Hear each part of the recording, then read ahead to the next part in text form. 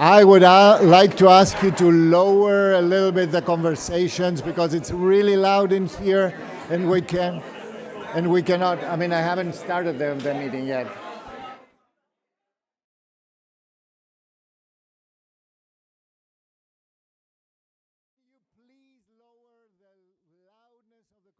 This is fantastic. Thank you. We are about to start our meeting, and it was beginning to be very loud, which is nice because, you know, we gather in community and we have a lot of things to talk about and exchange with each other, but we need to get started with our meeting. Mr. Clerk, you'll let me know when we are ready. Okay. Good morning. Welcome to the April 5th, 2025 County Board meeting. It's so nice to see everybody here in our public library. As you know, we cannot use our usual meeting room in the county, in the courthouse building because it was flooded a few days ago. So we are really grateful to the Arlington Public Libraries for hosting us for yet another meeting today. I'm Board Chair Takis Karantonis with my colleagues, Vice Chair Matt Ferranti, members Maureen Coffey, Susan Cunningham, and Julius J.D. Spain Sr. Thank you everybody for joining us here today for our meeting in this Central Library Auditorium and remotely through Microsoft Teams. The meeting is streamed. Some members of the public, county staff, and other presenters are participating remotely as well as part of our hybrid meeting model. Now, just a few announcements before we begin with today's agenda.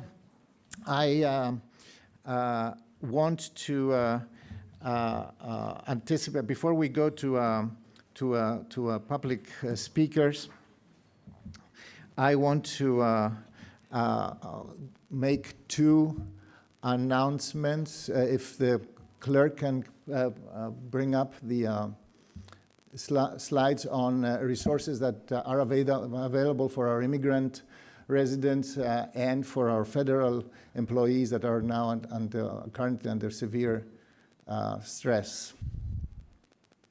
Do we have them? Let me see. I cannot see them on the screen at this point.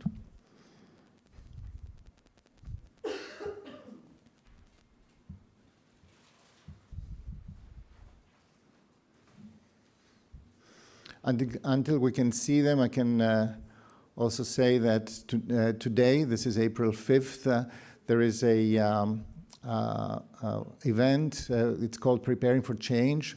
It starts at 1 p.m. at the Crystal Citadel Doubletree. It's about transitions for mostly federal employees or for federal contractors. It's about transitioning from the federal to the private sector. There will be workshops that are designed to help these employees to transition to private sector careers and gain insights and strategies and other tools that need to navigate this very difficult situation right now for most of them. Do we have that? Oh, here we go. So let me pull it up in my screen. I don't know why. So resources for federal workers. Arlington County provides resume assistance, which is one-on-one coaching, workshop and resources to create resumes that align with employer expectations in the private sector or non-federal sector. Mental health support, which is not less important.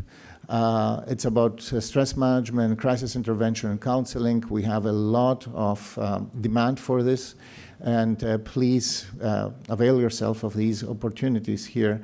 Arlington County still cares a lot about the food security of everybody, but specifically of people who are losing their jobs right now, and their families and their households may be really in trouble to make ends meet. There are many housing resources, specifically rent assistance, specifically housing grants, and permanent supportive housing for those, and there are many. Who are who are at risk to lose their housing altogether and be homeless. There is an affordable dwelling unit, and we have a lot of resources and and consulting that is available to individuals and families that are facing housing constraints right now.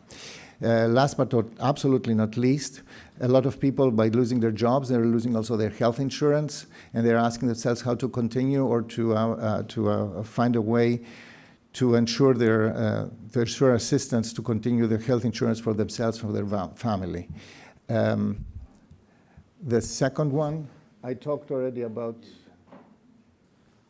federal events. The next one is for our immigrant.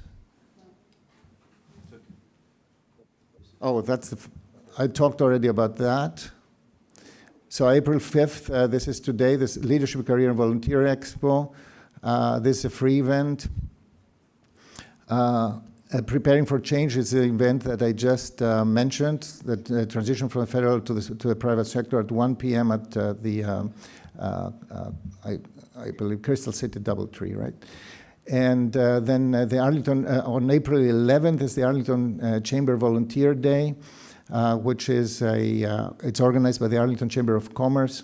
The annual Volunteer Day, which will provide financial guidance from certified advisors and will help and provides also a 45-minute one-on-one consultation designed to help you make informed decisions. So the next one is about resources for immigrant and refugees in Arlington. For our residents, fellow Arlingtonians who are right now under immense stress and under assault.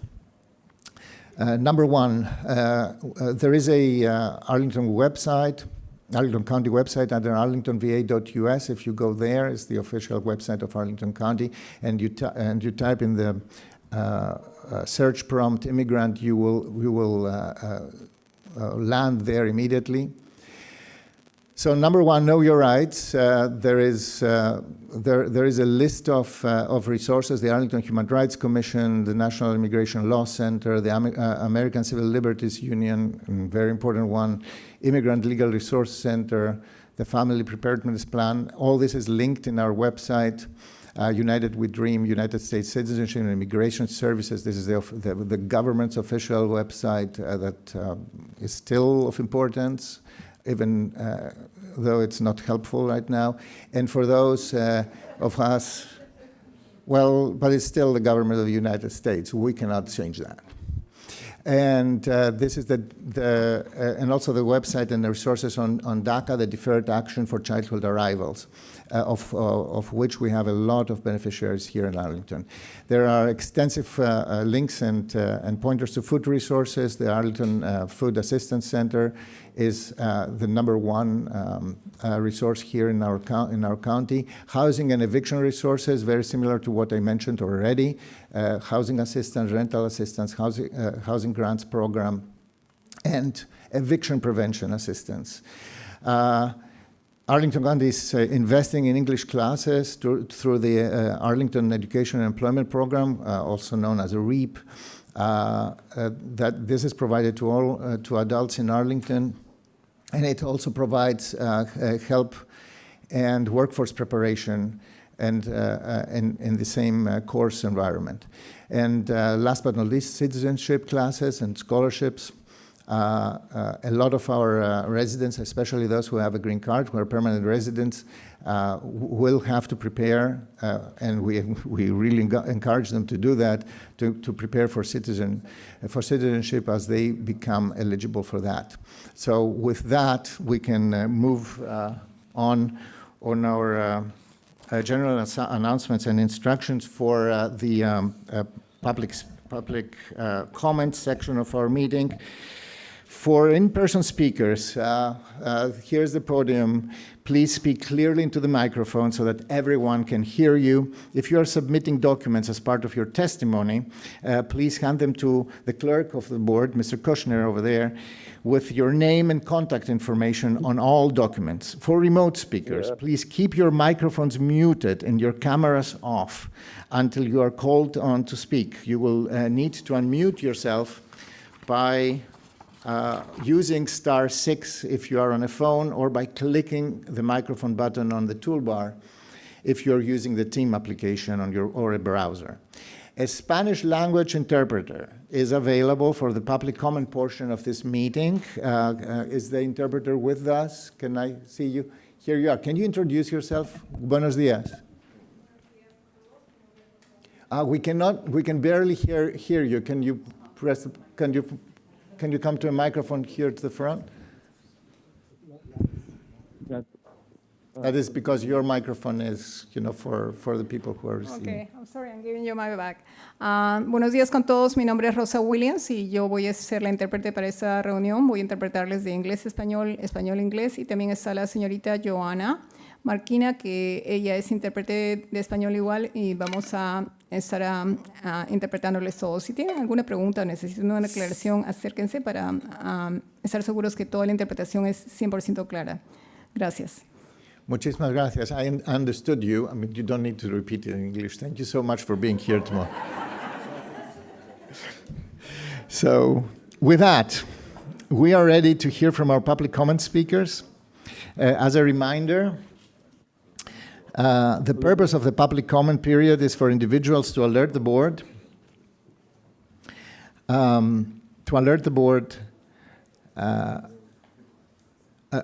apologize. To alert the board to issues that have not been the subject of a recent public hearing or of an upcoming public hearing. To ensure that we can hear a range of topics and to be fair and consistent across all speakers and issues, we have a one speaker per topic rule.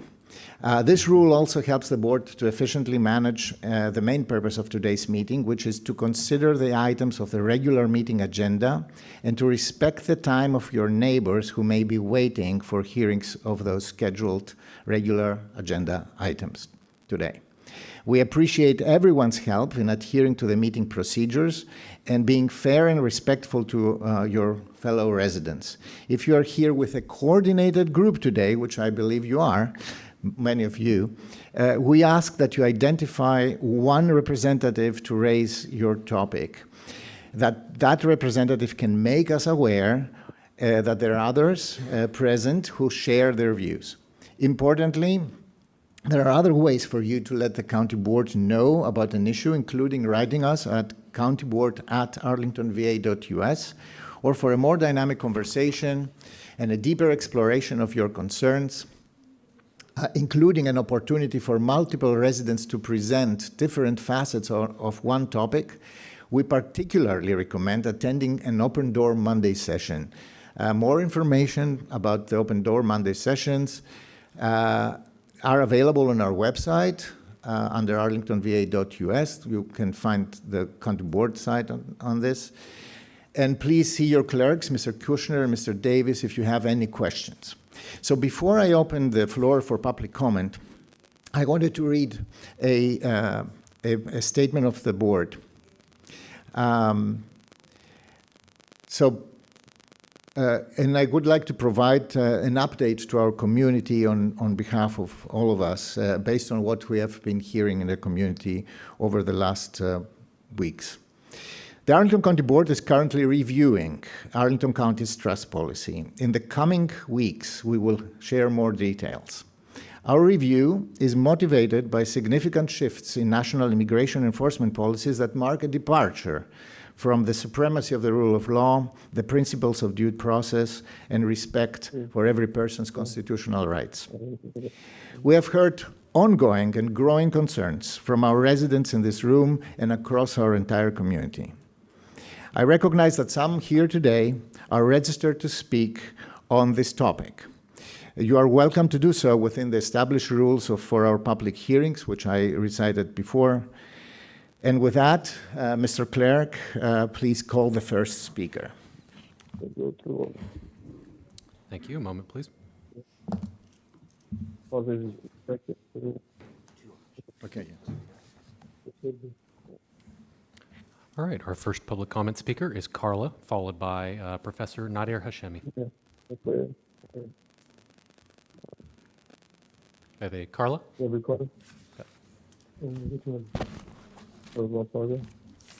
And if you are joining us remotely, a friendly reminder, please make sure your microphone is muted until you are called on to speak. Thank you.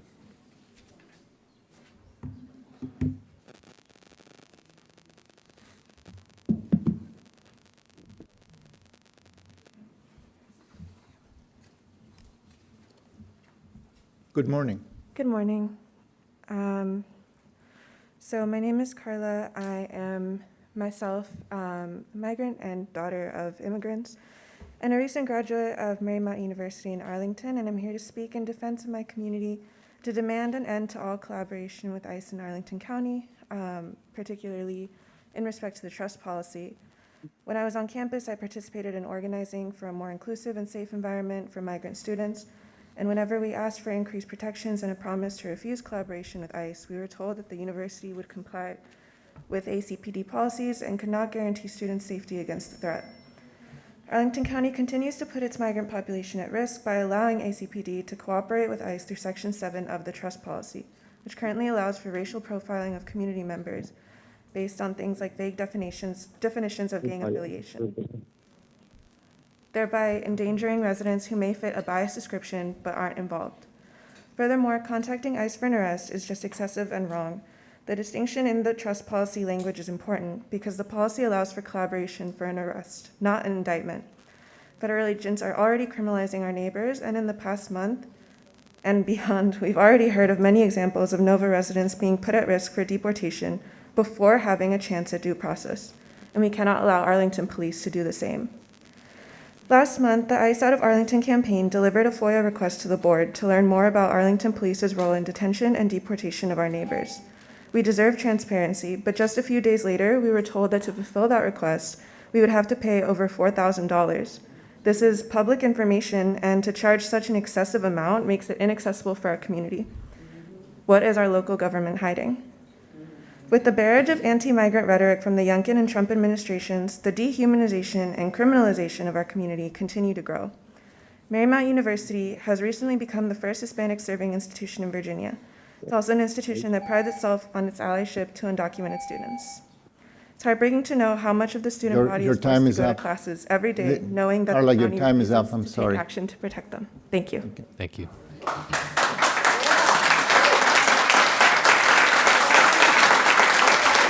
Our next public comment speaker is Dr. Mr. Clerk, I would like to ask you if you applaud to do that with the American Sign Language method. It is really a little bit disturbing for people who try to concentrate on their testimony. If we can, Mr. Clerk, can we next have Yes, next? thank you. Our next public comment speaker is Professor Nader Hashemi, followed by Dr. Glenn Klein. Good morning. My name is Nader Hashemi. I'm a professor at Georgetown University. Before I begin, I believe there's a statement circulating in the room that's going to amplify my comments. I hope everyone can have a chance to read the statement.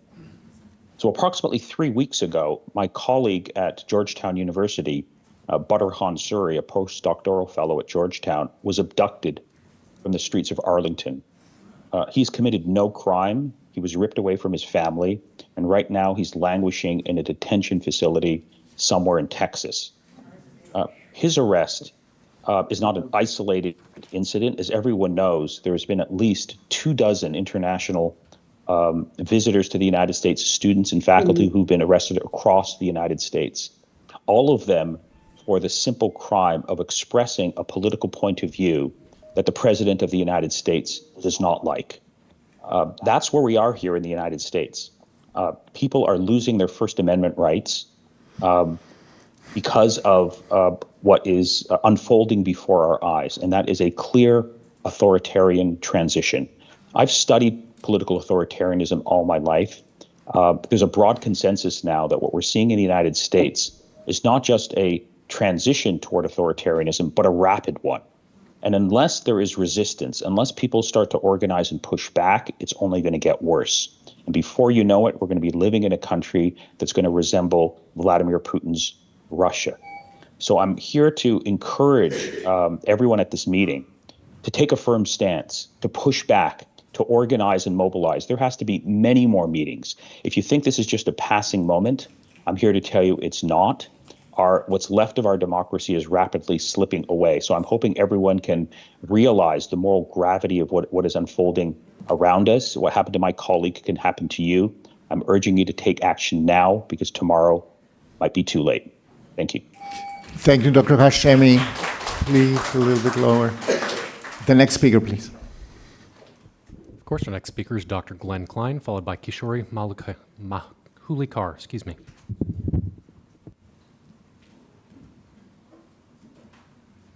Dr. Klein.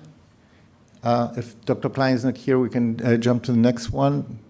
All right, moving along. Our next speaker is Kishori Mahulikar, followed by Saeed. Thank you. Good morning. Hi. My name is Kishori Mahulikar, and I've been an Arlington resident since 2022. So earlier this month, Dr. Bedar Khan Suri was taken from his home in Arlington, Virginia, away from his wife and children.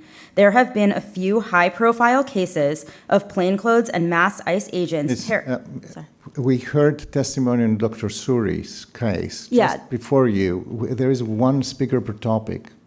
Yeah, this is related to that topic, but I have something Okay. different to say. It'll be short. Okay. There have been a few high-profile cases of plainclothes and mass ICE agents terrorizing people who are legally in this country. It is shameful that one of them has occurred right here in Arlington. Why is it okay for Arlington to abduct residents from their homes and away from their families? Has anyone put any thought into how his children, also Arlington residents, might feel right now? He is not convicted of a crime. Why is he being held at all?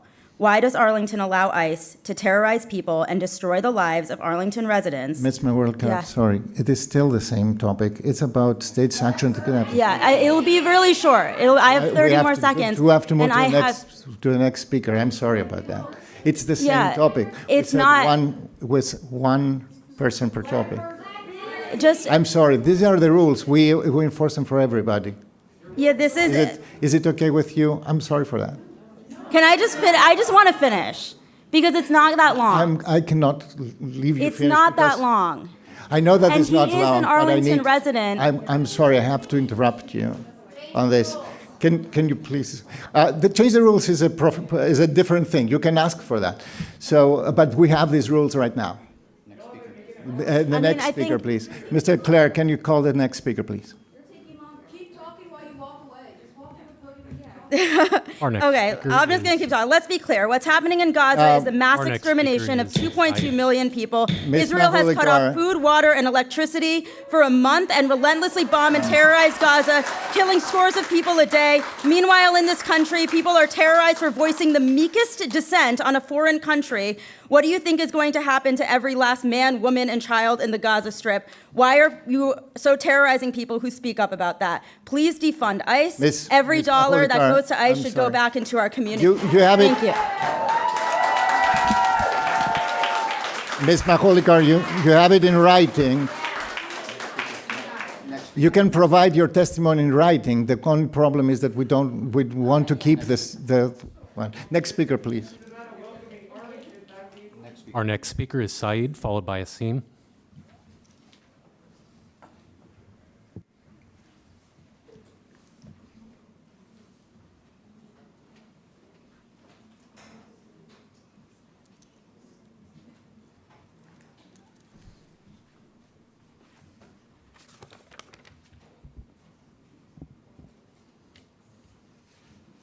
Good morning. Good morning. My name is Masaid. I'm here to talk to you about the travel ban that has over 40 countries on this list. I'm a part of an organization called MJF, Muslims for Just Future.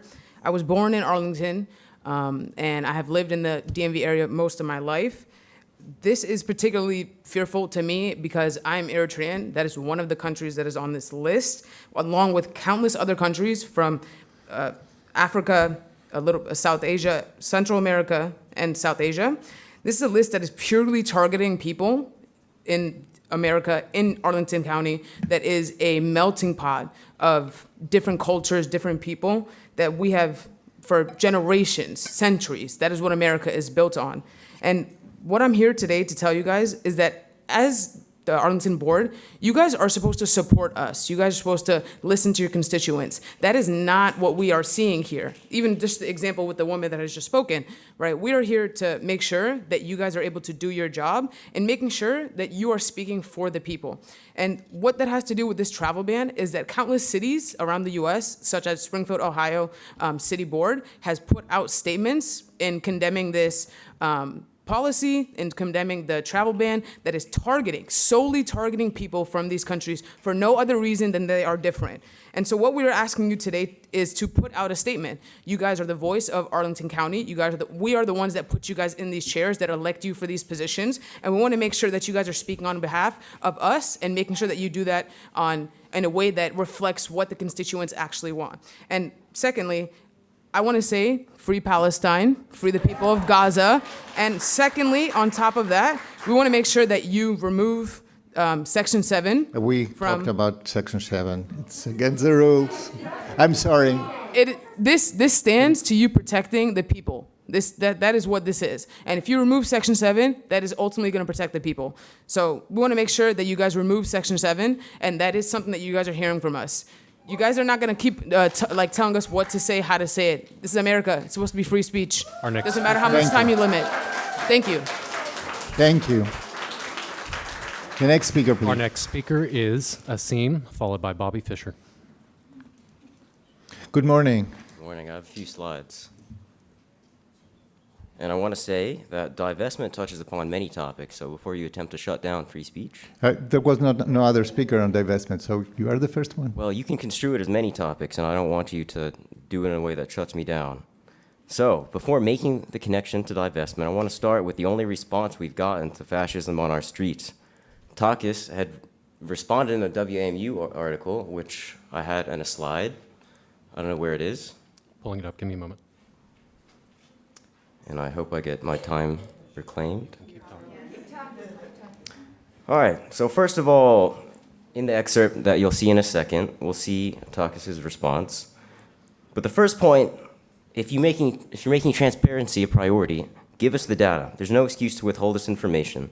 Second of all, what community are you referring to in this response? Have they been showing up to these board meetings? You are talking about the... I'm making the connection to divestment. You are talking about the trust policy, so I'm afraid I have to interrupt you. Can we go on and talk about divestment? All right, next slide then. The abduction of Badr Khan Suri is an affirmation of the bullseye you referred to in this quote. Yet we haven't gotten a response from any of you. How worried are you? What are the boundaries of your all's worries? The boundaries of your worries are drawn at the financial ties to deportation, genocide, and apartheid. You can't tell us you care about vulnerable communities until you start meaningfully divesting us from the financial incentives that binds your power to local companies that make deportation, genocide, and apartheid possible and profitable. You've told us for almost a year that Israel's genocide of Palestinians is not a local issue. Next slide, please. We've refuted that with a sampling of direct links Arlington has had with the genocidal apartheid state of Israel. What is your response? And I'll end with a reminder. Arlington was the only locality not to divest from apartheid South Africa. Is that the legacy you guys want to uphold? Thank you, Mr. Wood. Next speaker, please.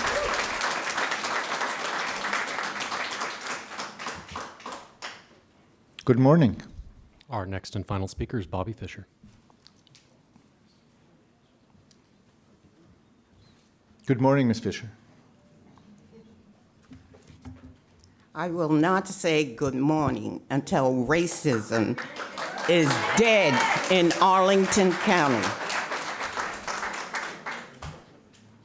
While Black, a retired woman living every day in constant fear of race hostility and police terrorism in Arlington County, Virginia. While Black people have no First Amendment right to free speech and due process of the law. While Black, Diane Kress ordered police officer to ban me for over 2 years from Aurora Hills and Shirlington libraries, walking distance to my home. While Black, police officers, more than 16, targeted and harassed me inside county libraries over a period of 2 years, while Black Diane Kress sought to punish me for daring to speak out against homeless people, take over county libraries, including other people. I am an African American woman born in this country. My ancestors go back 5 generations. Diane Kress is a white privileged gay woman who abuses her power to punish me, a retired woman living alone on a fixed income. I am forced to spend money using the metro or bus to travel to the county libraries outside my neighborhood. I want this board Time is up. to You know the do rules. something. And may I say something personally to you? You can always say something personal. I to me, want to but not say in the something. public. Mr. Takis, you will not be reelected Thank you. this year. Thank you, Ms. Fisher. So that concludes the public speakers I see on the list. Is that No correct? further speakers. Is there? Yes, there is a Correct. person that didn't have the opportunity to. Dr. Klein. Is Dr. Klein here? Because it says in person. I don't see that. Thank you for pointing it out. So I will provide brief responses to the public comment speakers. There is always more work that is happening behind the scenes and to address issues that come before us more in detail. To Carla on ICE and trust policy, I will refer you to the statement that I read before that. The board is reviewing this policy. Dr. Hashemi, and we will also look at the FOIA request cost. There are rules about that and there are laws about that. Dr. Hashemi, I share with you that the deep preoccupation and the deep distress about the disappearance of people from anywhere in the United States. I mean, this is hardly any different from state-sanctioned kidnappings. With unclear, can you please, thank you, with unclear, under very unclear circumstances and very, very suspicious reasons at this point. I said that before, I still believe in the US Constitution, in the rule of law, and I very much hope that our judicial system will hold the line that is destined to hold it. Thank you. The public comment period is concluded. Ms. Magulika, I'm very sorry about the exchange that we had. We hear you. You have a written testimony. You can give it to us. On the Said, on the travel ban, we hear you. We are equally concerned about that. I myself have banned in the Houston airport at some point of my immigrant career. So I'm very, very cognizant of what this means for many family and very people here. So we have been fighting the travel ban under the first Trump administration. We'll fight it again.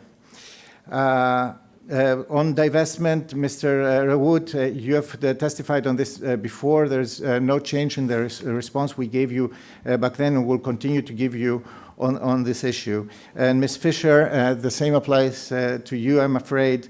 You have testified many times here. We have had many discussions about your particular case. Thank you. The public comment period is I'm concluded. afraid that I disagree with you on the basic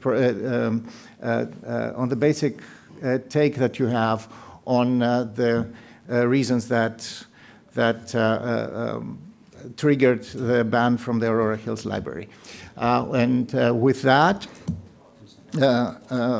colleagues, I don't know if you have any other comments on the public comment sections that we heard. I will move on to our main meeting, the consent agenda. Mr. Kushner, have there been any items pulled from our consent agenda? There have not. Okay. Thank you. Is there a motion to approve the consent agenda? It's moved by Vice Chair DeFerrant. Is there a second? Second. It's seconded by Board Member Maureen Coffey. All in all in favor? Sorry, I will take a vote. All in favor, please say aye. Aye. Aye. Anybody opposed or abstain? The consent agenda passes unanimously. I will now say a couple of things about the consent agenda, the items that we just approved. The board just voted to approve 20 consent agenda items. If the clerk can pull up the slides. These include minor site plan amendments, use permit requests, ordinance amendments, requests to advertise, and more. These items were put on the consent agenda because they are thought to be non-controversial, but that doesn't mean they aren't important. So I want to take a few minutes to highlight a few of these items. Starting with item number 5. Next slide, please. Yes. This is the Eat Local Farmers Market and Metropolitan Park. The County Board renewed the existing use permit for the Eat Local Farmers Market, located at the Metropolitan Park down in National Landing, with an 18-month review schedule, which aligns better with the market's 2025 and 2026 season. This is a Saturday and Sunday market. Next slide, please. Item number 6. These are use permit amendments for the Barcroft apartment renovation at buildings 47 and 48. They are located at 1320 South George Mason Drive. The board has amended condition number 7 that adjusts the limits of the site area subject to the tree bond. And that is to preserve trees that have any critical root zone impact due to the construction activities that are ongoing in this site. This amendment also proposes a maximum tree bond of about $100,000. We further amended condition number 50 that removes surface parking from the historic preservation easement boundaries. There is nothing historic to be preserved with the surface parking. The amendment further clarifies the review process for exterior building modifications. On to next slide, number 9, item number 9. This is the Longbridge Aquatics and Fitness this is the Longbridge Aquatics and Fitness Center, and we remove absentee voting from this location this year. The County Board removed the Longbridge Aquatics and Fitness Center as a satellite voting location for early in-person voting, anticipating a lower turnout because it's a non-presidential election year. Typically, a gubernatorial election year has about 40% less voter turnout. Residents, though, everybody, voters, will be able to vote early in person at the courthouse building and the 2 satellite locations that are very well known from previous elections at the Walter Reed Community Center and the Madison Community Center. The next item, please. That's item number 12. This is a contract for the Arlington Ridge Road Bridge superstructure replacement. The County Board just approved a contract to award to Fort Myer Construction Corporation for extensive repairs and partial replacement of the Arlington Ridge Bridge over 4 Mile Run. This is a bridge that goes over 4 Mile Run and connects Arlington with the city of Alexandria and Arlandria, and serves a lot of also of our immigrant population, because this is a very densely populated place on both sides of 4 Mile Run. The contract is valued at over $11.5 million and was the result of a competitive bidding process. The Arlington Ridge Road Bridge was built in 1976. It connects Arlington County and the city of Alexandria, and beyond the urgently needed repairs, the project scope also includes the installation of wider sidewalks, bike lanes, architectural enhancements, and improved lighting above and below the bridge. Next item, please. Item 15. This is the Crystal City Metro Rail Station East Entrance project agreement. The county board just approved a grant agreement with the Virginia Department of Rail and Public Transportation, also known as DRPT, to accept $20.7 million in Commonwealth Transportation funds for the Crystal City Metro Rail Station East Entrance project. These funds will serve as a required match for an existing $20.7 million Federal Transit Administration grant awarded in the current fiscal year 2025. As a reminder, the Crystal City Metro Station is one of the busiest stations in Arlington County. The existing station entrance on South Bell Street is reaching capacity during peak service hours and has limited emergency exits.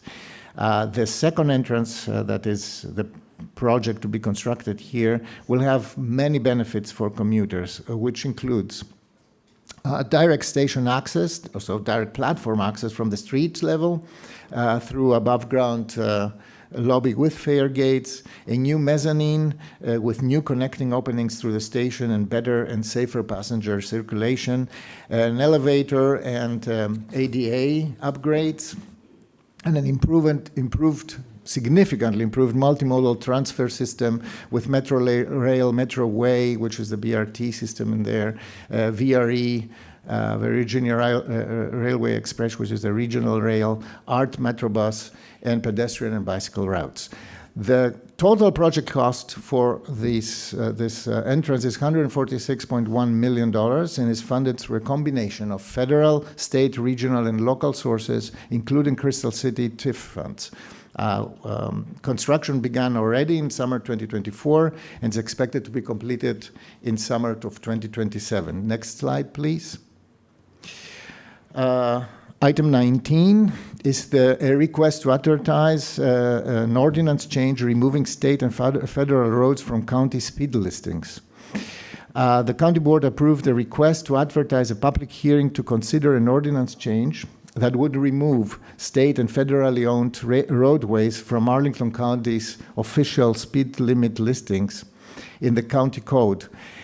This affects George Washington Memorial Parkway, Interstate 395, Interstate 66, Richmond Highway, and the State Route 110 around Pentagon.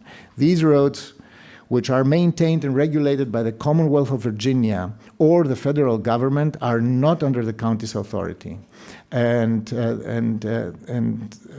not under the county's authority. This action, to be clear, aims to prevent future discrepancies between posted speed limits and county code listings, which have previously led to confusion and dismissed citations for speeding. So this is a technical thing. It's advertised. We will have to adopt it at our next meeting. And that concludes the slides on the agenda items, on the consent agenda items.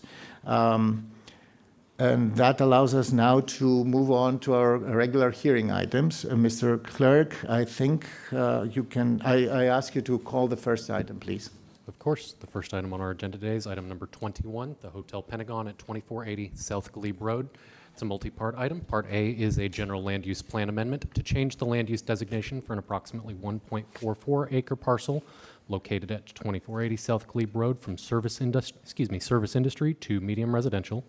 Part A2 is the master transportation plan map amendment to add a new segment of South Garfield Street, new segment of 25th Court South, and a new street titled South Fillmore Court, located in the vicinity of 2480 South Glebe Road. Part A3 is site plan amendment number 111 to construct up to 531 residential units with modifications for additional density, lot area per unit, lot coverage, reduced residential parking ratios, required loading spaces, density exclusions, and other modifications necessary to achieve the proposed development, again located at 2480 South Glebe Road. And Part B of this item is the ordinance to vacate an easement for public sanitary sewer purposes and an easement for public storm sewer purposes, all on property owned by Capital Second Investments and located at 2480 South Glebe Road with conditions.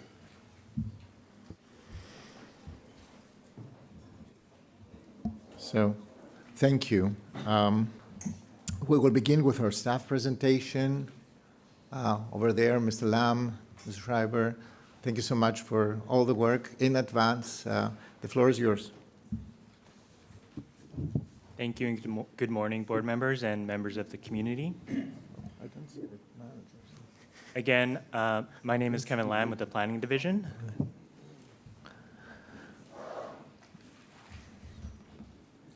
Sorry about that. I'm also joined by Bryce Johnson with DES Transportation, Michael Haluski joining virtually with DES Real Estate, as well as Aaron Schreiber, also with the Planning Division.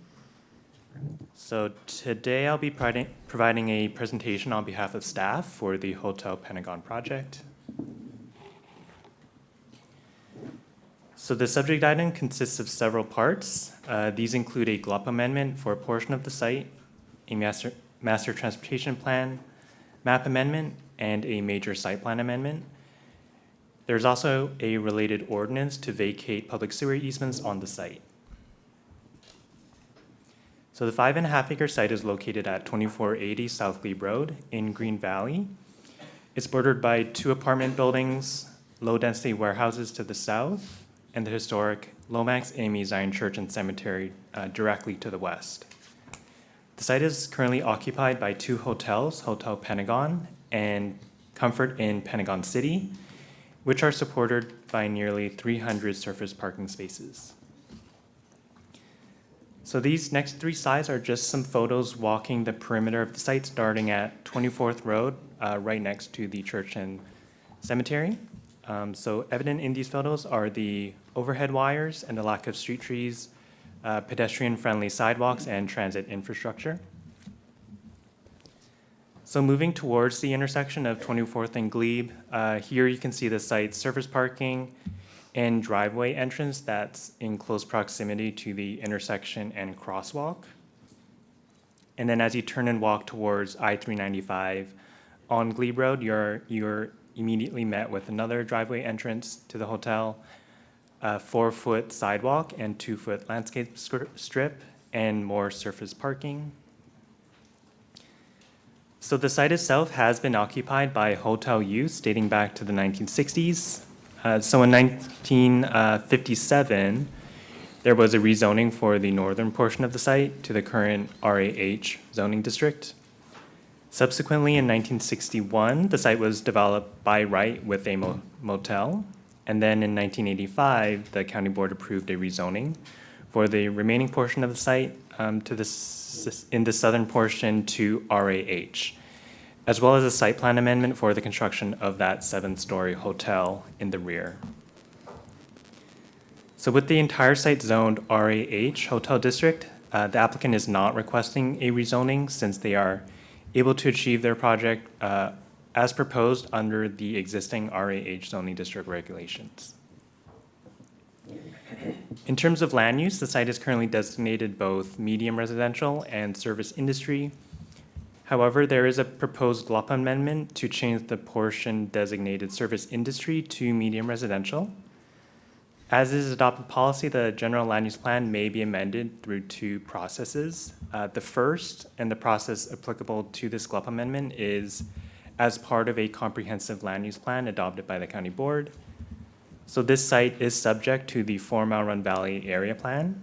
So this GLUP change is to implement the vision of this area plan, which recommends hotel/multifamily residential at this specific site.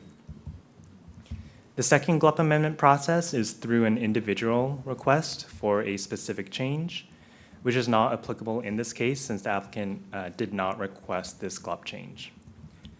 In other scenarios outside of this project, this second process would, if applicable and appropriate, lead to a special GLUP study process in order to develop specific land use guidance in the absence of an adopted land use plan. So the project also includes an amendment to the MTP map in order to add these new streets proposed by the applicant. And this map shows kind of the site context as it relates to nearby multifamily residential buildings within a quarter mile. So note these developments include market rate apartments, many of which include some committed affordable units or CAFs and or MARCs, which are known as market rate affordable units. There are also several 100% affordable housing projects and market rate condos nearby. So overall, these developments represent thousands of built housing options at a range of affordability levels. This is to say that, multifamily residential development does occur in the area, and this is anticipated and planned for in our land use plans and policies. So in turn, the county's plans and policies inform our long-range forecasts, which are then used to plan for and invest in public infrastructure. 2 of these county-adopted plans are applicable to the general area, which are, as I mentioned, the 4 Mile Run Valley Area Plan and the neighboring Green Valley Village Center Action Plan. So these plans for the area envision growth in the form of mid-rise mixed-use development, especially along Shirlington Road and centered around the John Robertson Jr. Town Square. So back to the proposal itself, it includes an 8-story multifamily building with rooftop penthouse level, wrapped around an above-grade parking structure, and this is known as Building E. There are also 4 townhouse and townhouse-style buildings known as Buildings A through D, and in total, the project consists of 531 units at a density of around 96 dwelling units per acre. So the site includes 10,300 square feet of dedicated public space, which is granted through a permanent easement that guarantees everyone in the public the right to use and access this open space. The site also includes 3 new streets, as well as an area reserved for a potential future street extension. And then lastly, the applicant is requesting the following modifications listed here. So in terms of site layout, Building E's parking garage can be accessed from the new segment of Garfield Street here, or the new segment of 25th Court back here. This western side of the site includes the public space here, as well as the area reserved for a potential future street extension here, in order to accommodate a street connection from 24th all the way to Shirlington Road. In terms of parking, the project includes a total of 541 spaces at an overall ratio of 1.03 spaces per unit. So within the 4 Mile Run Valley Area Plan, the site is located in sub-area D of the concept plan, which recommends preserving existing uses at heights already prevalent in the area, with opportunities for redevelopment to multifamily, as shown here. So, overall, this staff finds the project is in general conformance with the area plan guidance.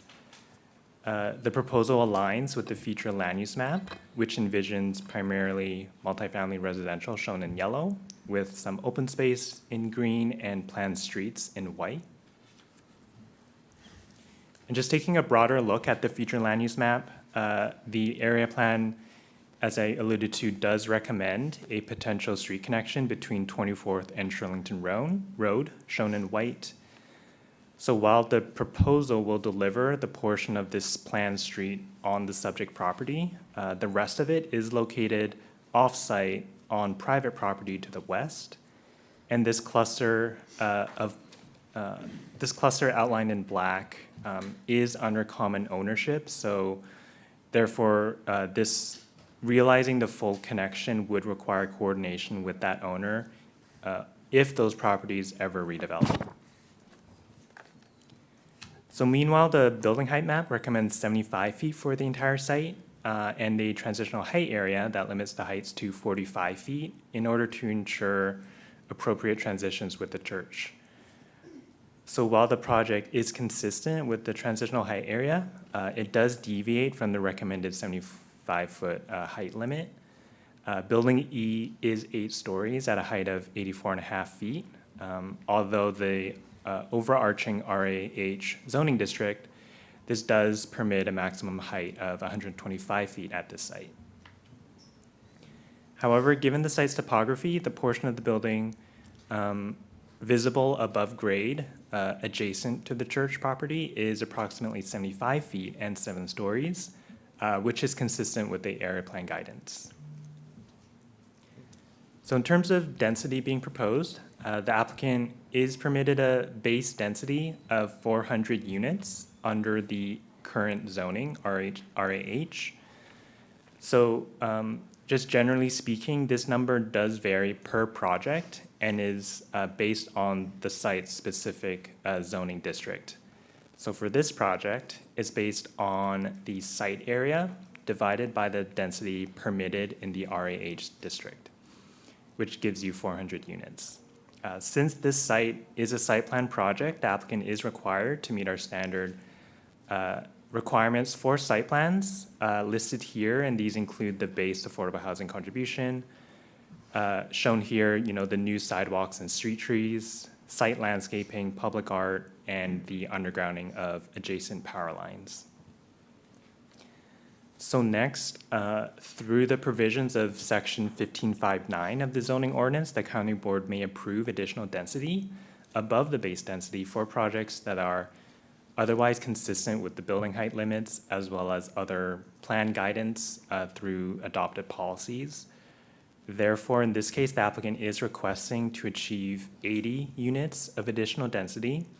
And this is by providing the following listed here in this column, which include the 9 on-site committed affordable units, as well as the dedication, installation, and maintenance of public space. And then finally, to achieve the remaining 51 additional units, the applicant is participating in the county's Green Building Incentive Program, which includes LEED Gold certification. And this brings the total number of units to 531. In terms of surrounding streets, the existing site includes 3 driveways, which are proposed to be closed off. So the proposal will instead have site access from 24th Road onto the new segment of Garfield Street. Meanwhile, the main residential entrance and bike room access will be near the corner of 24th and Glebe, along with the new and relocated transit shelter. So the project's multimodal transportation assessment analyzed impacts to vehicular, pedestrian, bicycle, and transit access to and around the site. And one component of this transportation study did analyze auto trips generated by the proposed and existing site. So based on these numbers, the anticipated net new auto trips during peak hours, so this is the proposed trips minus existing trips, are as follows. So 74 trips during the morning peak hour, and then 55 trips during the afternoon peak hour. So this equates to about 1 car per minute during these peak periods.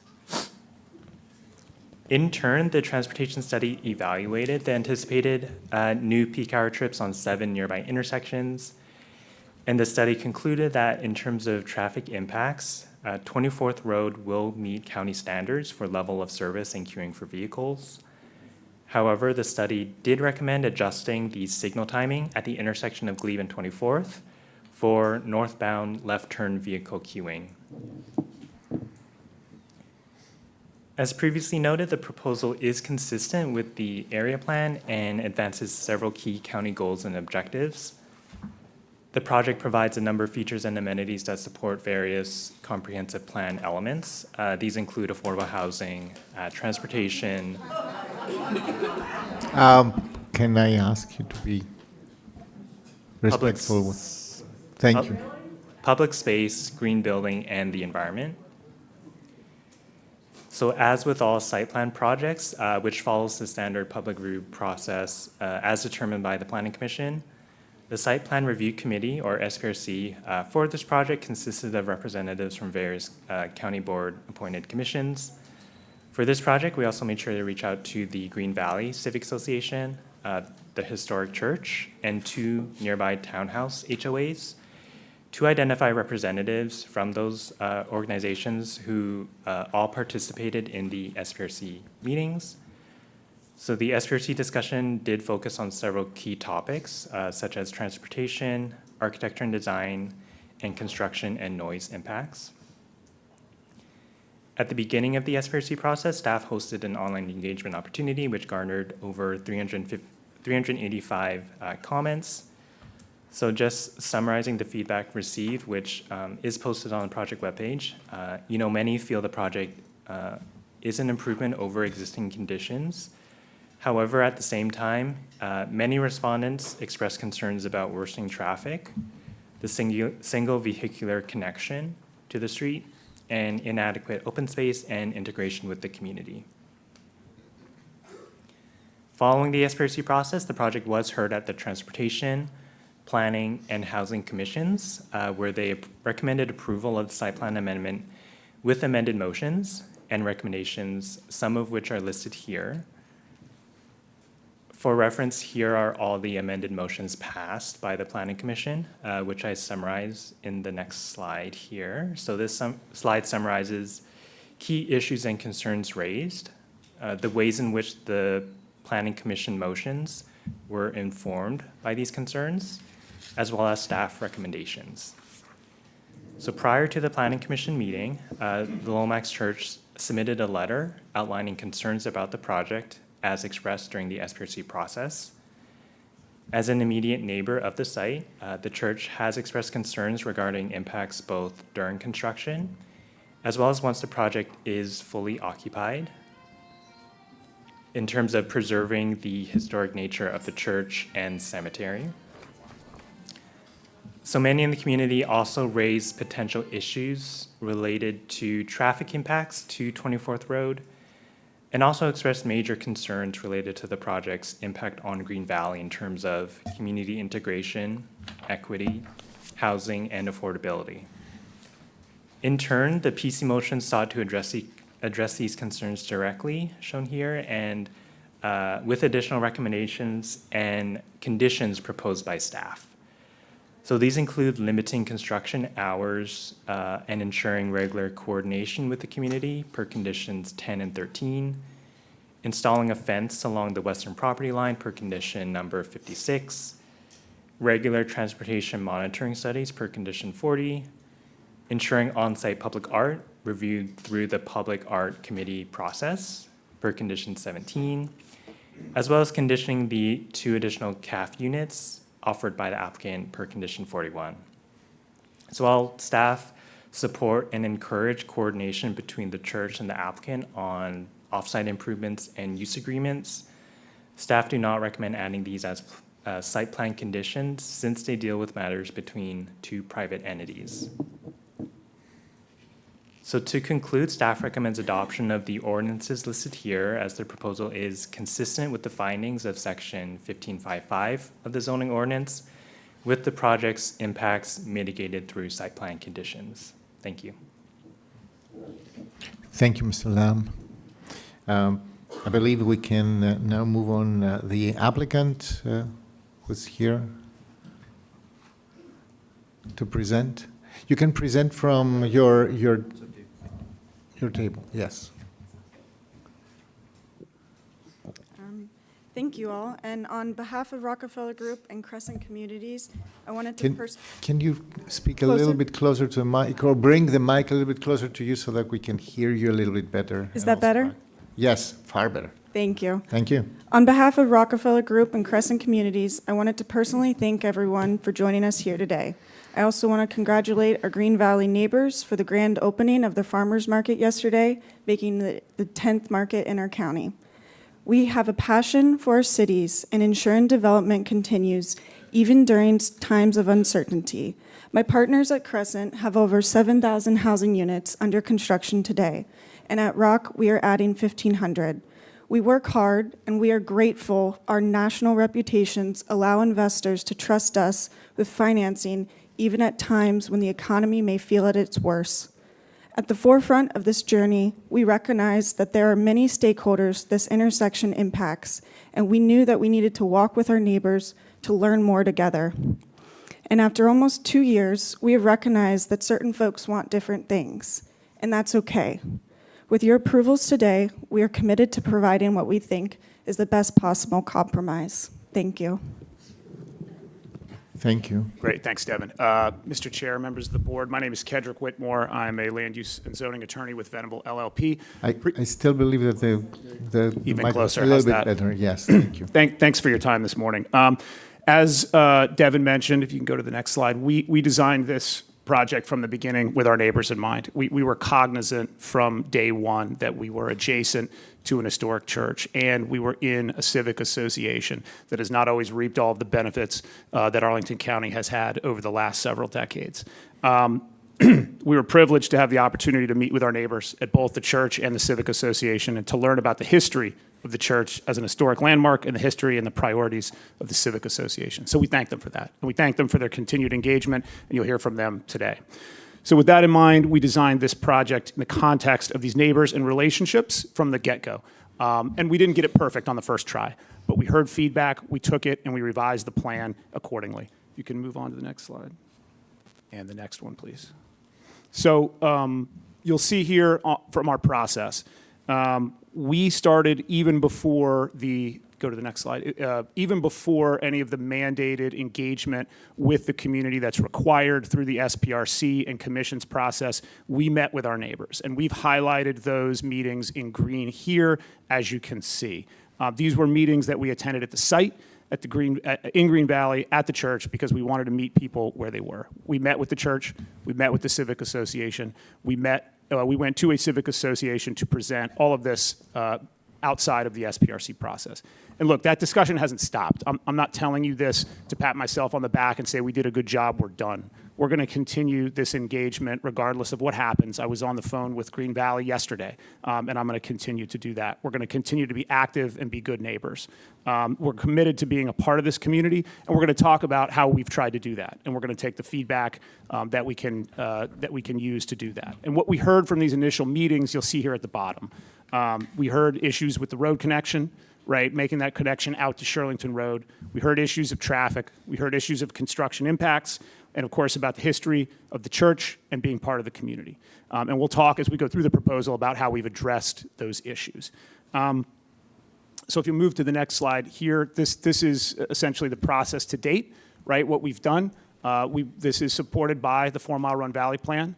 This is a proposal that's supported by the county staff, and this is a proposal that's been supported by your commissions, Transportation, Housing, and Planning Commission. Next slide, please. But look, that's not everybody, right? The commissions, the staff, that's not who we're here talking about. We're talking about people, we're talking about community. And so we received in the last couple of weeks some correspondence and some asks from our neighbors. And the good news is we've been able to accommodate those asks. And I'm just going to walk through each of these here. I think it's an important time to have a conversation about community benefits. I think you're going to hear that from folks, that community benefits may not necessarily be what the community benefits are for every single project in Ashton Heights or in Lyon Village, right? This is something different. So these are a couple of letters that we got from our neighbors at the church. These came in the last couple of weeks, and that's fine. Not everybody is spending time reviewing these proposals. The church is not in the business of reviewing real estate proposals, right? They're in the faith business, and so they've sent this when they were able to. And the good news is we can accommodate essentially all of these asks, and I'm going to walk through each of these. It may take a minute, but I think it's important. It's important to get out what the asks are, and it's important for you all to understand how we've addressed those. So traffic is the first. It's absolutely, and I apologize, this is the letter from March 18th there on the left. Traffic's been a question and a concern from day one. We've proposed significant improvements to the traffic flows and patterns in the area with this proposal that'll offset the impacts of this. Beyond what staff thinks is sufficient in terms of traffic mitigation, as a result of this ask, we're doing an additional crosswalk and more frequent reporting and monitoring of traffic. Those are conditions that we'll talk about later. We're happy to continue that conversation. I'll also point out, again, we received unanimous recommendation of approval from the Transportation Commission. Secondly, in terms of the Shirlington Road connection, that's a piece of private property, right? That's out of our hands as to when that will redevelop. But look, this connection to Shirlington Road is a critical part of the 4 Mile Run Valley Plan and the Village Center Plan. It's something the community conceived of 20 years ago, and it's one of the first things we heard about when we talked with the community, was the importance of that. So what we are going to do is we are providing that connection when it happens. And look, these plans are 20, 30-year plans, right? We can't control when a private property is going to turn over, but you'll never see these kinds of improvements that deal with multiple private properties. They don't happen at the same time, and they just don't. But we're committed to spend the money and spend the dollars to do our part of that road. Construction has been one of our highest priorities here. to protect the church and ensure that there's no negative impact to the church or to the historic cemetery. We've agreed to additional conditions related to monitoring of construction, additional community and church meetings, restrictions on construction timing, and additional obligations to clean and remedy the church. Those are all beyond the standard conditions. These are doing more than what's required and what's called for by staff. Affordable housing being inadequate, we respectfully disagree with that statement, right? There is a base affordable housing contribution associated with this project of $2 million to the AHIF fund. That's the most that you've gotten in the last 2 years of any project in Arlington County. Beyond that, we're providing on-site affordable units. As for childcare, we can't be in a position to agree, and that's the one in red here. That's one that we can't, right? We can't be in a position to build on the church's property, right? That's an extraordinarily complicated process and not something that we can undertake, but we understand the sentiment and the concern. Childcare is an issue not only in this area, but throughout the county. Comment 6 is again based on the construction issues, and we've agreed to additional conditions to address those issues.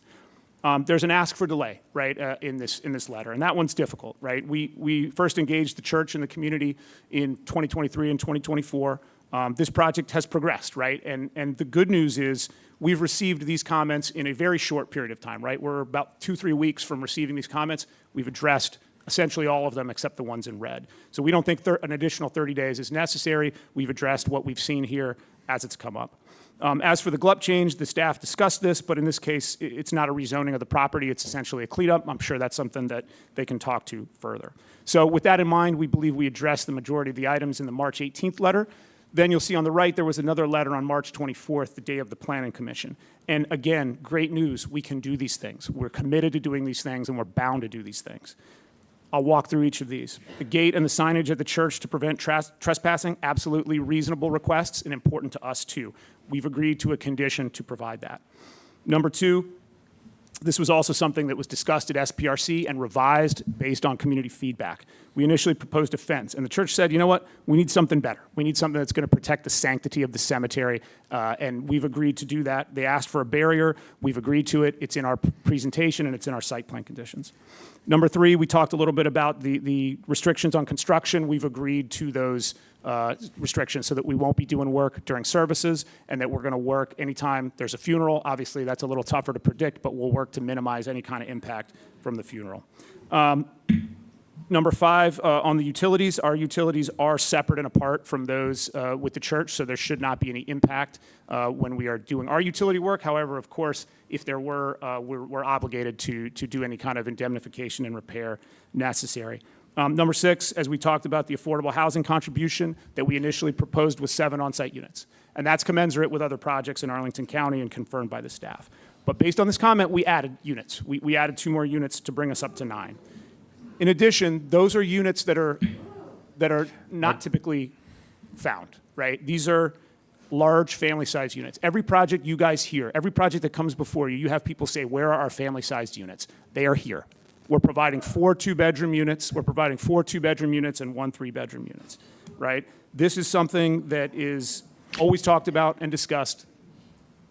And I'd note that it is something that was approved by our Housing Commission.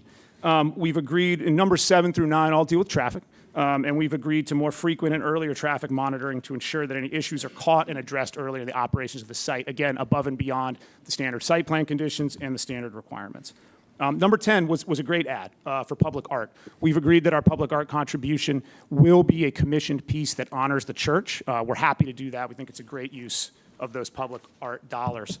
Number 11, we've agreed to provide those construction mitigations we've talked about, and the stormwater management is going to be dramatically enhanced. As we'll talk about with this site, it is overwhelmingly impervious hardscape right now and not a great stormwater management situation. We're going to improve that dramatically with the new green space, with the new trees, and with modern stormwater management techniques. And number 12 is in red. That's the one we can't address. But I do think it's very much worth talking about, right? And I'm sure you will hear this from some of the other speakers, and I think it's a conversation we need to have. The church has asked for $2 million. And I think some of the rationale here, and it's not to speak for them, the church will speak for you, so they'll have their own statement about it. But I think some of the rationale is, hey, you're calling this stuff community benefits, but it's not benefiting me. right? There is a disconnect between what the rules are and how community benefits are calculated, typically in Arlington County, and what that impact is in the community. And it is not for me to say what your priorities are in the county, right? Maybe that $2 million AHIF contribution that we're required to make by law and by the current structure should go to the church, should be a check written. I don't know the answer to that. But what I am going to tell you is we follow the rules that are in place today. If there's a community conversation about changing what those rules are, I think that's a valid discussion to have. And I think somebody at the outset during the public comment said it, right? If the rules don't work, change the rules. We have followed the rules to date, and we've done more. We've done these additional things that we've talked about. So thank you for talking through that. I know that's long, but I think it's really important.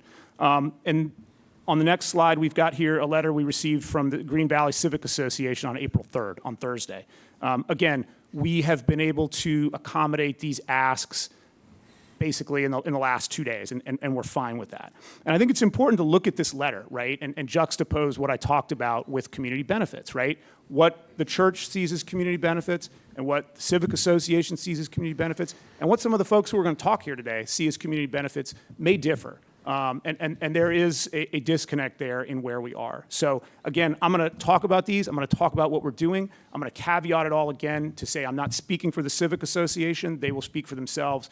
But this is the read we've gotten from the letter. So the first item is related to traffic and meetings about traffic, continuing the conversation, looking for solutions to traffic issues. As I mentioned, we've agreed to the additional conditions and monitoring, but we're also happy to meet with the Civic Association and the staff. We're happy to continue those conversations. Like I said, I'm not here to pat myself on the back and say we met with the community and we're done. We're going to keep doing that and make sure that the assessments are correct and make sure any kind of mitigation is done. In terms of density and infrastructure, there is a request about a parking management plan. There's already a requirement in the standard site plan conditions that a parking management plan be reviewed and provided. We're happy to provide that to the Civic Association. Again, we talked about stormwater. There's a significant reduction in impervious surface space and dramatically improved stormwater management, which we know is an issue not only generally, but specific to the 4 Mile Run Valley area.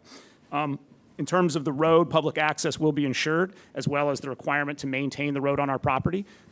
That's an issue that's come up in other privately owned roads in Green Valley, and we're going to be obligated to maintain and continue access. And again, community benefits, right? This is the ask. How do we structure these? What are community benefits? And this is some of the requests on community benefits from the Civic Association letter, right? And the great news is we can do these things that are there on the right. You'll see. We've already started the process of Civic Association membership. We're happy to have all of our residents be members of the Civic Association. One of the things we heard, frankly, throughout the process is we don't want this building to stand apart and be some alien structure with folks who don't engage in the greater community. That was a big reason why we oriented those entrances toward 24th Street, and we're also going to pay for our residents to be members of the Civic Association. We've committed in our conditions also to allow the Civic Association use of our meeting rooms for some of their meetings. And of course, we're going to keep engaging, right? I said it before, and I'll say it again for that. So this is where we are, right? This is where we are on community benefits. The church has some requests, the Civic Association has some requests, the staff has some requests.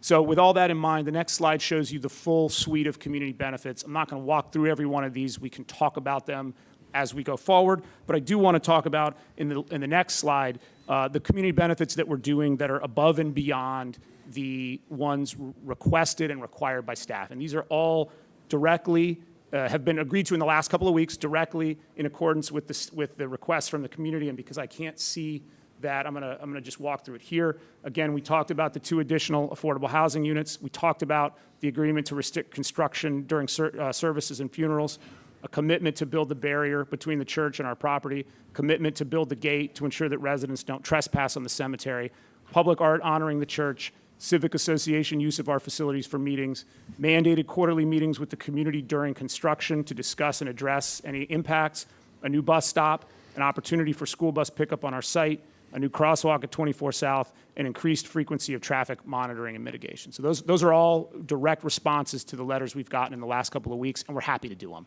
And they're in addition to what the county has asked for. So I know that was a lot, but I think it's really important to talk about community benefits, and I'm sure you'll hear from other folks about it here today. So with that in mind, I was going to move to the project itself. Mr. Lamb did a great job introducing things, so I won't spend too much time on it. I think you all are pretty familiar with the location of the site. People use the word pork chop to describe properties a lot. I think this is the most perfect pork chop that I've ever seen for a property. It's located south of 24th Road South and to the west of Glebe Road. And the Lomax Church is adjacent to it on the west. You can see a zoomed-in shot here showing the existing development. There are 5 hotel buildings comprising 2 different hotels and a significant amount of surface parking. Next slide, please.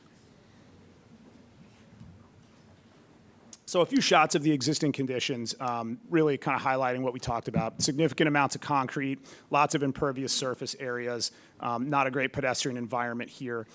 This slide shows the relationship currently between the church and the hotel properties. You can see on the top left, kind of there's a chain link fence and some landscaping on the church side. And then on the bottom right, you can see the retaining wall that exists between there. Something that I'm sure we'll talk about. It's a little bit different than most proposals where you're digging down. We're actually filling up. And so that will, I think, help shore, that it's going to shore up that retaining wall rather than digging into it. So certainly something we can talk about as we go through here. And here's the surrounding traffic environment of Glebe Road and 24th. So moving through here, the site access that exists today is problematic at best. There are 3 entrances currently, and there are 2 that are basically right on top of the intersection at 24th and Glebe. Does not make for a great traffic environment, and that's part of the issue that I think exists today with the traffic situation. And then on the next slide, you'll see what we've done in our overall site design. And here's this is the overall unit count, 531 multifamily units on 5 acres.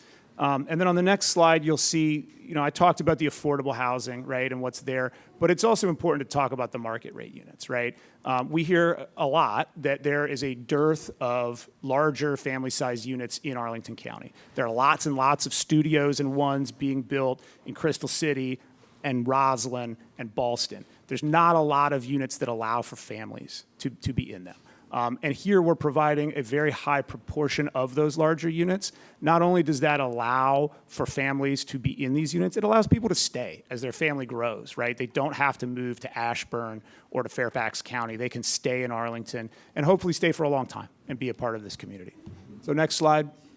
You'll see here that we've consolidated our access off of 24th Road South on the west side of the site. That is in lieu of the 3 entrances that exist today. We've consolidated to 1.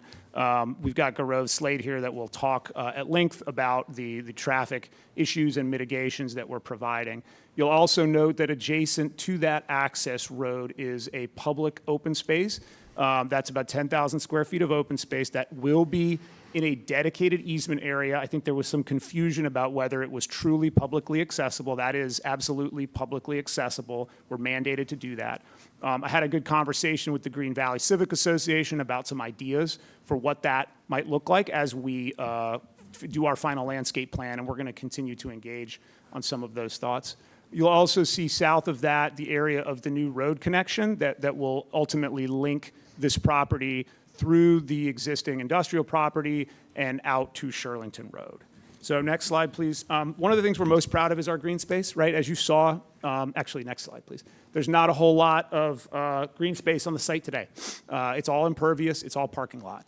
We're adding a significant amount of green space, and we're putting trees where they aren't today. As you saw, there are 0 trees on the hotel side buffering the church. We're moving, putting a significant number of trees on this area. We're increasing that pervious surface area. That's also going to help with stormwater. Next slide, please. So again, as we talked about, we've designed this with our neighbors in mind and with the church in mind from day one. Here's what exists today. And you can see that the existing hotel buildings are only 23 feet from the property line with the church. They're pretty darn close. The church is then an additional 86 feet from the property line, making a setback building to building of 110 feet that exists today.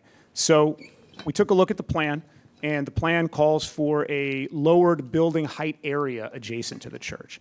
And we said, you know what, we're going to do better than that. We're not just going to lower the heights adjacent to the church, we're going to just remove them altogether. So what we've proposed now is more than tripling the existing setback to 81 feet from the property line to our building. And that provides a total building-to-building setback of 168 feet between the church and our proposed building. This is a section view where you can see it a little bit better, and you can see Mr. Lamb mentioned there's that area that says 45-foot building height. That's the kind of the lower building height area that's mandated. Again, we said we're not going to put any building there. We're going to remove it altogether and put open space and the road connection, and then another set of street trees between that. You can see where that red line steps up. That's the area where you can build to 75 feet. And we said we're not going to have a building there either. We're going to continue to push the building back, respect the church and the cemetery in doing so, and then continue to step our building back as we go up. You can kind of see what that looks like in real life here with the existing versus the proposed. The white line is the property line between the church and the existing hotel. You'll see we've kind of ghosted in the location of those hotel buildings over the rendering of the proposed. And you can see how much farther we are set back from what exists today. This is a rendering kind of from a little farther up, so you can see the relationship between the church, the cemetery, the open space, the access drive, and the proposed multifamily building. So a few renderings here of what this open space is going to look like. I'll point out to you that on the right here, you can see the barrier that we've added. Again, we had initially proposed a fence. We were asked by the church to do something more substantial, so we're agreeing to this barrier here to build this. The arch is also shown here. We've agreed to a gate there. Because this is an historic property, that's going to require going through the HALRB process. And we're happy to do that, and we're going to work with the church in putting something that honors the history of the church, but has the function of making sure folks aren't trespassing or wandering into the cemetery. We'll go through a few other slides here. I won't dwell on them, but these are our proposed landscape plans of what these may look like. Obviously, we're going to continue to work with the community as we go through that final landscape plan process. Here is an aerial view showing again, the relationship between the properties. And then this view shows that's the existing row of trees on the church side of the property. So you do have kind of a double-sided buffer there around the barrier. I won't spend a ton of time on the architecture here. I'll move through these relatively quickly, given the hour. I will say a couple of things. We are creating a new bus stop, which we think is going to be a real improvement here over on 24th Road. We did change our brick color and tone in response to some comments that we had. We'd initially tried to make it different than the church because we didn't want to kind of cheapen the original. What we heard in SPRC was, hey, we'd like it to match the church more, so we've changed our brick tone and color to match the church. And then I'll also add that we removed our balconies on the west side of the multifamily building in response to some concerns about noise, so those have been removed. Again, I'll move quickly through the townhomes. These are the townhome product on the south side of the site. Again, a product type that's not seen frequently in Arlington County and that there is a significant demand for. And I'll kind of breeze through these. Obviously happy to go back if you have any questions about them. Transportation. As I mentioned, this has been an issue from day one, and I'm sure something we're going to talk about at length here. We do have our traffic folks from Grove Slade, but I'm going to walk through this at a high level. This is a very busy slide here, but it's important because it shows the mitigations that we're undertaking to deal with traffic issues on the site. I'm going to walk through them here at a very high level now. So the first is related to consolidation of the access here, right? We've removed those three entrances and replaced it with one entrance on 24th Road South. That allows for folks coming in and out to be outside of that traffic box of the intersection here. We've done it. We're going to do a significant number of street improvements, right, in terms of extending turn lanes, dedicating turn lanes, putting in some infrastructure that's not there today. And we're also going to optimize the signals. And I think that's an important point to discuss, that that really does have a huge impact on wait times, and optimizing that is really going to help that going forward. We are adding street lighting on the sidewalk here on 24th Road that doesn't exist today, and a new bus shelter, as well as improving the streetscape areas around the site. We'll talk some about this access road here, Garfield Street, but a lot of the functions that would normally take place out on 24th Road South are not going to. They're going to take place internal to the site. They're going to take place on Garfield and 25th Court through here. We've got an internal pickup and drop-off area, short-term on-street parking, and deliveries. These are the kind of things that normally you'd have a car idling, somebody sitting in a traffic lane. We're not going to have any of that. It's coming off 24th Road. It's going to be all internal to the site and not impacting that larger traffic flow. And then finally, at-grade bicycle storage, of which obviously there's none today. So I appreciate your patience. Thank you for your time, and we're here available to answer any questions you may have. Thanks. Thank you, Mr. Whitmer. Next, Mr. Clerk, we are going to hear from our advisory commissions. I understand that we have here in person Mr. Lantelme from the Planning Commission. Is that correct? And Mr. Benson? Yes. And Mr. Benson for our Forestry and Natural Resources Commission. Let's start with the Planning Commission. Mr. Lantelme, good morning. Thank you. Good morning, Chair Karantonis and members of the County Board. I'm Jim Lantelme. I'm representing the Planning Commission for this matter. The Planning Commission held its public hearing for the Hotel Pentagon site plan on March 24th, and this followed on an online engagement and 2 SPRC meetings. The Commission voted on the 3 recommendations by the County Manager, which are a change to the GLUP, changes to the Master Transportation Plan map, and approval of the site plan application. While all 3 were approved by the Commission, 1 included amending motions, and the Commission also voted on additional motions brought by members of the Commission. The Commission heard from members of the public and from other county commissions. Opposing the application were the Lomax AME Zion Church, Arlingtonians for a Sustainable Future, and some community members. Supporting the application at the meeting were the Chamber of Commerce and the Forestry and Natural Resources Commission. Most of the discussion concerned the project's potential impacts on the Lomax AME Zion Church and Green Valley, the potential effects on traffic along 24th Road South, and affordable housing and community benefits.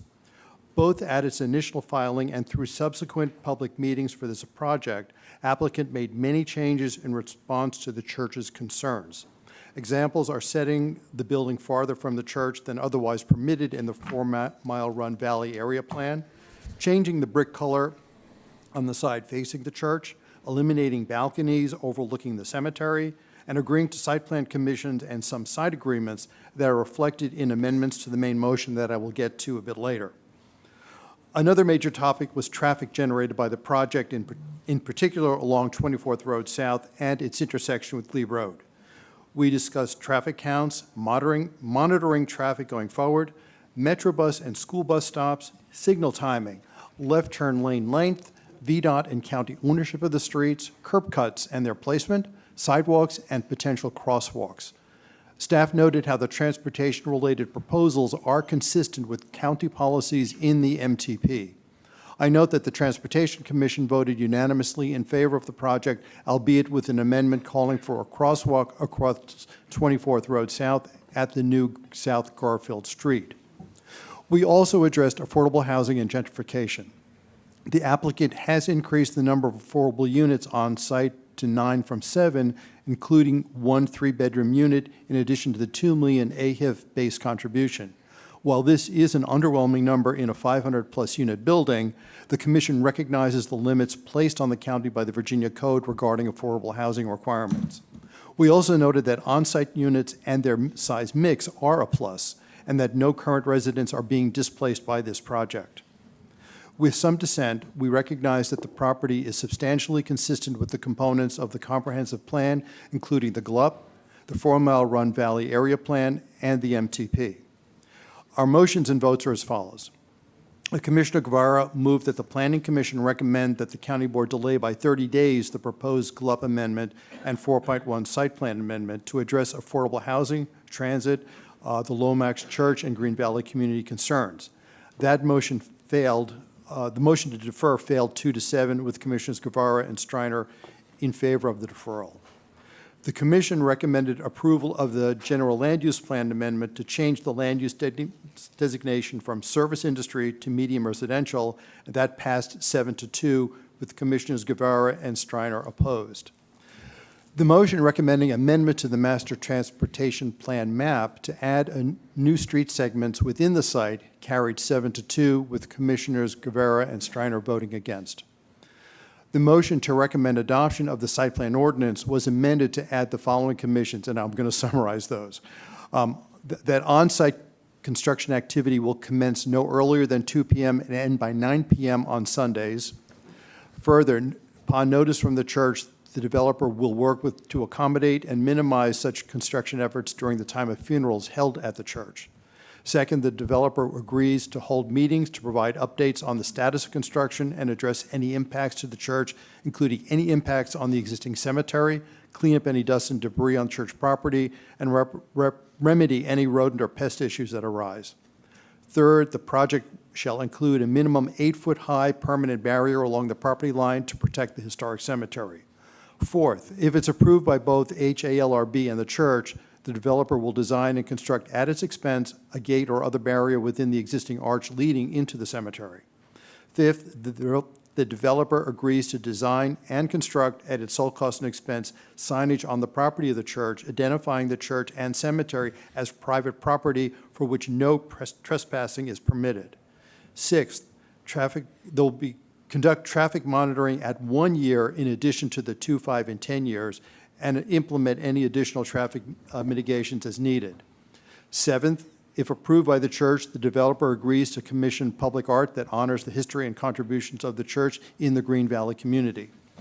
Eighth, the developer agrees to provide the Green Valley Civic Association with quarterly use of its community room for association meetings or events. These 8 amendments were negotiated and agreed to between the developer and the church. That motion to amend carried 7-0, with Commissioners Guevara and Streiner abstaining. An amending motion was then made that the developer include a mid-block crossing at 24th Street South along the lines of what the Transportation Commission voted for. That motion failed 3-3-3, with Commissioners Lantelmi, Peterson, and Robertson voting for, Commissioners Bagley, Berkey, and Weir voting against, and Commissioners Guevara, Steinberger, and Streiner abstaining. Thus, then the main motion was voted on as amended, and that carried 7-1-1, with Commissioner Streiner voting against and Commissioner Guevara abstaining. Commissioner Guevara then moved that the Planning Commission recommend that the County Board direct staff to explore the feasibility of creating a community land trust that would have the ability to buy vulnerable properties in underserved communities to redevelop them to serve the neighborhood. That motion carried 6-0, with Commissioners Berkey, Steinberger, and Weir abstaining. Commissioner Robertson then also moved that it is the sense of the Planning Commission to welcome the expression of intent from the applicant to explore opportunities to provide additional affordable housing in this project, as well as support the church's child care facility. That motion carried 9-0. Commissioner Guevara moved that the Planning Commission recommends a review of the Affordable Housing Master Plan, as well as other relevant county planning documents, to identify opportunities for amending them to address the effects of gentrification on Arlington's historically marginalized communities. That motion failed 2-4, with Commissioners Guevara and Streiner voting for, Commissioners Berkey, Lantelmi, Robertson, and Steinberger voting against, and Commissioners Bagley, Peterson, and Weir abstaining. I want to note that that vote opposing Commissioner Guevara's motion wasn't that the commission's opposed on the merits of the motion, so much as the timing, context, and impact on the fiscal year's work plan for CPHD. The concerns raised by the motion are valid, but are not confined to this project, and entitling this project shouldn't depend on solving those. Thank you. Thank you, Mr. Lantelmi. And thank you to the Commission for the very extensive and thorough letter that we received. Mr. Benson, for the, yes, wherever you want, that's also a possibility.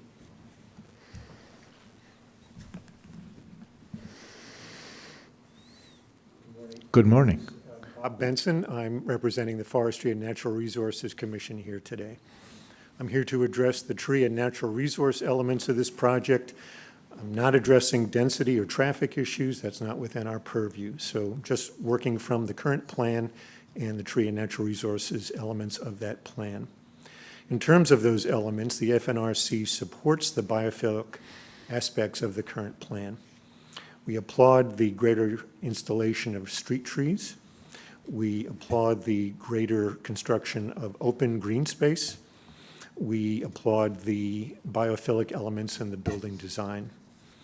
We believe that the green elements of the current design are an improvement on the current conditions of the site, which, as you've seen, is largely impervious surface and is somewhat of a blight, I would say, in South Arlington. And this is particularly important in South Arlington, which has a much smaller tree canopy and suffers more than from heat island effects from all of that impervious surface. So in terms of green space, we think it's an improvement over the status quo. We particularly support the green buffer along the western portion of the property. We think this is quite innovative. It will provide a green screen from the church site to the building, and again, will address heat and climate impacts in South Arlington. With that, FNRC has offered 3 recommendations throughout the planning process, and I want to mention them now just for your information.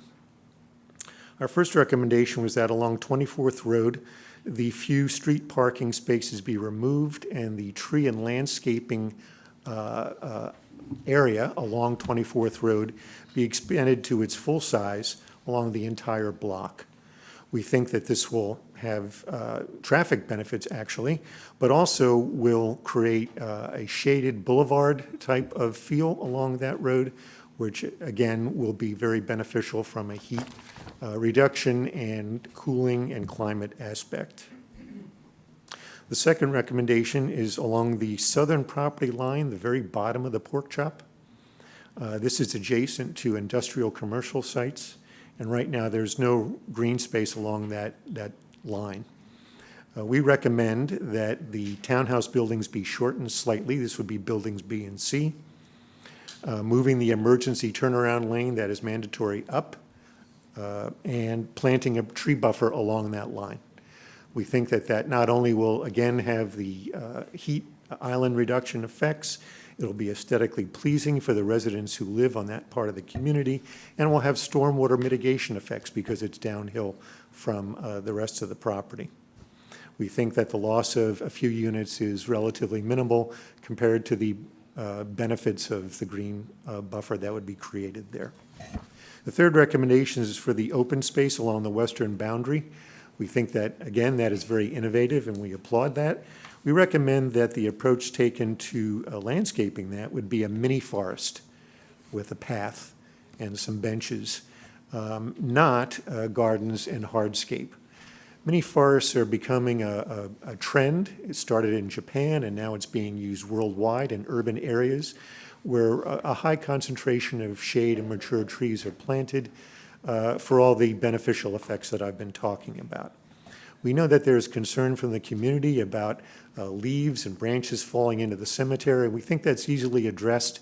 Arlington has a tradition of voluntary spirit, and so either the residences, the community association, Eco Action Arlington, the developer, there's many different groups that could come in periodically and make sure that the cemetery is kept pristine from anything that might fall there.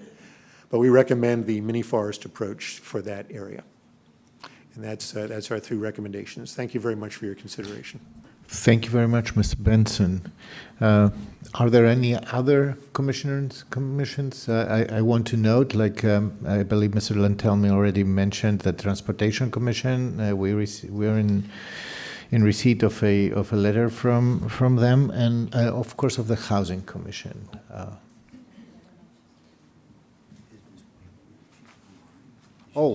I'm told, Mr. Clerk, that Ms. Wagner from the Housing Commission is online. Is that correct? Yes, that is correct. I apologize. So, and Ms. Wagner, I apologize. I wasn't aware of your presence here. The floor is yours. Thank you. Good morning. My name is Katie Wenger, and I'm here representing the Housing Commission to present our letter on the Hotel Pentagon site plan. At our meeting on March 27th, the Housing Commission voted 10-0 to recommend approval of the site plan. We support the project because it will add over 500 much-needed units of market-rate housing to Arlington supply, as well as contributing 9 committed affordable units and $2 million to the Affordable Housing Investment Fund. That being said, we also heard concerns from residents of the historically Black neighborhood of Green Valley that the proposed development will not integrate well into the neighborhood and will not provide enough community benefits or affordable housing. Hearing these concerns, we also want to recommend that the county work with the developer to include the following items in the project. Number 1, the applicant should work closely with the Green Valley Civic Association, Lomax AME Zion Church, and other Green Valley residents to better integrate the project into the neighborhood through public art or other projects that reflect the history and culture of the neighborhood and church. Number 2, the applicant should commit to developing an additional committed affordable unit at the property for a total of 10 CAFs. Number 3, the applicant should extend the period of affordability of the on-site CAF units beyond the required 30 years. Number 4, the county should consider future opportunities to work with the applicant to convert the townhouses on the site from rental to attainable home ownership properties, using whatever tools the county has available. And finally, the applicant should provide funding for Lomax AME Zion's Child Care Center. Those are our recommendations. Thank you. Thank you, Mrs. Wenger, and to the Commission for their thorough letter and work on that. As I mentioned before, the Transportation Commission has sent us a letter as well. I mentioned that especially because transportation discussion was a significant part of the deliberation so far. Mr. Clerk, I think that this concludes the part of the testimony that we received from our advisory bodies, and that leads now to public comment and to speakers who I believe are already here in the room. And thank you for coming and being patient with us so far. Can you call the first speaker, please? Of course. Our first public speaker is Ms. Jane Zimmerman, followed by John Musso.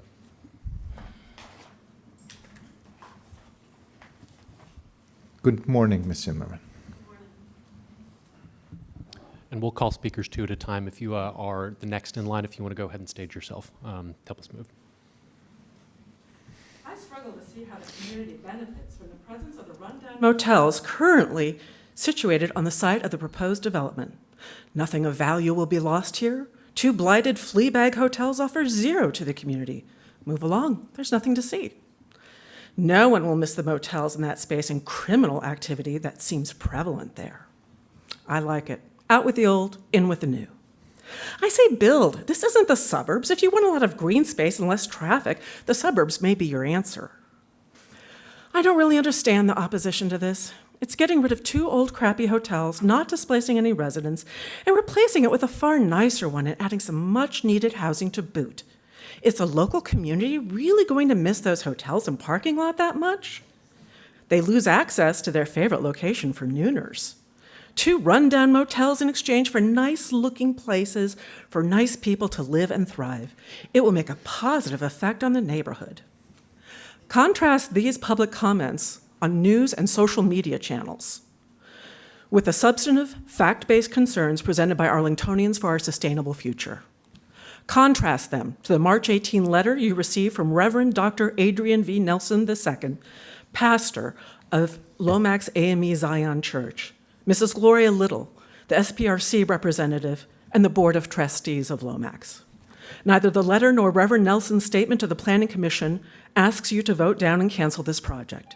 But they do list many serious issues and 8 very well-reasoned requests of you before voting to approve the redevelopment of a reduced lot area per unit of 452 square feet rather than 600 square feet, and the construction of 531 units rather than the 400 prescribed under code. The community is concerned about the proposed reduction in the parking ratio from the required 571 spaces to 549 spaces, as well as increasing the lot coverage for the project from 50% to 65%. In return, the applicant is offering 9 affordable units, a gate to protect the Lomax Cemetery, and $75,000 for public art. Thank you, Ms. So will you please tap the brakes and take the community's concerns seriously, or will the board yet again vote 5-0 to override the community's input? Your time is up. You can install stumbling stones for the community you erase. Our next public comment speaker is John Musso, followed by Cicely Whitfield Johnson. Good morning, Chair Karantonis and members of the County Board. John Musso, Government Affairs Manager at the Arlington Chamber of Commerce. On behalf of the Chamber, I would like to express our support for this project. We believe that this proposal, the site plan amendment, GLUP amendment, and master transportation map amendment ultimately would provide the ability to take these two existing aging hotels in a surface parking lot and evolve them into a dynamic multifamily redevelopment that would create more than 500 much-needed housing units, as noted by Ms. Wenger of the Housing Commission, and also advance the goals that the county set forth in the 4-mile run Valley Area Plan, the Master Transportation Plan, and the Public Spaces Master Plan as well. We believe that the proposals here in terms of the benefits, in terms of improvements to the streetscape, additional green space, affordable housing units, and a new transportation connection to Shirlington Road ultimately advance the goals that the community has deliberated on and ultimately adopted for ensuring that the community as a whole, Arlington as a whole, have greater transportation options, more public green space, and ultimately have more vital and dynamic neighborhoods. So we believe this is in the best interest of the county, and we urge you to please adopt all three components of this application. Thank you. Thank you, Mr. Musso. Our next speaker is Cicely Whitfield Johnson, followed by Ms. Judith Davis. Good morning, Ms. Whitfield. Good morning, and it's Whitfield Johnson. Good, Whitfield Johnson. I correct myself. That's okay. Good morning. My name is Cicely Whitfield Johnson, and while I wear many hats, this morning I come to you as a native Arlingtonian and a 23-year resident of Green Valley. I am gravely concerned about what we are saying as a county if we approve this project as is. As a county who constantly expresses its commitment to diversity, equity, and inclusion, it is always interesting to me that the meaning of that has come to be that we believe in those things unless you live in a historically diverse community, or unless you have the money to engage with the developer. Your voice won't be heard, your experience won't be taken into consideration, and your community does not matter.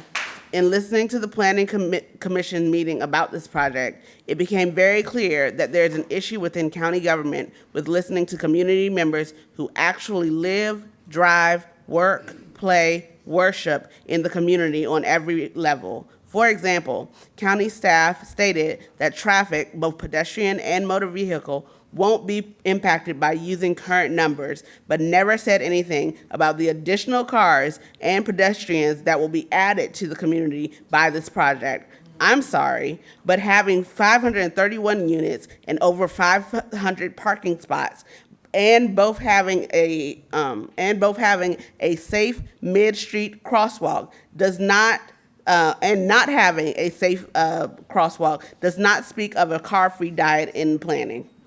I won't dive into details around the issues around affordable housing because we learned at the commission meeting, they gave us a lovely lesson on that. However, 1.6% of CAFs in an 8th-floor, 531 units is unacceptable. What are we actually asking for? Who are we actually speaking up for? This is you all's job. Thank you. Thank you, Ms. Whitfield Johnson. Our next speaker joining us virtually is Ms. Judith Davis, followed by Marcia Nordgren. And Ms. Davis, if you're with us virtually and you're on the phone, you'll need to dial *6 to unmute yourself.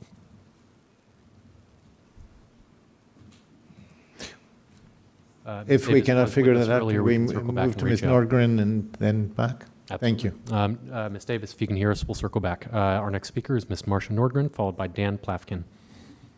Good morning.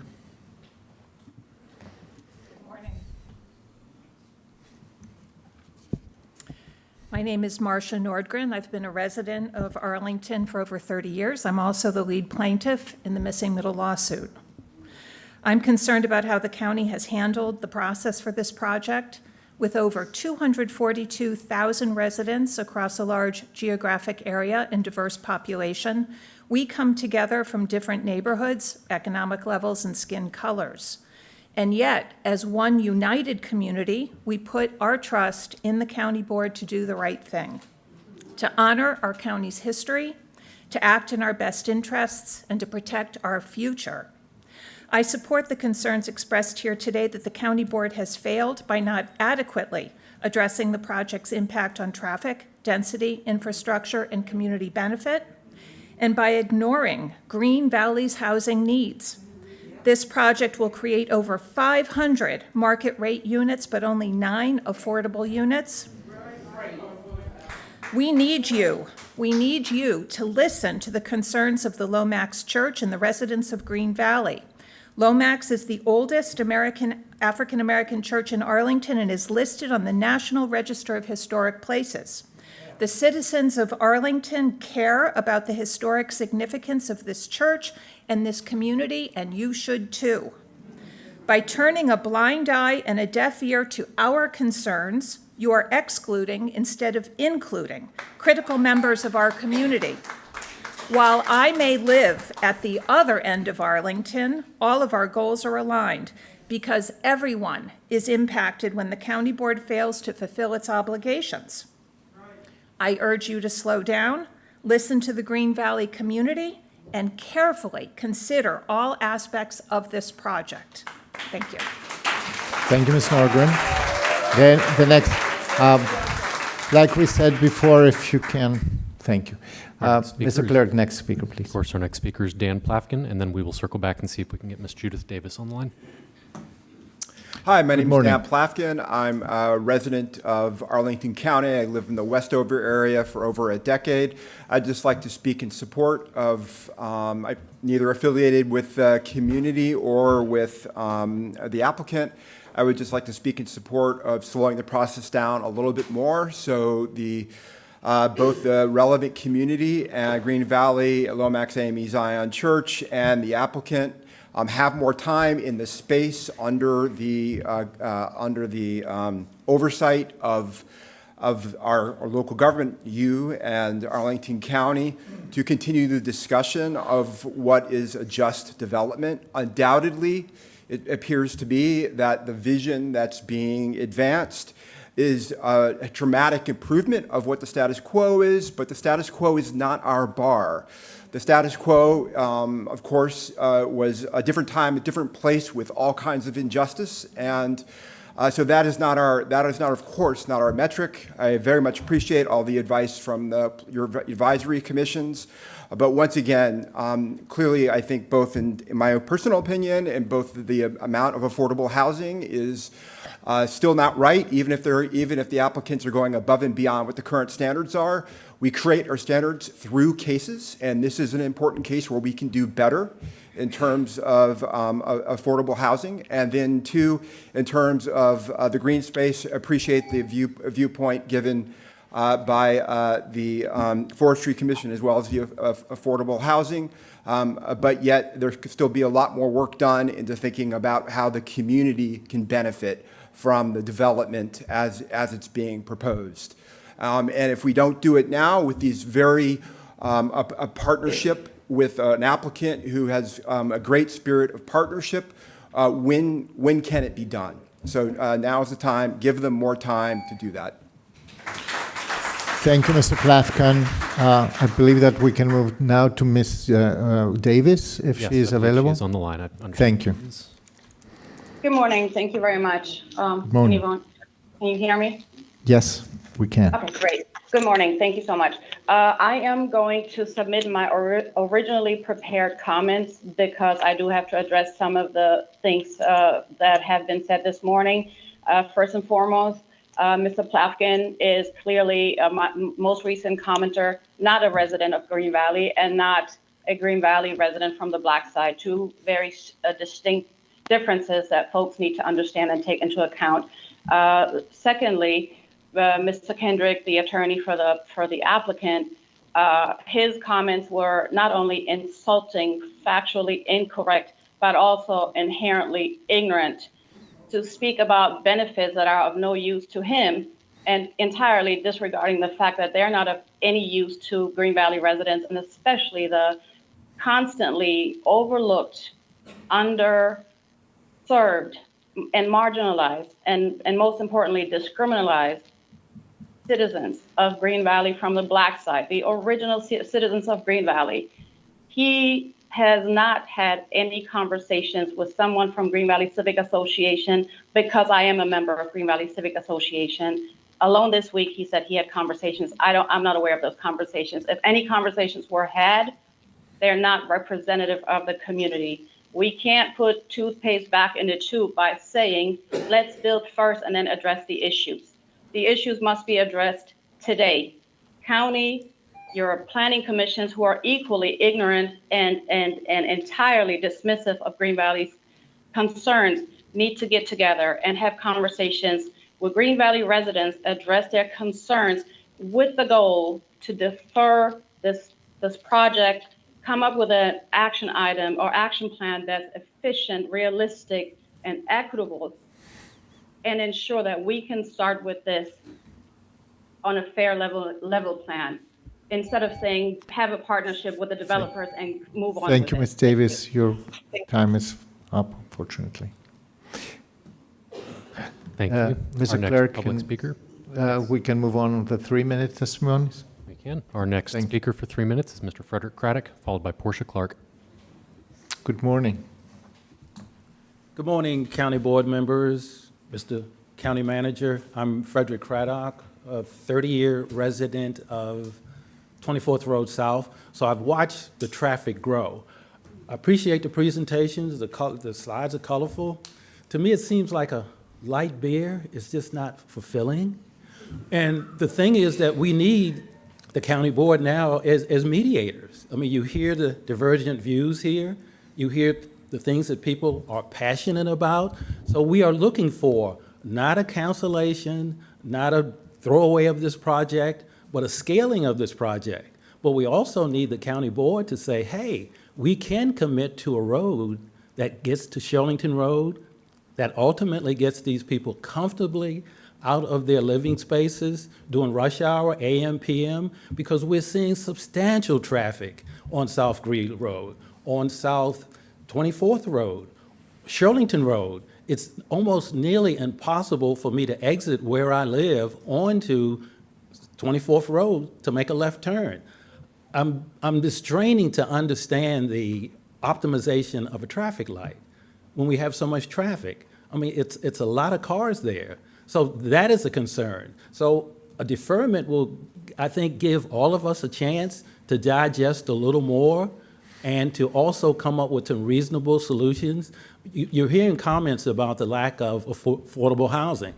We get the Dilling rule, we understand that, but the county's been very creative in a lot of things. So we need that creativity right now to get our housing in sync, because a lot of the things with this project really it defies a lot of the metrics that you've set out. The coverage of the lot, we say, well, we like 50%. This is at 65%. Also, when you look at, well, you make a contribution to the Affordable Housing Fund, you don't have to get all the units on your property, you can do them somewhere else. Well, when and where will we see these affordable housing units? Our biggest stress is we don't have affordable housing units at the 40 to 60% of AMI. This is what we need. And the process for the general land use plan, the GLOUT change, that's concerning. So we need to kind of look at these things. We need to kind of mediate these things. It's been we've had very good conversations. Mr. Whitmore answers his phone, Mr. Lamb answers his phone, but we've got to come to some solid things that we can say will work for the community. So your input is needed, county board members. If we could get a deferment, if we could get a pause, I think that would help us move forward with this, because I think people do need now your input and your understanding and your creativity to get this moving. So thank you so much. Have a good afternoon. Thank you, Mr. Craddock. The next speaker, please. Next speaker is Portia Clark, followed by Dr. Alfred Taylor. Good morning, Ms. Clark. Good morning. Greetings to all. The Hotel Pentagon project that we are here to deal with today is challenging for us all. I cannot forget the way Lomax summed this up as a David and Goliath situation. I've worked on several projects over the past 8 years. Green Valley knows what our needs are, but we have a diversity of opinions on how to address them. We have said for years, the county process for engagement does not work for our community. The issue has turned into a dots on the wall engagement. Some want more affordable housing units, some want a forest, or better still, some need traffic improvements and all the rest. There are community benefits to mitigate the impacts that Green Valley will have to live with in this project. Today, I ask you to reflect on the overall needs of the community that this development is impacting. Another massive project in our community that has engaged us with lengthy reports like the staff report, 127 pages. Who's going to read it? Green Valley has been a target for years. Few of us have taken the time to read or go to a meeting to learn what is the issue. I can name several like Knock Mini Park, Jenny Dean, Fort Henry Gardens, a massive project that was planned before it was even presented to us. Then got put on the shelf.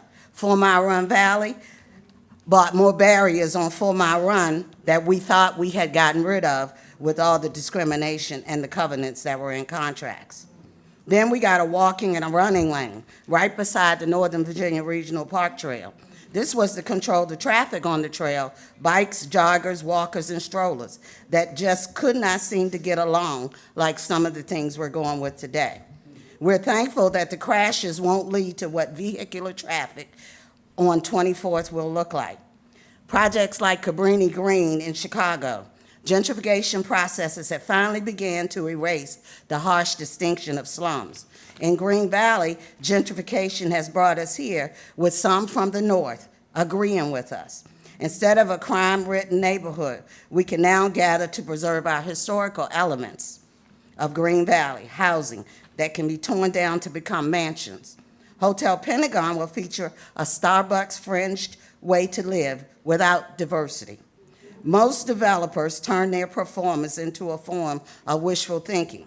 Hotel Pentagon reveals much about our national attitudes towards housing and about our attitudes towards which people should be housed, deported, and removed from tent cities and homeless encampments or Green Valley. Our displacement is because they can't afford to live even at 50% of AMI. I'll mention another project, which is the horseshoe built in DC at Sursum Quarter. I don't have time to go into the story, but this created a crime area where you couldn't escape because it was one way in and one way out. Thank you. Thank you. Thank you. Our next speaker is Dr. Alfred Taylor next. Jr., followed by Reverend Dr. Monica Hargrove. Thank you. Good morning, Dr. Taylor. Good morning.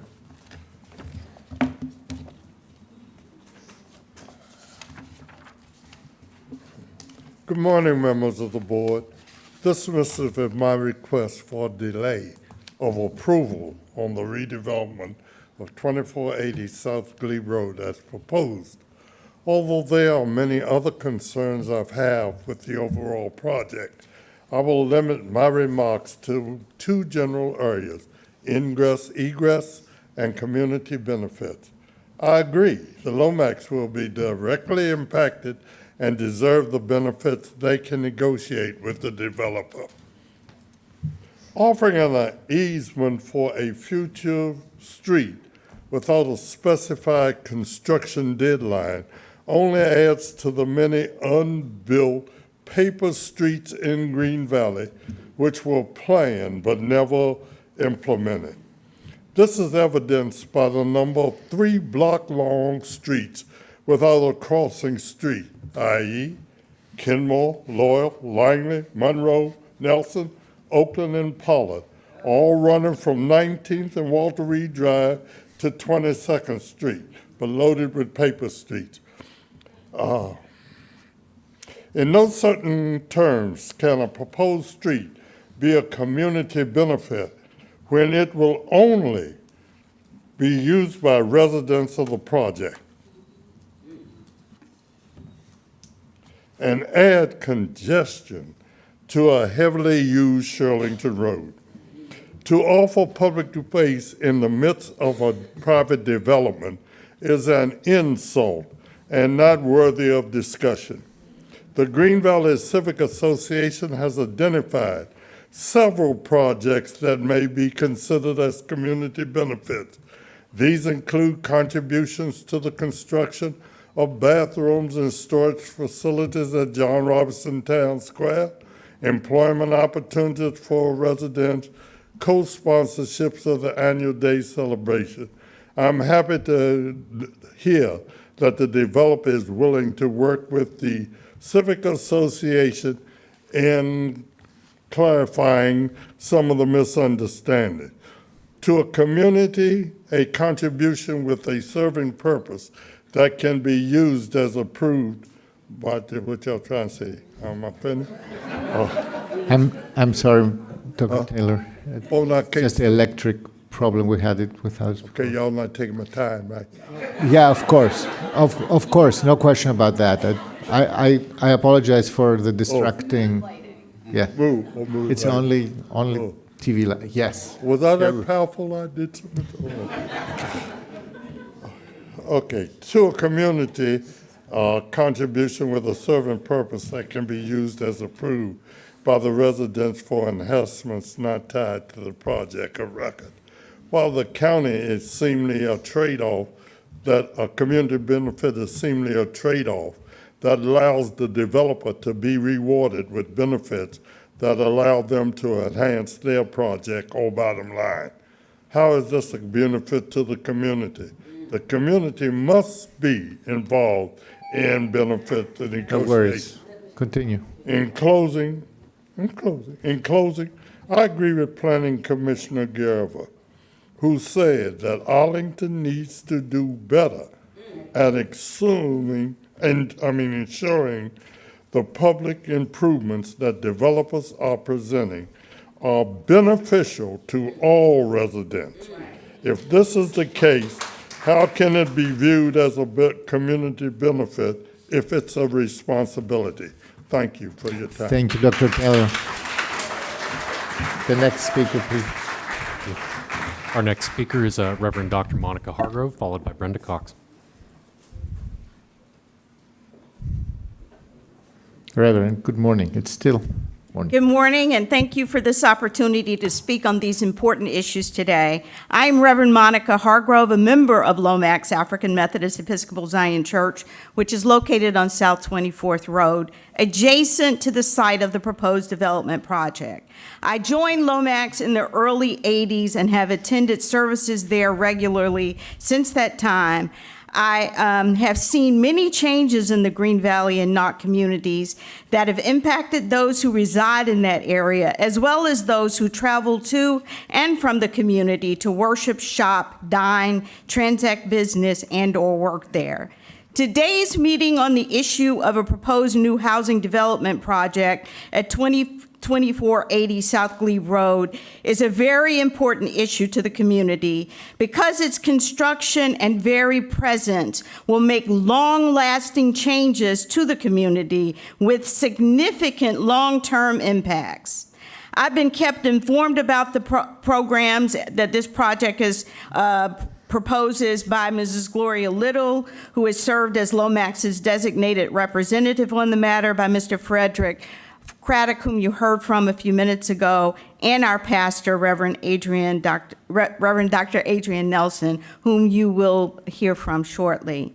I would be remiss if my remarks today I did not remind the members of the Arlington County Board of the significance of the timing of today's meeting in the context of addressing historic needs and concerns of African American people, especially given the historic nature of the presence of Lomax AME Zion Church on South 24th Road, which will be significantly impacted by the project, and the fact that the most important African-American leader of the nonviolent civil rights movement spoke on the parking lot of that church prior to giving his historic I Have a Dream speech in the nation's capital.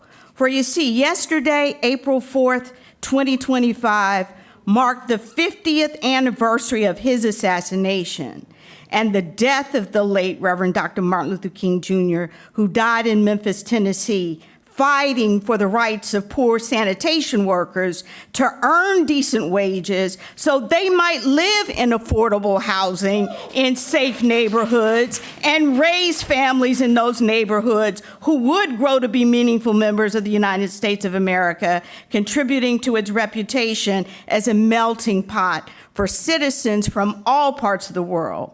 Please take a moment of silence to honor his memory. Thank you.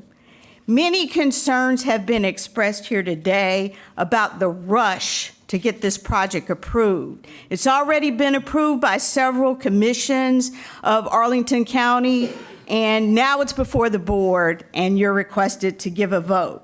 There should be no rush to approve any new housing project in Arlington County without proper study of the surrounding community. Reverend, if you can conclude. Okay, a fix-it-later approach is not sufficient. The matters need to be studied prior to approval and prior to implementation, because otherwise, the matters that needed to be fixed never get fixed. Thank you. Thank you very much. Thank you.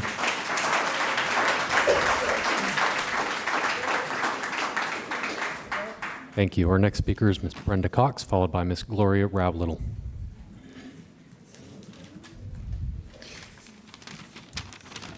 Good morning. Good morning. I'm Brenda Cox. I've been a member Can you of the... approach a little bit to your microphone? Yes, far better, I think. Okay. Thank you. Okay.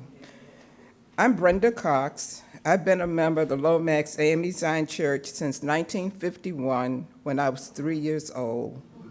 Early in my career, I left the area and lived in other places as I wanted to see for myself what the rest of the country was like. As a direct result of those experiences, I made the conscious decision to move back to and live in Arlington, where I thought I knew what the deal was. I grew up in Dunbar Homes, and my family moved to Johnson's Hill, now Arlington View, in 1959. I was taught and mentored by dearly beloved parents, as well as the very strong members of the Black community, including Roberta Flack. I stand here today to say that although I know that change is inevitable, it is not always progress. And big does not by any means mean better. It is my opinion that this project that is currently under consideration will overwhelm our church.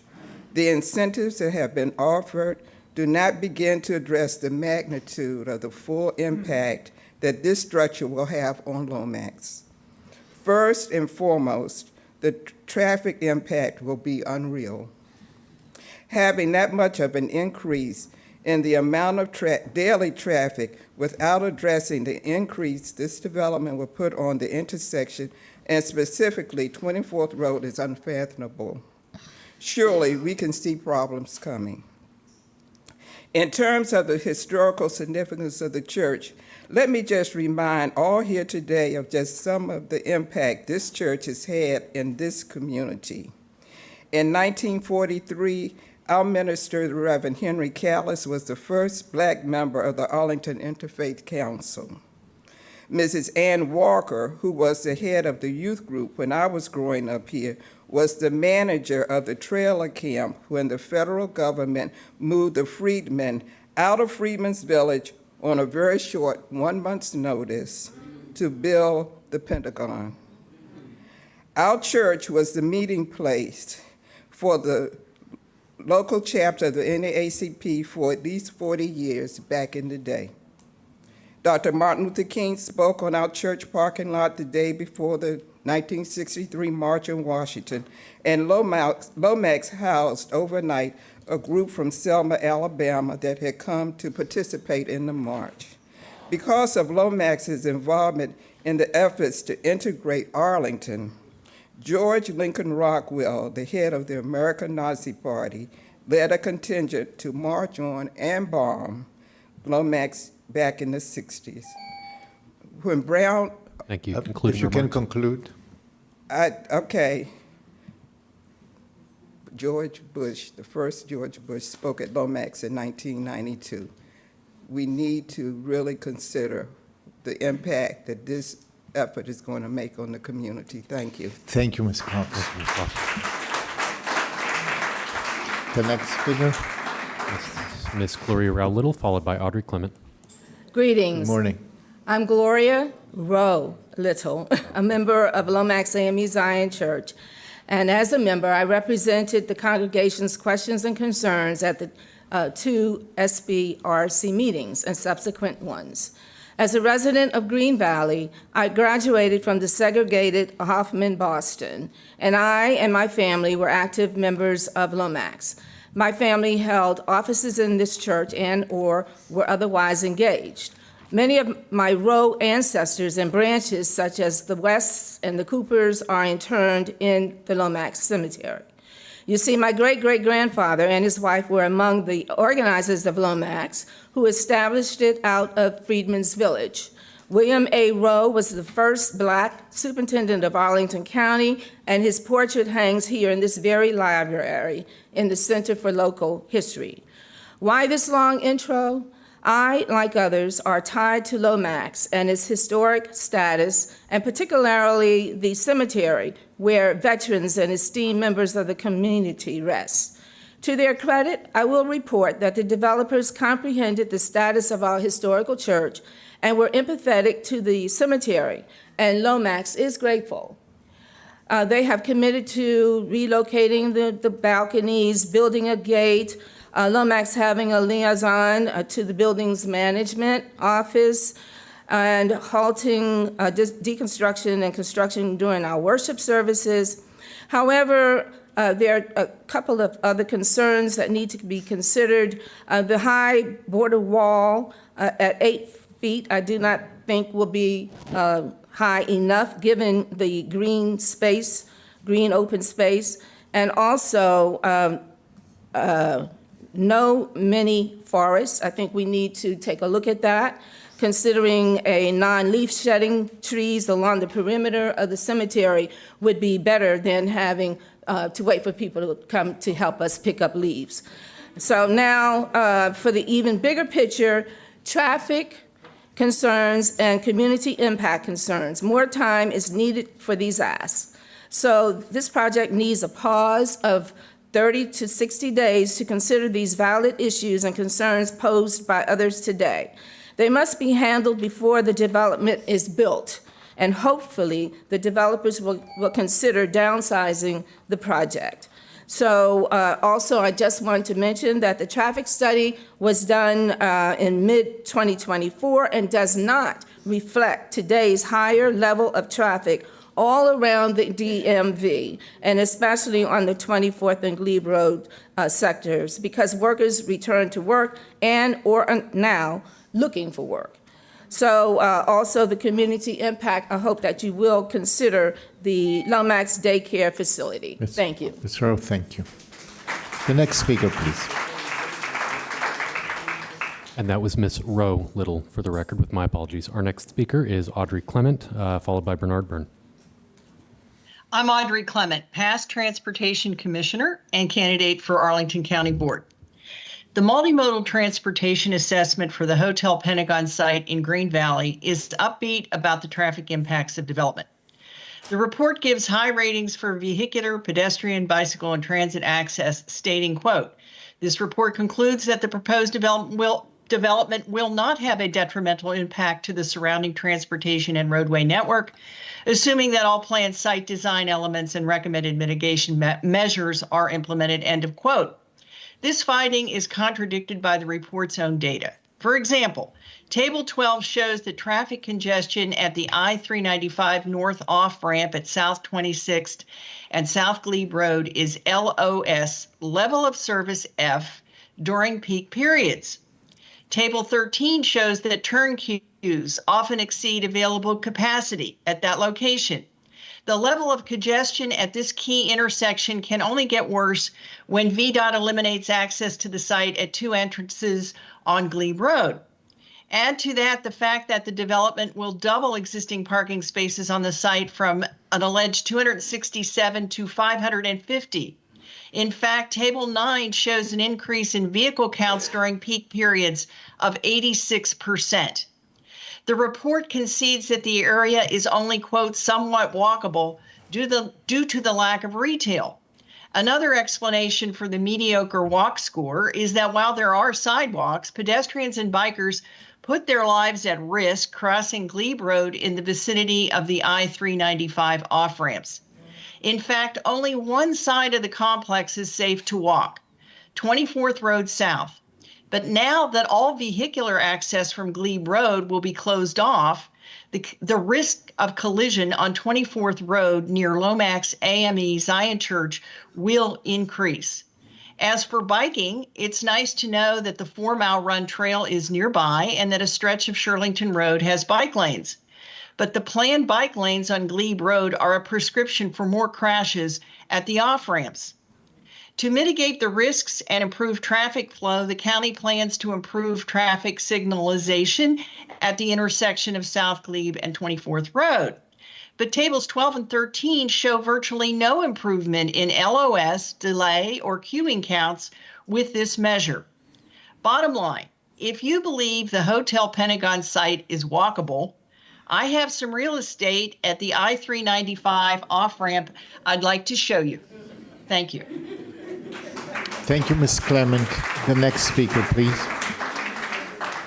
Our next speaker is Bernard Byrne, followed by Bob Benson. Hello again. The plans of this project's March 3rd conceptual land use plan described do not conform to the county's board's 2016 Monarch Pledge. The pledge encourages developers and residents to plant native nectar plants to support native pollinators. The county's Forestry and Natural Resources Plan also highlights the need to install and maintain native plants. Despite my written comments and statements at the Site Plan Review Commission meetings, the plan schedules list trees, but do not list any shrubs, ground covers, or perennials. As a result, neither you nor I can evaluate these elements of the plan. This is a major deficiency, and the applicant really should have done something about it. The landscape plan does contain photographs of 6 photographs of potential plants.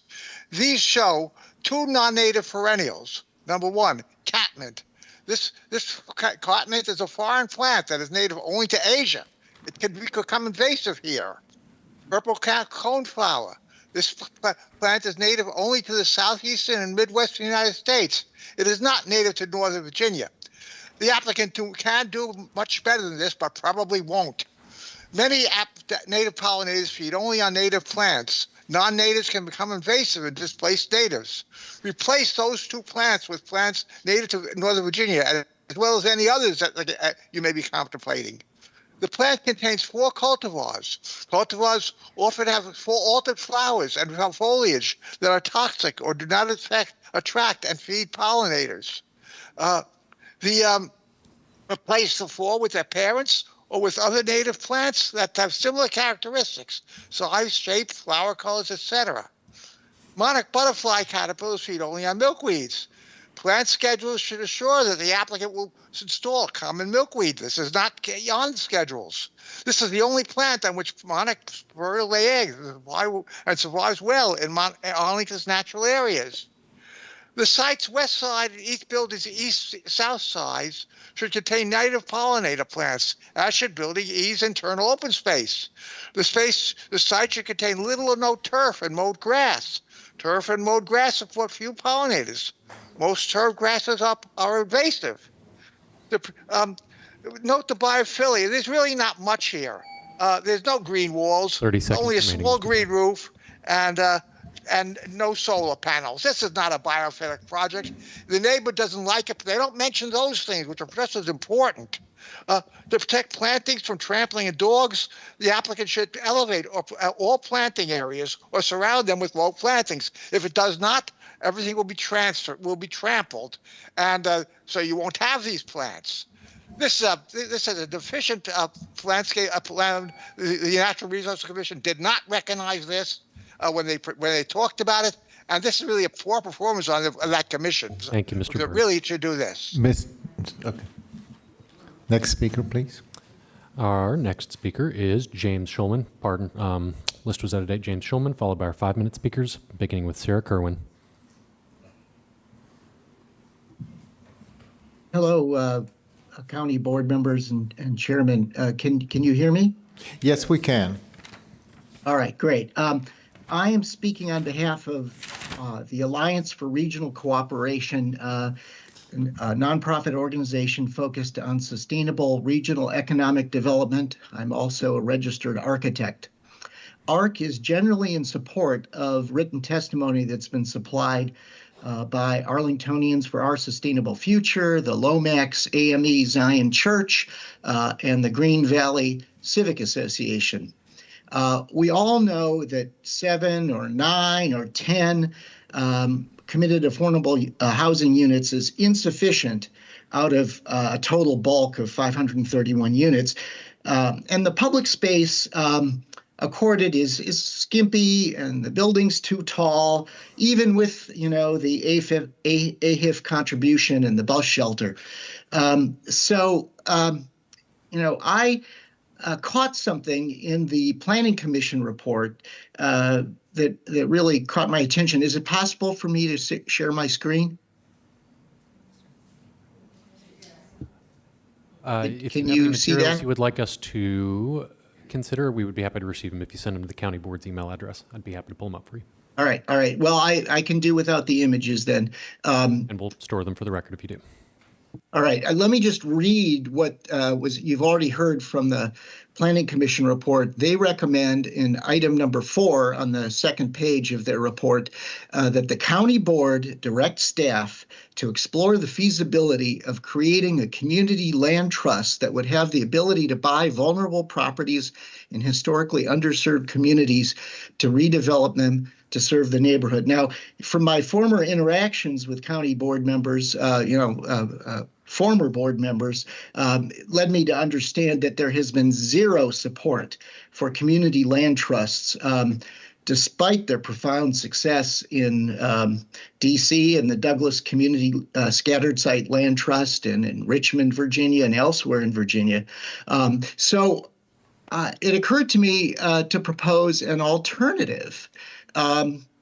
That this site configuration and the physical form of the project might permit.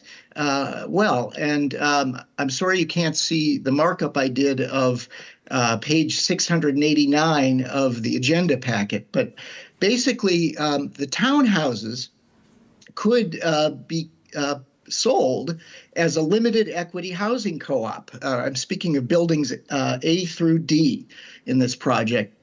They could be sold for 30 to 50% of their appraised value by the developers to existing renters in Green Valley or people who can document that they were displaced from Knock or Green Valley due to rent increases or discriminatory practices. Mr. Schulman, your time is up. If you can conclude very quickly.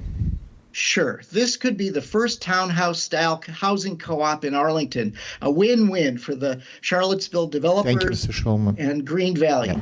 Thank you. And Mr. Schulman, if you send your visuals to countyboard@arlingtonva.us, we'll make sure they are shared and saved for the record. Thank you. Thank you. Our next speaker, speaking for 5 minutes, is Sarah Kerwin, followed by Reverend Dr. Adrian Nelson II. Can you hear me okay? Yes, we do. I have on my paper, good morning. Is that It is still good accurate? afternoon already. 12:08? All right, good afternoon. Members of the board, my name is Sarah Kerwin. I am here as a resident and the president of Green Valley Civic Association. Green Valley is a historically African-American neighborhood. It's defined by its resilience and entrepreneurial spirit. It's a testament of what can be achieved when people work together with purpose. Faced with systemic challenges and limited resources, the residents of this community built schools, churches, businesses, and civic associations for future generations. As I step into this new role as president, I'm offering a perspective from a community that is now multicultural and home to a wide range of voices and experiences. That diversity is reflected in the many different ways residents view this proposal. this development. Some are strongly opposed, some are strongly supportive, and some are cautiously in favor but with real concerns. Across these perspectives, many people are aligned on three key issues: the traffic, density, community benefits. So traffic, we know, is a hot topic. The transportation study suggests impacts will be manageable. Residents can't figure out how that could be. They're finding it hard to reconcile with their daily experience. We would like a community meeting to walk everyone through those findings and with data and be able to answer their questions, have the residents provide more perspective, and maybe find some mitigation strategies. Density. The introduction of a large, dense apartment building has raised concerns about how it will fit into the existing fabric of the neighborhood, physically, socially, visually.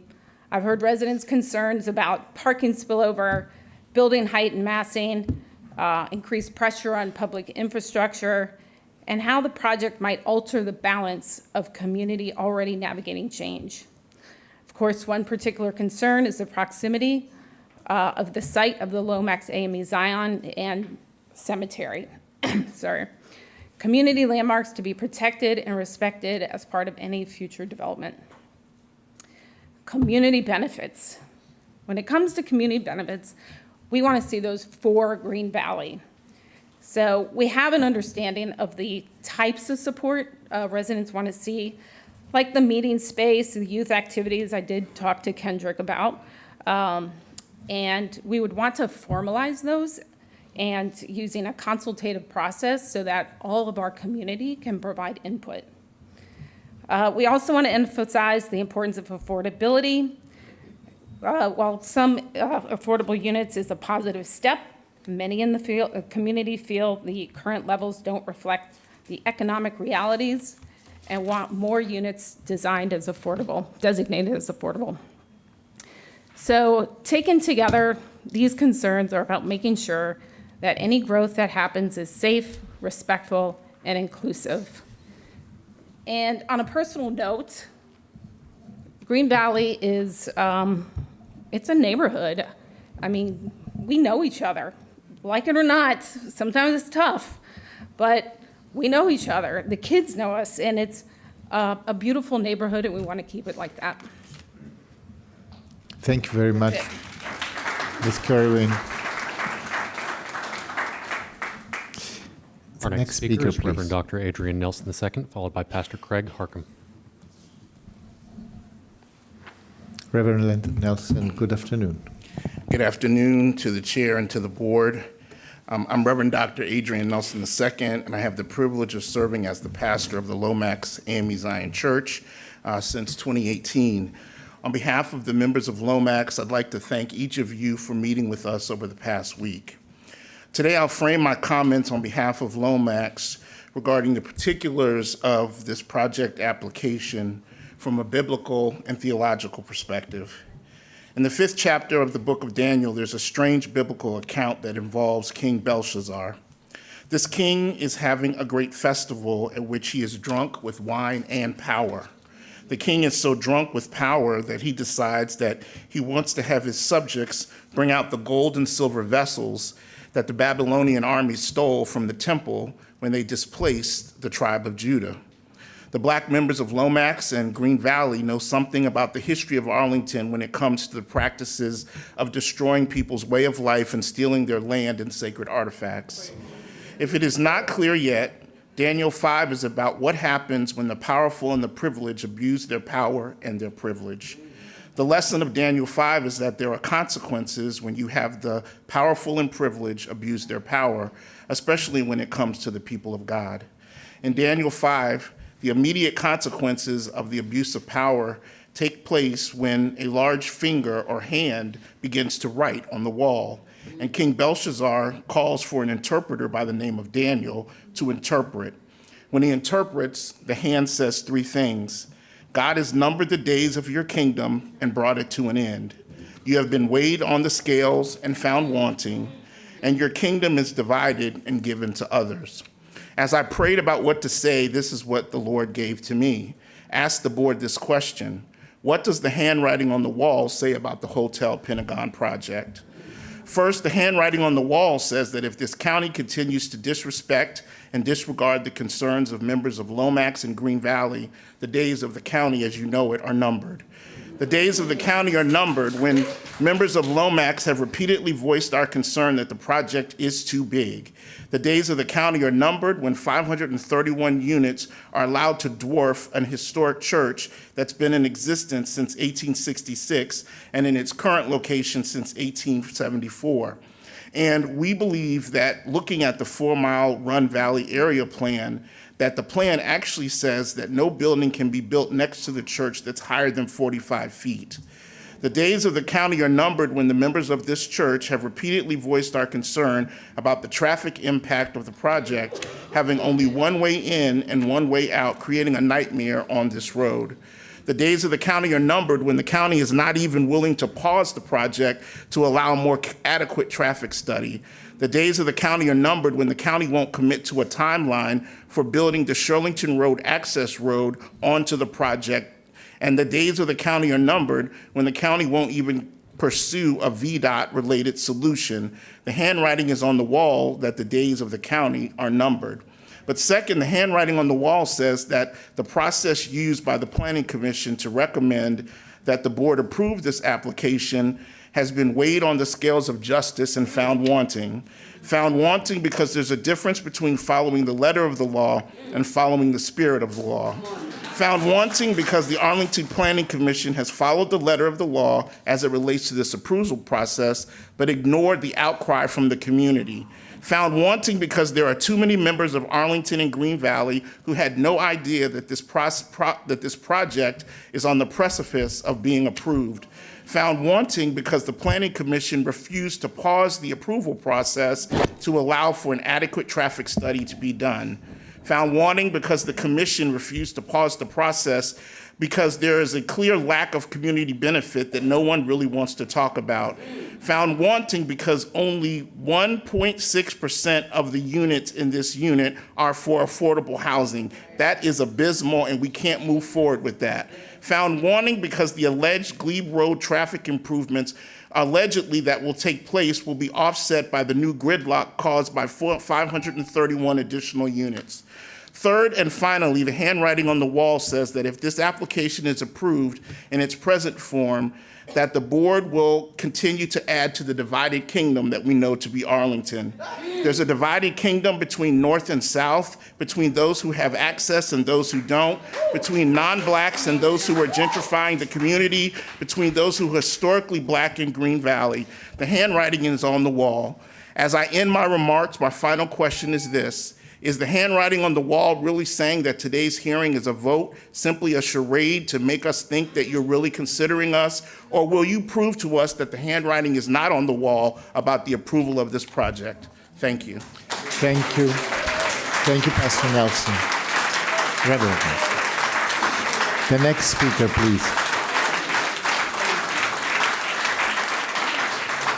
Good afternoon.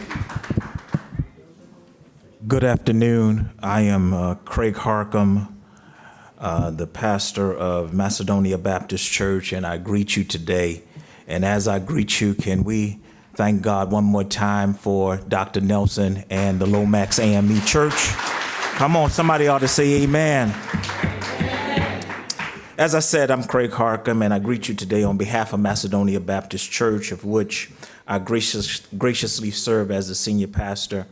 Macedonia has been an anchor and an active member of the Green Valley community for over 116 years. Somebody say amen. Amen. And throughout our existence, this extended period, we've been devoted and diligent in our efforts to engage, to encourage, and support our community, both spiritually and physically. We've been committed to serving our community with numerous programs and resources, in addition to an impactful partnership with the Macedonian Affordable Housing Complex and the Bond and Amanda Johnson Community Development Center. The Holy Scriptures teach us to love our neighbors. It also teaches us to think more of others than we think of ourselves. And understanding these spiritual principles, it is vitally important to the members of Macedonia Baptist Church that we make every effort to protect the health, the safety, the stability, and the well-being of our beloved Green Valley community. So today, we stand in unity and we stand in solidarity with our Green Valley community, our neighboring churches, affiliates, to voice our deep concern about how this South Glebe Road development project will have a detrimental impact on our community unless certain key concerns are addressed. And that's addressed before and not after. We strongly believe that the current proposal will be a major disadvantage, disservice, disdain, disrespect to an already disenfranchised community of loving and passionate and faithful people of Green Valley. And so we're asking the county to delay this development project for a reasonable period of time until we can properly satisfy the major concerns of traffic hindrances, school overcrowding, realistic affordable housing benchmarks, right? Realistic in the lack of community benefits that have been thoroughly outlined by the residents, thoroughly outlined by Lomax AME Zion Church, and thoroughly outlined by the stakeholders of our beloved Green Valley community. Sincerely submitted by Pastor Craig A. Harcum. Amen. Thank you, Pastor Harcum. The next speaker, please. Our next speaker is Ann Bodine, followed by Nick Giacobbe. Good afternoon, Ms. Good afternoon. Mr. Chair, members of the board, can you hear me? Yes, of course. Hi, I'm Ann Bodine. I'm with Arlingtonians for Our Sustainable Future. We sent the board a memo on the 31st, and I'd like to refer to some comments that were submitted there. I'm thrilled that many residents of Green Valley are here today. Green Valley has its own neighborhood area plan approved by the board and with standing equal to the 4-mile run area plan. It got short shrift in this process. Green Valley's plan says they want to keep Green Valley a primarily single-family neighborhood and to build on the neighborhood's unique sense of community and history, and to address social and economic concerns such as community service program and facility needs and home ownership. Green Valley says it needs community building that follows these principles, but instead, here's a project for community busting. Busting, not building. This plan does not retain existing uses, it offers no ownership, and it has no agency for Black residents or Hispanics who make up 42% of this census tract. As you see here, Black home ownership has plummeted from 57% in 2000 to 27% in 2020 in 3 historic African American neighborhoods in only 20 years. Yet the Planning Commission rejects a motion asking the county to study gentrification, and no one questions that it offers only 9 affordable units out of 531. And we keep ignoring the obvious fact that median Arlington Black and Hispanic household incomes, as seen here, fall below incomes needed to rent a 2-bedroom apartment after redevelopment. The 4-mile area plan says we should be enhancing a sense of place and connection to area history. And I don't think they meant by erasing or eclipsing it with a 9-story garage next to a Black church on the National Historic Register, which the area plan protects with a height limit of 45 feet. This project, as you heard today, is about 80 feet. I'd like to talk about the GLUP on a technical level, but critical to the general understanding of the terms of the project. The staff has given short shrift to part of our zoning code that was designed to look out for our most vulnerable residents and reflect our core values. There's a rule that with GLUP change, the developer should contribute 20% of the delta between base density, the number of units that can be built by right on 1 acre, and new density. Staff instead claims the board can ignore this because it's just cleaning up an old error that has the right zoning attached to the wrong land use. Well, no, we believe the board cannot do that. We know of a project in 2018 when a builder was told the board did not have that authority to approve a project if the land use did not allow it. And a land use change in that case was then managed to produce a larger affordable housing component. That's what you must do again today. You must calculate the 20% on the proper base density, and you must come back to everyone, to the residents, so they get a fair shake for the public space you're awarding this owner. And a caveat, if the request for 20% affordable units is a legal requirement, you need to follow the law, as we believe applies here. If it is not a legal mandate, but a conscious decision to forego affordable housing, you need to change your conscience. Because it is unconscionable to claim 9 units, none at affordability levels that we need, and only one family-size unit as counting towards community benefits. It cannot. On process, ASF says, don't give up the GLUP. Don't abandon the 20% affordable housing contribution, and fix the incorrect base density so it comports with the rules of special exception zoning that sets base by right standards. Others have spoken in weeks about historic wrongs visited on the Black community. That legacy lives on. The interstate skirts the south flank of the site, one of many Eisenhower-era investments that shot asphalt through the heart of established Black spaces. On the east flank is another federal property, Army-Navy Golf Course. Its lovely green space is free to look but not touch. The Bell Arlington Ridge townhomes are lovely, but there's no common area. Both they and Alistair high-rise apartments sit apart from the valley, not physically, but socially. So at 2480 South Glee, with its huge parcel of 5 acres, we ask that not happen, and you take a fresh look. Pause for 3 months. Have a wide-open dialogue that vaccinates the process against side deals and end runs.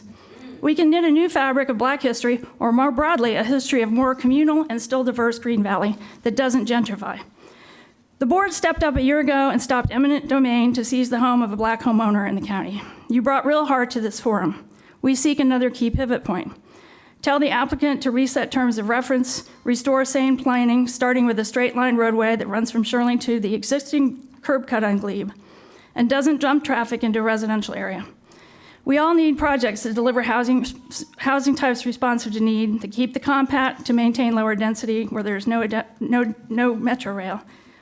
And to restate our goals from our letter, we want you to engage Green Valley as a whole, clarify the GLUP and the zoning issues, consider the alternate planning guidance outlined in our memo, buy the smaller parcel and consider it for the multi-use community center discussed in the 4-mile area plan, begin an action plan to staunch gentrification, and make sure community benefits reflect the level of GLUP change and zoning exceptions. We look forward to engaging you and others as you set a course beyond doctrinaire site planning that sacrifices community on the altar of curb cuts. Thank you.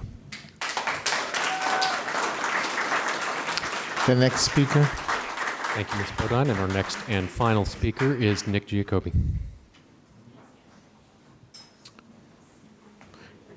Mr. Giacobbe, I good believe afternoon. you may be muted. Yeah, I see him here. Mr. Giacobbe, you are muted, I am afraid. We may be having audio technical issues. One moment, Mr. Giacobbe. Mr. Giacobbe, I apologize. At this moment, we have a technical problem, so our clerk is trying to fix that. An audio problem.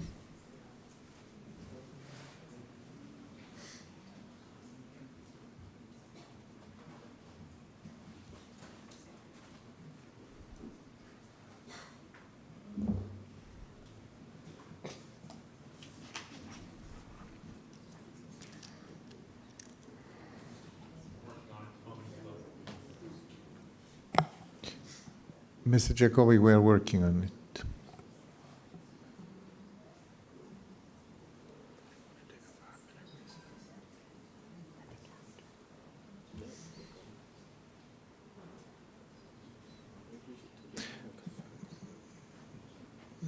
Okay.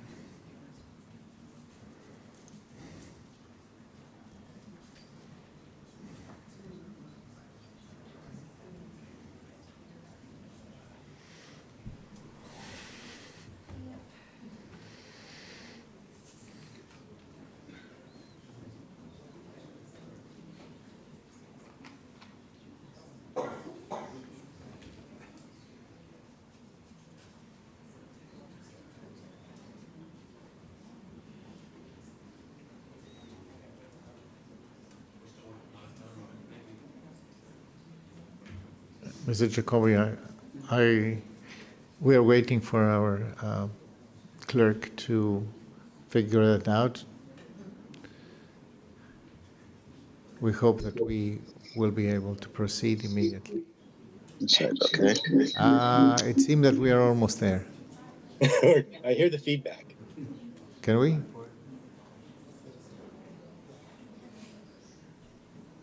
We can, let's try now. Okay, can you hear me now? Excellent, we can hear you now. Excellent. Good afternoon, Chair Carantonis, Good members of afternoon. the board, Mr. Schwartz. Thank you, Mr. Clerk. I'm Nick Giacobbe, the Vice President of the Arlington County Civic Federation.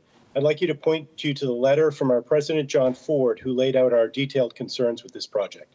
I'd like to highlight a few of the issues. The policy principles and community participation process for planning and deciding land use are at the heart of Arlington's identity, our past, our present, and our shared future. We've had many conversations about how this is not the Arlington of the past. Clearly, it's not the Arlington I moved to in 1987. Times change, we must keep advancing, and we cannot preserve our personal image of Arlington, whatever it may be, in amber.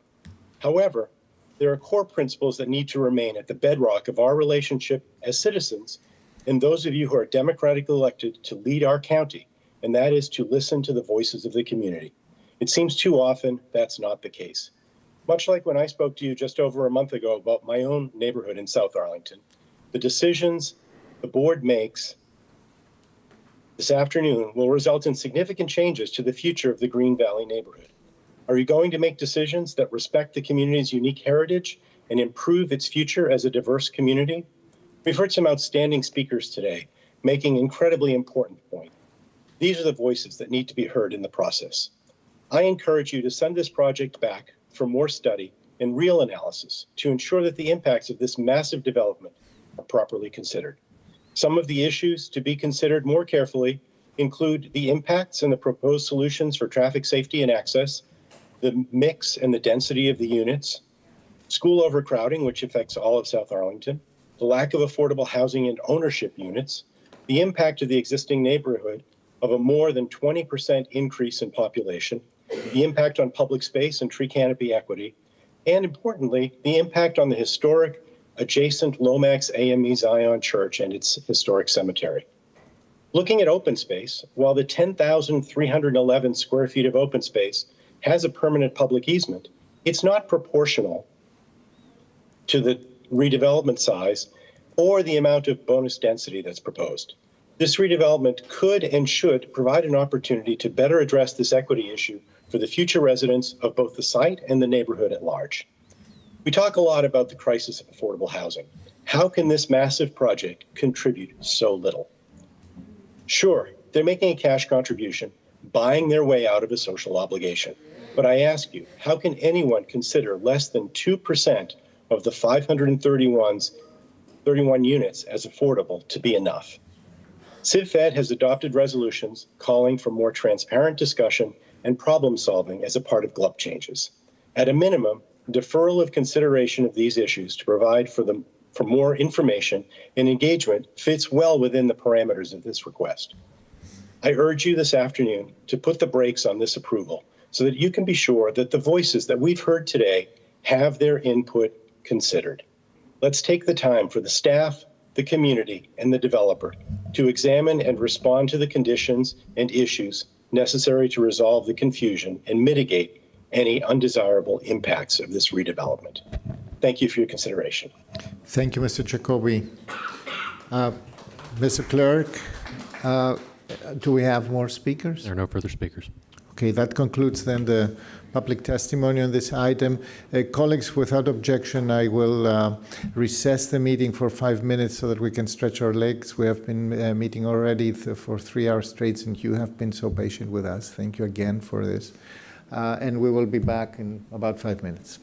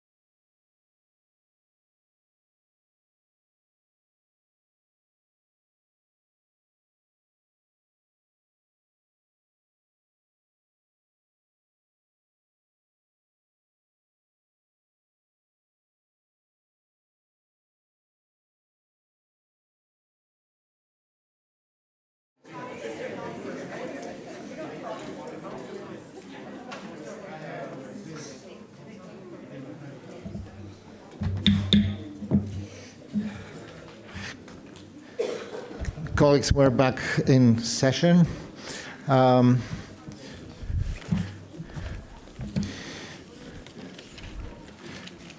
just trying to figure out to find my notes. First of all, thank you again for everybody who took the time to come and to testify. That shows the interest and the investment of an entire community. This is a good opening for the discussion that is now with the board. Colleagues, before we begin, I thought that we could structure it a little bit. The big buckets of buckets of discussion, in my opinion, are about transportation, building massing, architecture, and the physicality of the building. Then open space and historic appropriateness, because the interfacing with Lomax is part of the open space proposition here. Then community benefits, that was a very equally important topic of testimony here, as I heard that. That includes items like equity, public engagement, procedural, the big discussion about housing affordability and the contribution to affordable housing, and etc. And then others that I'm sure will be emerging. If I have missed a bucket or a big one, Ms. Coffey. Maybe compliance with existing land use policy. Yes, I will put it a little bit high. So higher. Let's put it before transportation, since this is really literally basic. Agreed. So GLUB and compliance. Okay. So GLUB and compliance with land use policy, transportation, building architecture, massing, etc., heights, open space and historic appropriateness or historic preservation issues, and community benefits in total. Okay, let's start with the first one, GLUB. Who wants to go first with a question? Vice Chair DeFerranti. Thank you, Mr. Chair. So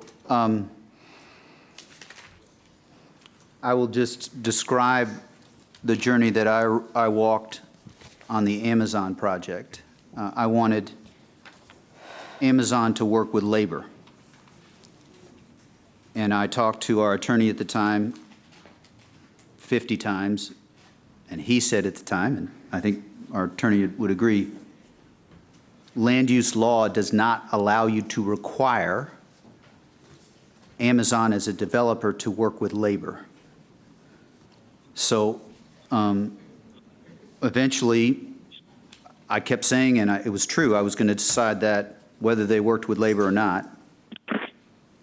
Ultimately, they did work with labor, but at their own choice and not by requirement.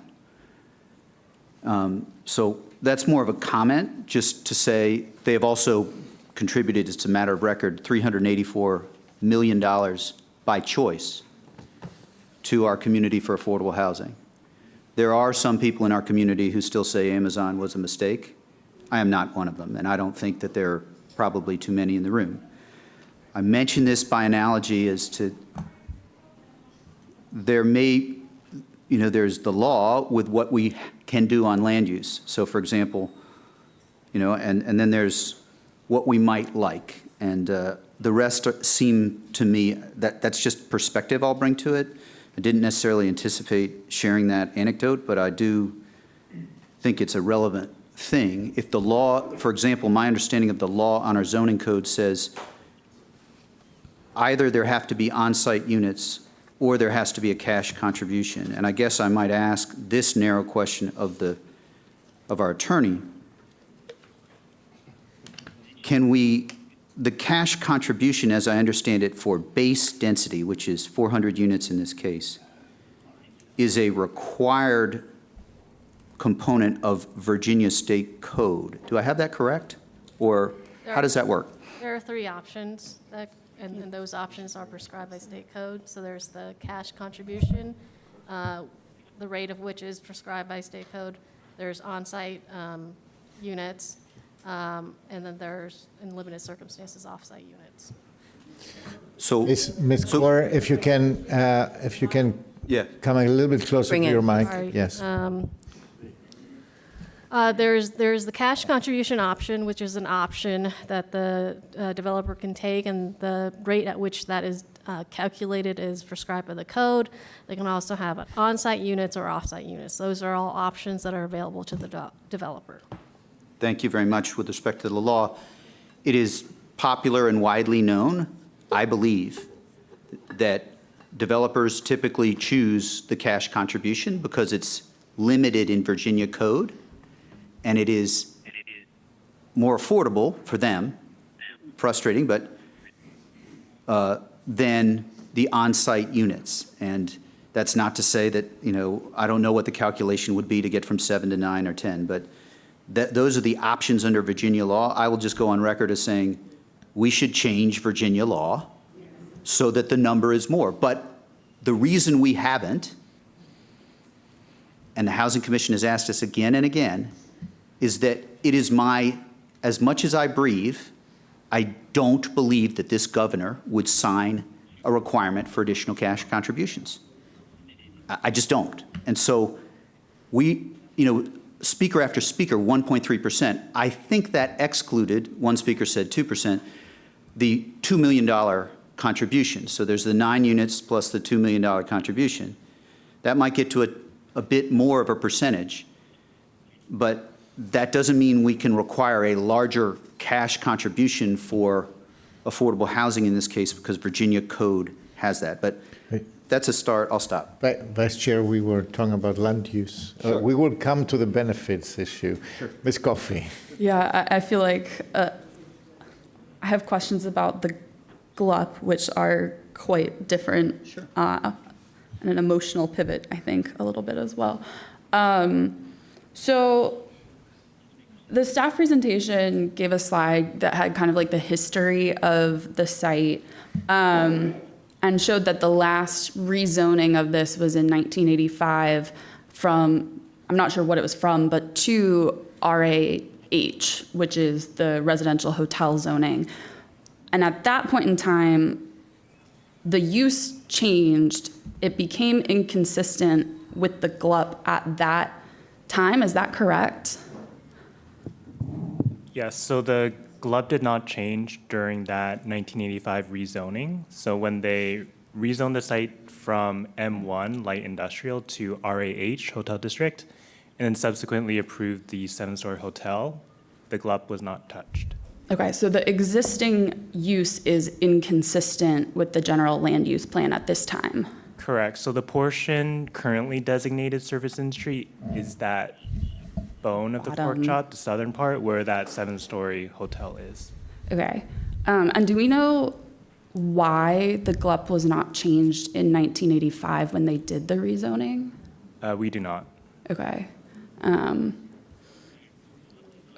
And I guess this is a process question that I think was potentially covered on the slide, but we'll take more time on this. What is required of us when we make a general land use plan amendment? What minimum criteria do we need to reach in order to do that? So I guess I'll kind of refer to the 2 different ways a GLUP amendment can come about. So with the first one, it tries to implement whatever area plan or long-range planning guidance there is, and within that guidance, there are various recommendations. There could be for, affordable housing commitments, open space. So, through that specific long-range planning process, we could dive into some of the community benefits. With the second process is, as requested by an individual, and then if appropriate and warranted, we would conduct a special GLUP study, primarily because there is no overarching land use policy for that site. Therefore, through that process, we kind of go through kind of the same recommendations that, could speak to some community benefits. Gotcha. And so I guess what I'm hearing or understanding from that is that the 4 Mile Run Valley area plan has already done the study and consideration of appropriate land use planning for this, and that's why we don't need an additional study, because that area plan comprises the study that we would normally do under like a special GLUP. So it does identify this site in the future land use map as hotel/multifamily residential. Okay, got it. I'll pass along for now. Thank you, Ms. Coffey. I believe I see Ms. Cunningham's slide. Yeah, continuing on that same topic, there's a slide that kind of shows the breakout of 400 units and then 43, or 80 and 43 or something like that. Could you pull that one up? Because I think there are places where the GLUP is mismatched. We've had a couple of them lately. There's a plan here, but I think the question's been raised by the community. What is the base density and what is the pathway of the GLUP change? So when that GLUP change is made, is the base density reset? So if we are looking at that, like how do we get to the 400? I think there was a question of whether it should be 130-ish. So to get to the 400, this is based on the zoning. So, the current zoning is RAH, and it permits a density of 600 square feet per unit. This density is not necessarily tied to the GLUP designation. This is permitted by the zoning district, which is not being changed at this point. Got it. And so then back on the GLUP, can you review again the two ways it can happen? One is the special GLUP process, and the other is the first one you said. So the first one is through an adopted long-range planning document, which in this case is the 4 Mile Run Valley Area Plan. And that identifies the site as envisioned for multifamily. Therefore, there is this adopted vision for this site's land use. And so where there was a conflict identified, would that typically get addressed at the area plan stage? I guess Why leave it for I'll also mention, if an applicant does go through the second process where they initiate, that specific change, usually that's in order to achieve a different zoning, to achieve their project. But in this case, the underlying zoning, they're not proposing to change that. So they are allowed to build the project as proposed through their existing zoning. Okay. So then maybe the zoning, can we go to the existing zoning question then? 400 units is under the existing zoning. Can you walk us through the math to get to 400? Sure. So 400 is kind of the quotient of the site area divided by the maximum density permitted via site plan under RAH. And the maximum density permitted is in the form of this number. So it's based on 600 square feet per unit, which is roughly 72 dwelling acres per unit. So to get the base number of 400, you take the overall site area and divide it by the 600 square feet per unit to get 400 base units.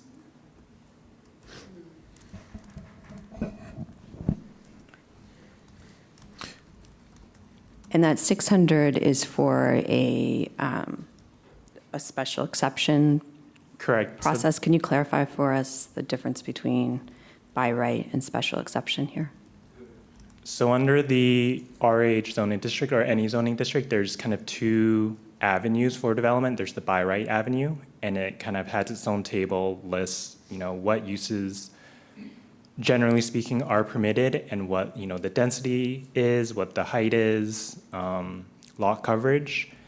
So in this case, we're using the second table, which is for special exception projects. And a site plan is a special exception project, and our job was to review it against that kind of table, which outlines the density, the height, the lot coverage, and other site features.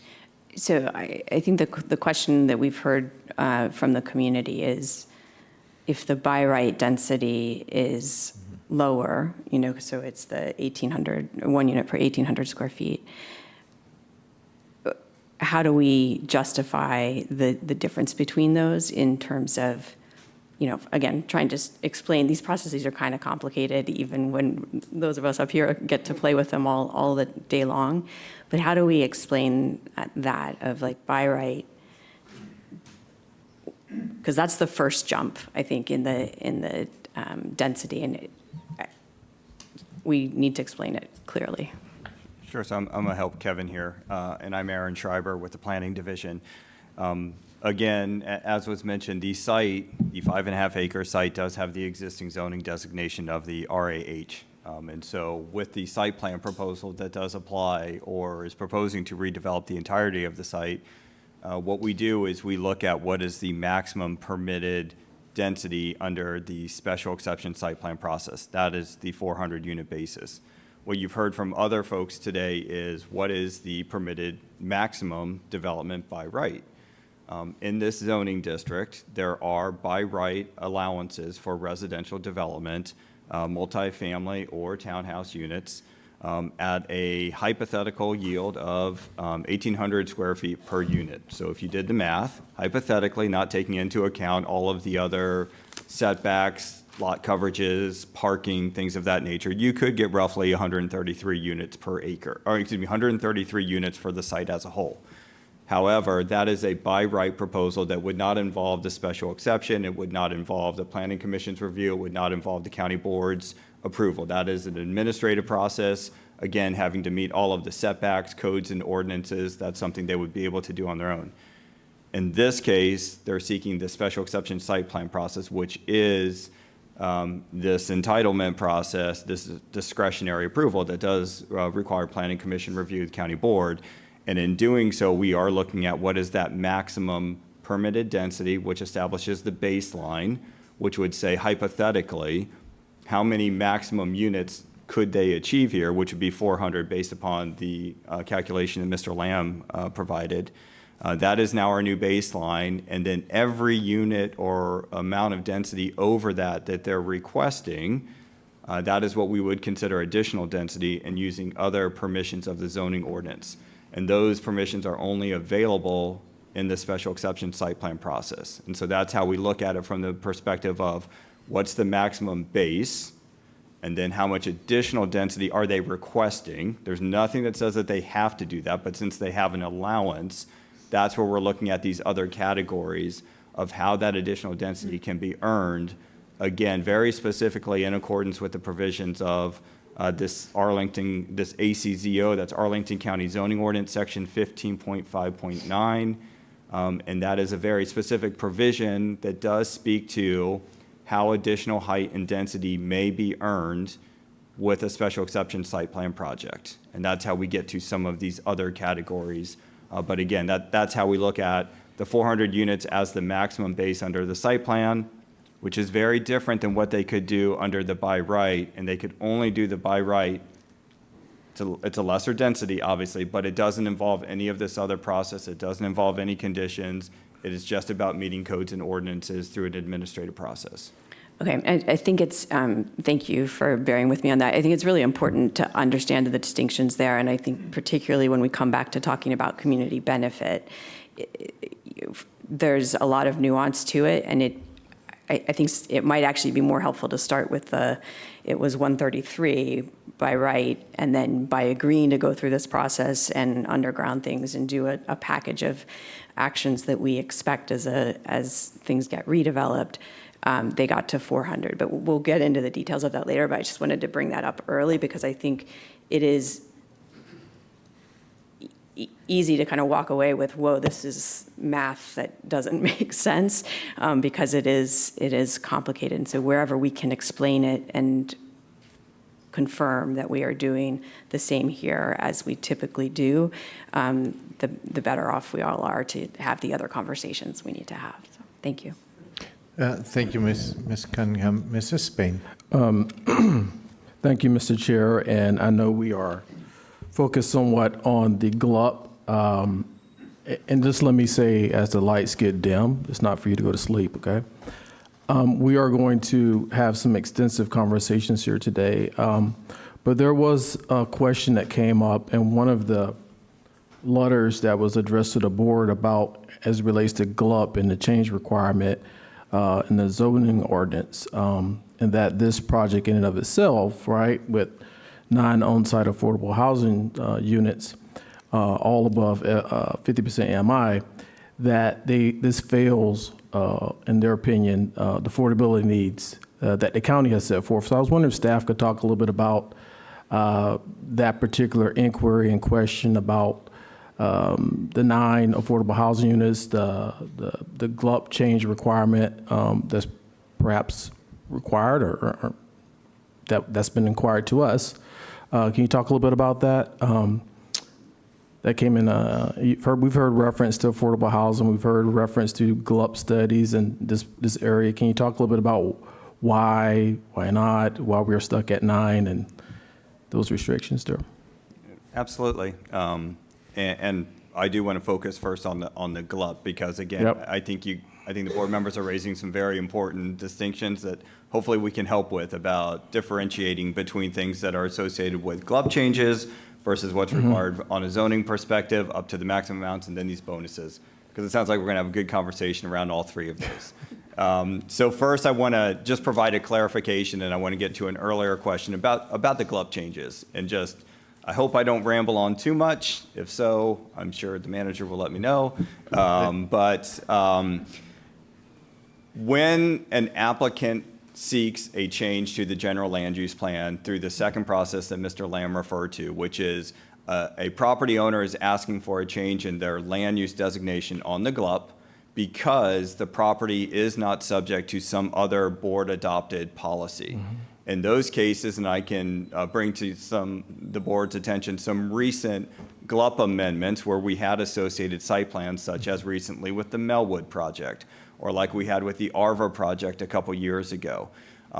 What you see is those GLUP amendments, when the board accepted those studies, they also accepted a study document. And in those documents, the board gave specific guidance that with the change in the GLUP designation, they're invoking a provision of the zoning ordinance, again, getting back to that section 15.5.9, that those projects, when they come forward with a site plan project, they should be providing on-site affordable housing units at a certain rate.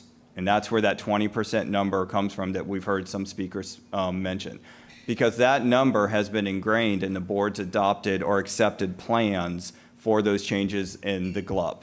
And so what you'll pretty typically see is the calculation is 20% of the density associated with the change in the land use designations.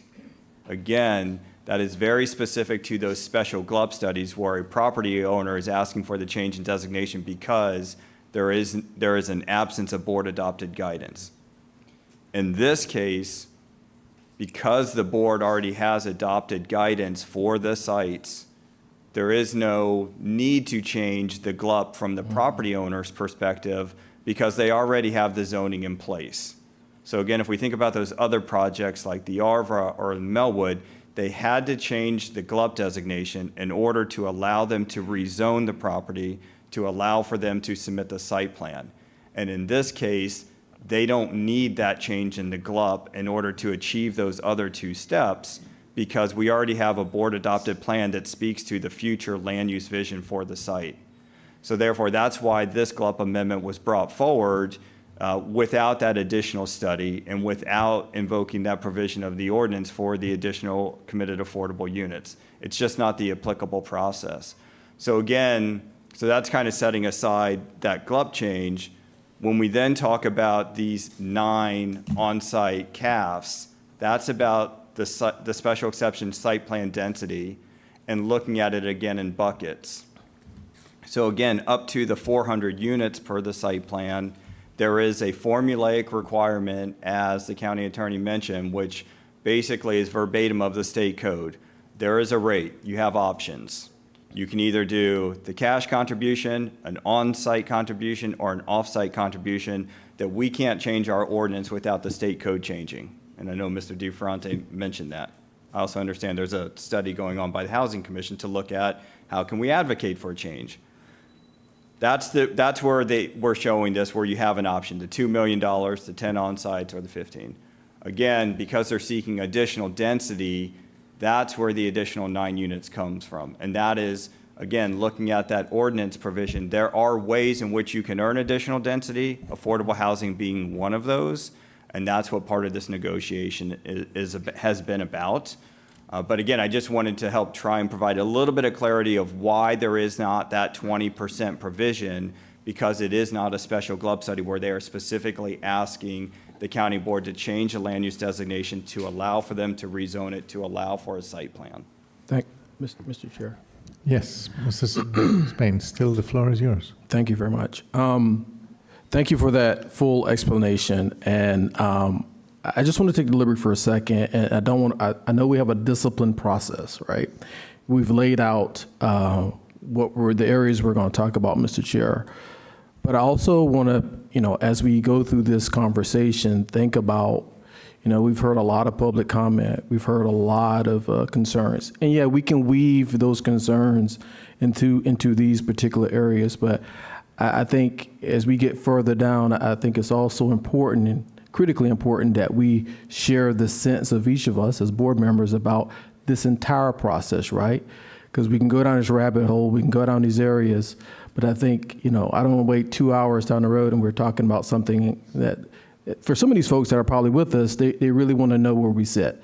So I hope we can get to that point. I know we want to stay disciplined to the process, but I also think it's important for the community to know where we are and how we feel about what we heard a short time ago from people that took time out of their schedule to be here this morning, just for the record. Thank you. Ms. Coffey, I see your light on. Yeah, thank you. I have more GLUP questions.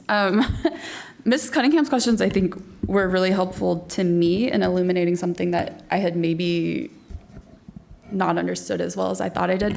The 133 by right option means that a developer, the applicant or owner of the site, could literally go and pull permits to do 133 units on this lot without any conversation with us, with our planning commission, insight from neighbors, no affordable housing contribution, no anything. Is that correct, that that's what the by right process would mean, that they can go just pull the permits, no conversation at all?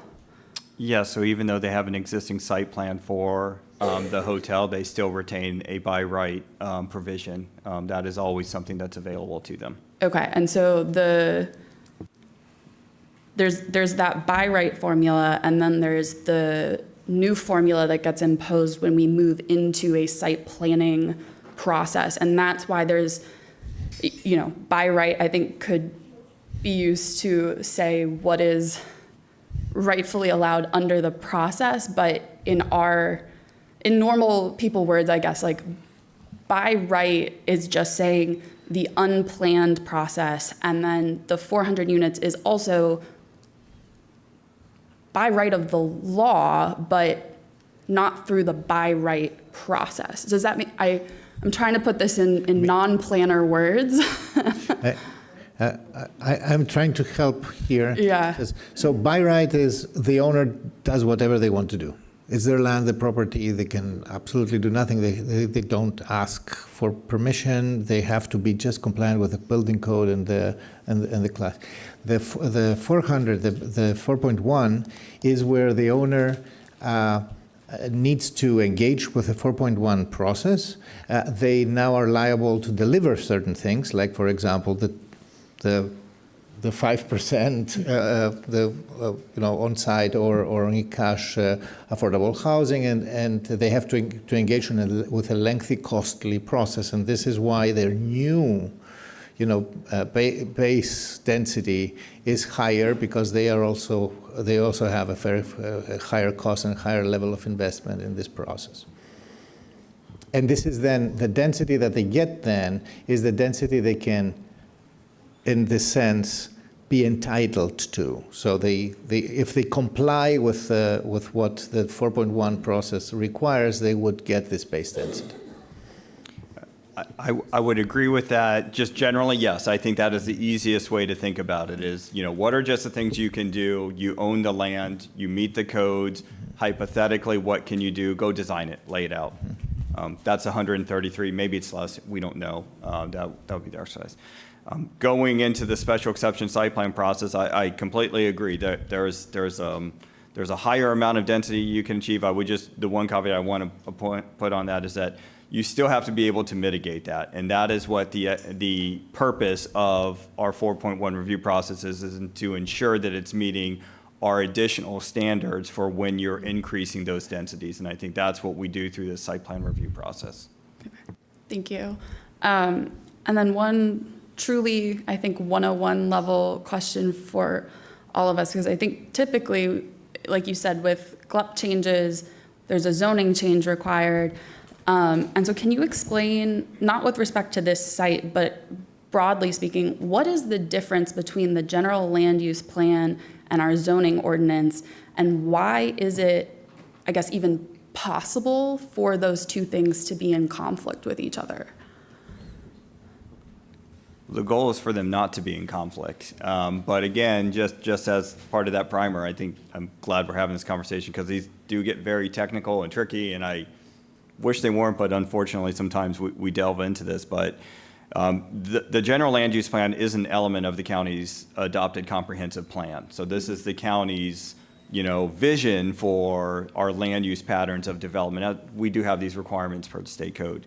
And we see the different colors on the map, and it shows, what are different variations of residential and commercial and industrial and mixed uses and all of those. Typically, when we have areas within our high-density corridors, Roslyn, Ballston, or even along Route 1, we've done intensive studies or plans that help to look at different options of development. And typically with those plans, when the board adopts those, let's just take, for example, Crystal City, there was an element or an implementation action of changing the general land use plan in order to align with the vision of the board's adopted plan. That is typically what we do. We do that. We've done that in Crystal City. We've done that in Roslyn.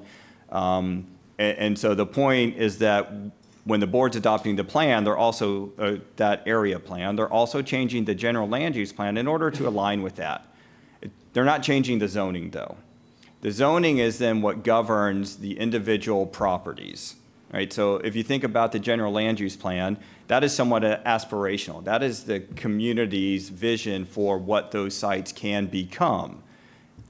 What the actual zoning designation doesn't always align, and so that is what our site plan process is doing, or is structured to do, is looking at how can a property owner take their existing zoning, if it differs from that adopted vision, what can be done in order to change that to be conforming, and then how do they mitigate the impact of that development, and how can they earn those additional heights and densities consistent with our area plans.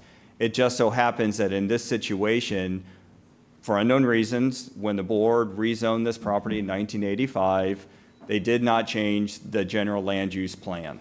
They changed the zoning, but not the general land use plan. That is not a typical process, but it does happen. We see that from time to time, and I think that's what we see more often now in some of these site plan areas outside of established plan areas or corridors, and typically those align with some of the special GLUB study projects. I think the ARVA would be a very good example where that site was split. It was a motel. It was split zoned, and it had multiple GLUB designations. And that property owner came forward and said, I've got these 2 different zoning districts. I have these two or three different GLUB designations. Nothing is aligned. What would the board be interested in doing to align those? And so in this case, again, there is that inconsistency, but again, the underlying zoning, I do think is consistent with the 4 Mile Run Valley Plan's vision for the site. It just so happened that when the 4 Mile Run Valley Plan was adopted, there really was, but for this site, there really is no need to do other GLUB changes because that study, that plan, really looked to preserve existing uses. Just there are very limited redevelopment opportunities, this being one of those. So that's why we're seeing that inconsistency. That's why we're trying to change it in order to align the GLUB with the 4 Mile Run Valley Plan. Gotcha. Okay, I'm ready to pass along. Thank you. Mr. Schreiber, a question for me.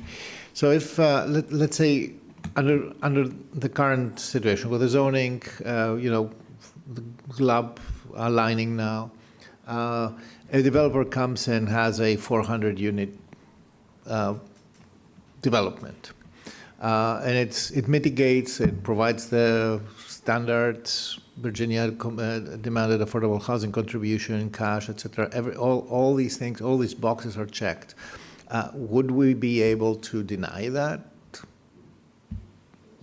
site plan? Or Ms. Core can also. I'm gonna see if I can have some assistance on the legal matter. I think the basis for denial is something I can brief you on in closed session. That's very specific. Okay. Thank you. I rest my case.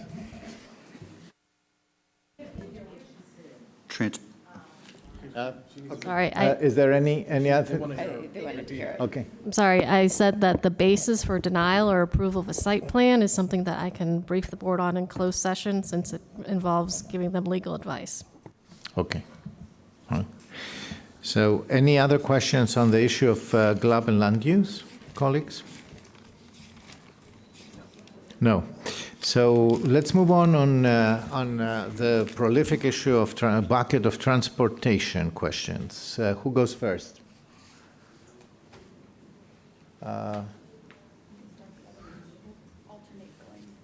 So yeah, I'm looking this way. Mrs. Payne. Yeah, sure. So we've heard, and I think a theme from a lot of the conversations today was about transportation and also community benefit. I want to narrow in a little bit to get an understanding, and maybe staff can help in this regard. There's questions about the study that was done last year, right? And that plan in and of itself did not, at the time, take into account people returning to work. There is already a lot of congestion down in that area. The fact is you're going to have 500 some odd parking spaces, the mere reality that those cars are going to dump out of a one-way street on 24th Road, there is a genuine concern. And so what I want to make sure of is that we have, from a public safety perspective, and I know there's promises that we can do things down the road, but I think in this moment, I need to understand, have we exhausted all means to mitigate the traffic concerns that are going on between 24th Road and Glebe? It is a genuine concern for me, and I don't think perhaps we will even solve that. We may be able to make promises, but lacking a very competent and thorough study, quite honestly, I don't see how we can come to a conclusion right now. I don't want to get in front of everyone else. I know our Transportation Committee voted unanimously, yet there were some areas in that report that drew some concern of mine as well. The way I view this is we have to get it right now. 10 years from now, 30 years from now is not the answer. Promises made and promises not being kept are not good enough. So that being said, can we talk a little bit more extensively about some of the factors that are going on, perhaps different access points onto Shirlington that have been brought up? what is the art of the possible? Is there a way we can get to another access point onto this? I mean, I'm not talking about curb cuts and setbacks and putting up a light. That's not what I'm talking about. Concretely, can we talk to some of the possibilities that perhaps we haven't even explored that would also mean acquisition or speaking with folks to their properties and some land? Can we talk to that? So if it's all right, I want to start with the Sure. traffic, the transportation assessment. Yep. So all special exception projects do submit a multimodal transportation assessment that helps staff assess the impact of the site plan to the transportation network. That includes not just vehicles, but also buses, bicyclists, pedestrians. And this is a professional study scoped with county staff, with input from staff and the applicant. So that's the starting point. The study then considers 3 different scenarios. First, we have the existing conditions. That's the traffic counts that were mentioned earlier. We also look at the future conditions without the proposal. Those future conditions take those existing conditions, assume some growth on the transportation network, and also add in other nearby developments that have been approved but won't be yet reflected in the existing conditions. So those are kind of the 2 baseline scenarios that we look at. And then we look at the future conditions with the site plan. So that's when the applicant, with their traffic modeling, adds in the new vehicle trips from the proposal. And that's when we then look at what are the impacts to the development. So when we're looking at the impacts or trying to determine what the new impacts will be, we also have to consider where people are going and the modes of travel. So staff reviews and concurs with the applicant on the modal split or how people are going to be using the transportation network. Are they going to be traveling by a private vehicle? Or are they going to be taking transit? We also look at the trip distribution. For this project, the vast majority of the vehicle trips would be east towards Glebe. Glebe is a major road, as we all know, and it also connects to I-395. So we take that, utilize it, look at all the data, and then we look at the impacts to the nearby intersections. We look at that as level of service, which is delays at intersections, and the vehicle queuing, how many vehicles can store while they're waiting at the intersection.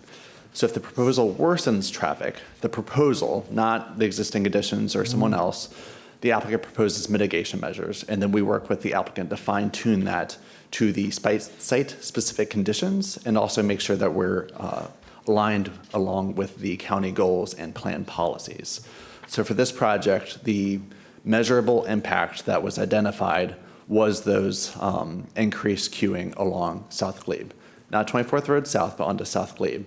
However, again, we have those existing signals on South Glebe, and the county controls our traffic signals in the county. So if we adjust the timing, which we can do because we monitor and keep up with those signals, it accounts for the new traffic conditions. I understand that there is also concerns about the future street connection to Shirlington Road. So we talked extensively, both with the applicant and internally with staff, about what that would look like. And I'll back up for a second. As I mentioned before, because of the site's proximity to Glebe and I-3095, majority of traffic is going to be traveling east, not towards Shirlington Road. Additionally, as you mentioned before, those adjacent properties aren't subject to the site plan. So cutting through there, building that new street connection will be much larger than this just this one site plan. It's outside of the scope of their site plan. We are discussing it because it's identified as a potential connection in the 4 Mile Run Valley area plan. We like the interconnectivity, and it furthers those goals. So the applicant has worked with us to at least make sure that the portion of that street connection that would affect their property, it's there. They've reserved some space when the connection is actually made. We have that possibility in the future.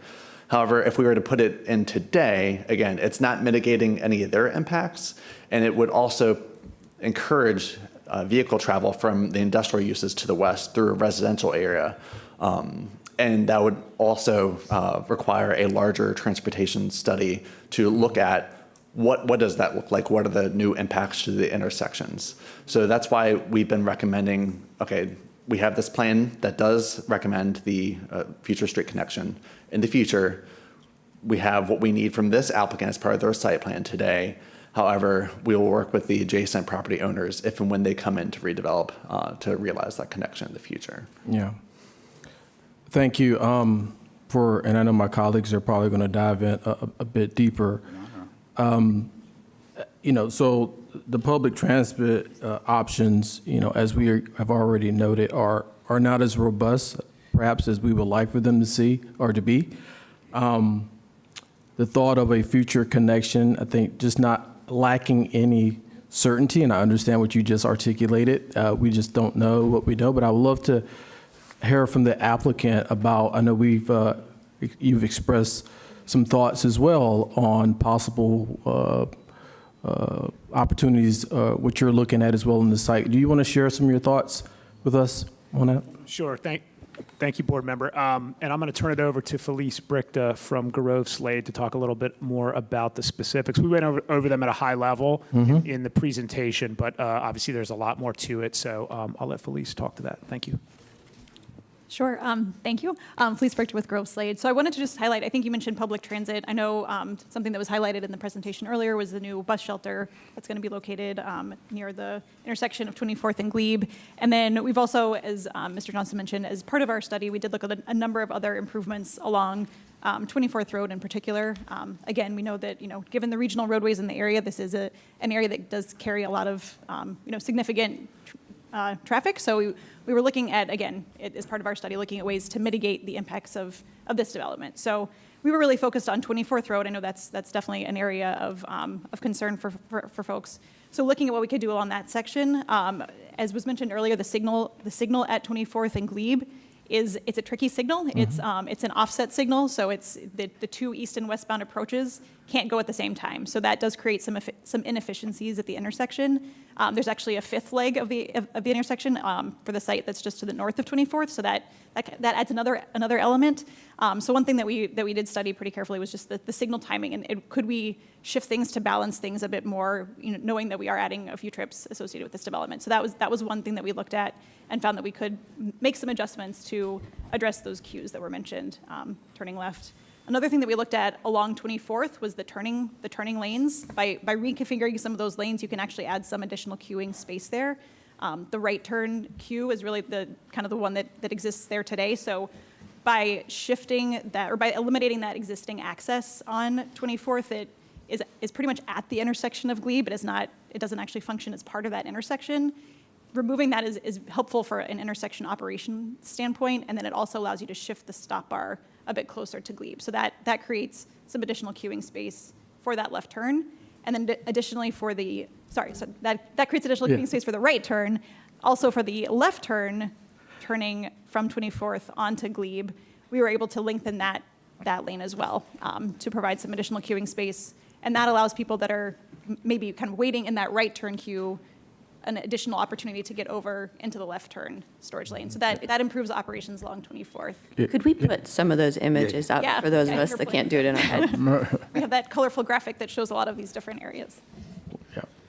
So, and then one other note is just on, and I think we're working on pulling that up.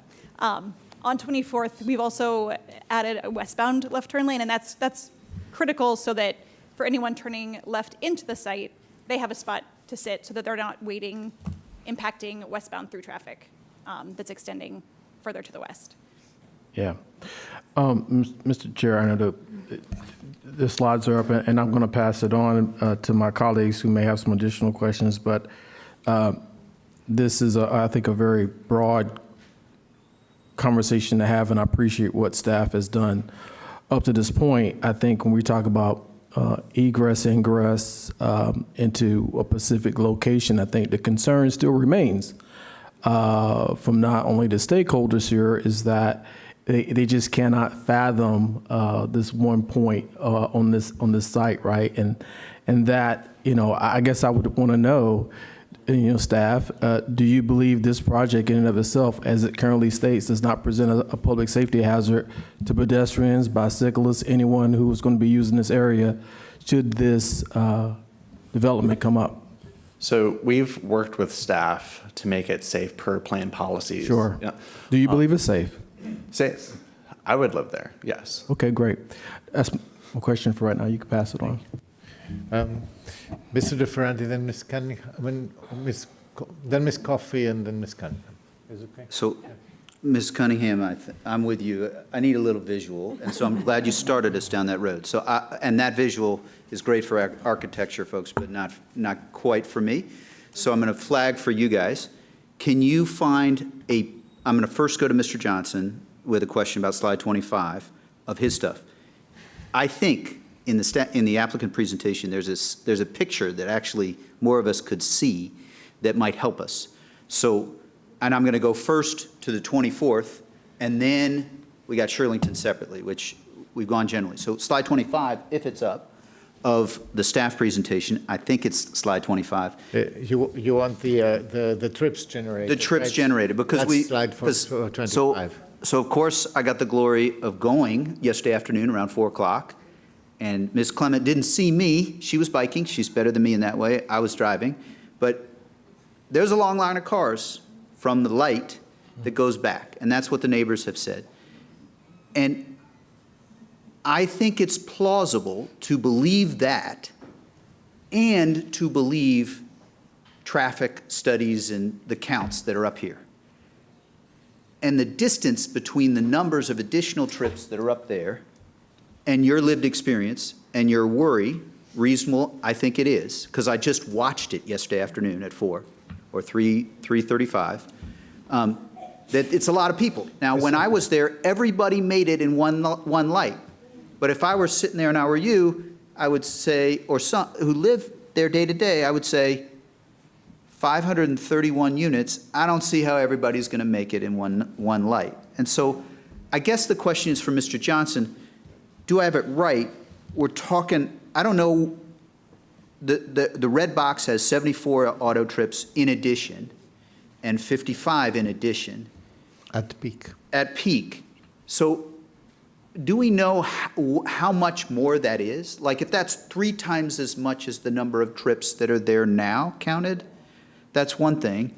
And I'm not saying that determines where I'll be. I just wondered if you have any, that's the additional number of trips, new trips generated.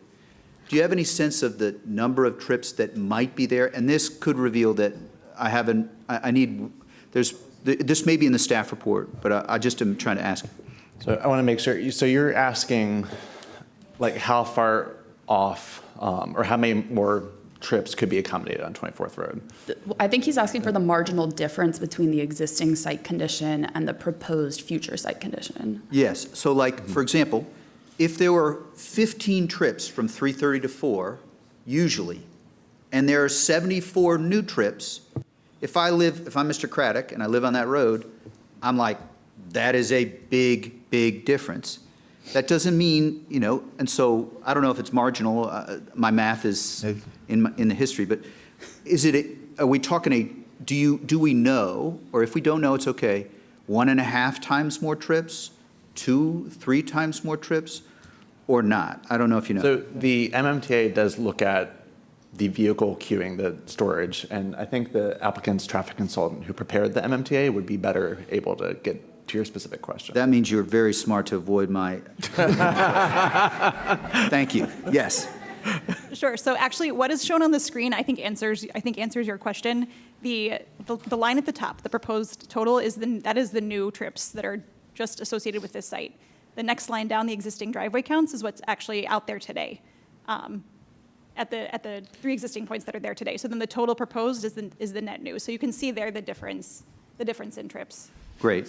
So basically that means it's doubling the trips that the hotel/motel is generating today, more or less. More or less. Or, it's not the only contributor, of course. I mean, there are more. Great. So I think, I've wanted to get granular on this part of the intersection. I bet colleagues will have questions on this part of the intersection before going in some level of detail to the Shirlington Road thing.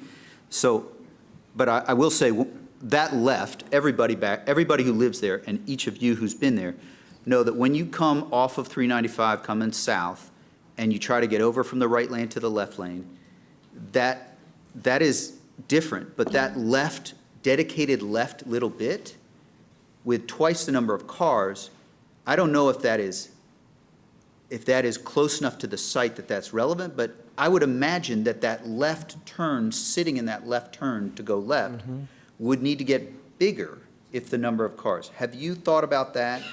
And somebody on the, Mr. Johnson, or somebody correct me if I shouldn't even be asking about that, but first I'm going to ask the applicant if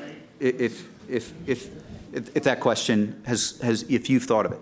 Wait, they're going to share their screen. Thank you. We can pull ours up, yeah. But that is something that we looked at, yes, because, and I think one of the things that we focus on too is just the directionality of trips. That was the numbers we were looking at were kind of the total for inbound and outbound, but when you think about actually how the vehicles hit the network, you look at the inbound, or for this residential use, the outbound in the morning and the inbound in the PM is kind of when the peak direction of travel happens. So that's what we focus on. And again, we're focusing on the AM and PM peak kind of commuter period.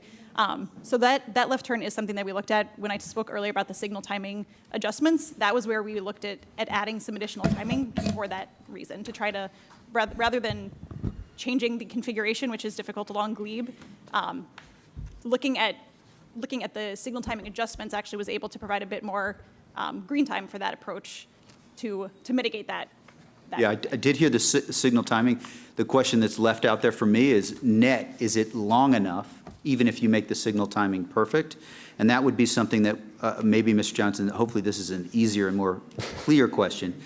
That would be something that could be considered in the in the course of a traffic study, is that correct? So are you asking about it as it relates to their traffic study or in the future? I just want to clarify. In the future is what I'm asking. I don't know if you looked at, what I heard was signal is looked at, but not the length of the full left, because I could see the length of the full left. Oh, we do consider that, yes. Okay. Okay, and do you have any thoughts to add before I yield on this one? No, I just want to emphasize that all the points you're asking are considered in the MMTA. That's something that staff looks at when we're scoping it. It's something that staff looks at when we are reviewing it and making sure that we agree with the results and looking at the potential impact of the roadway. Thank you. That's very helpful. And I'm off of that one. I eventually may have a question on the crosswalk that is down there, that is where cars will come out. But I think I should yield to see if folks have, because I can say the curb cut driveway, which I drove in yesterday, is actually terrifying to take, in my opinion. But I'll yield on that unless the crosswalk is next. Someone else. Welcome to the intersection of I-395 and South Glebe Road. So, Ms. Coffey. Thank you. Trying to get organized. I guess we'll potentially do a second round on transportation. But one thing that I really heard from meeting with folks and through public testimony is that it's really hard to swallow a traffic study that says it won't get worse when it's already bad.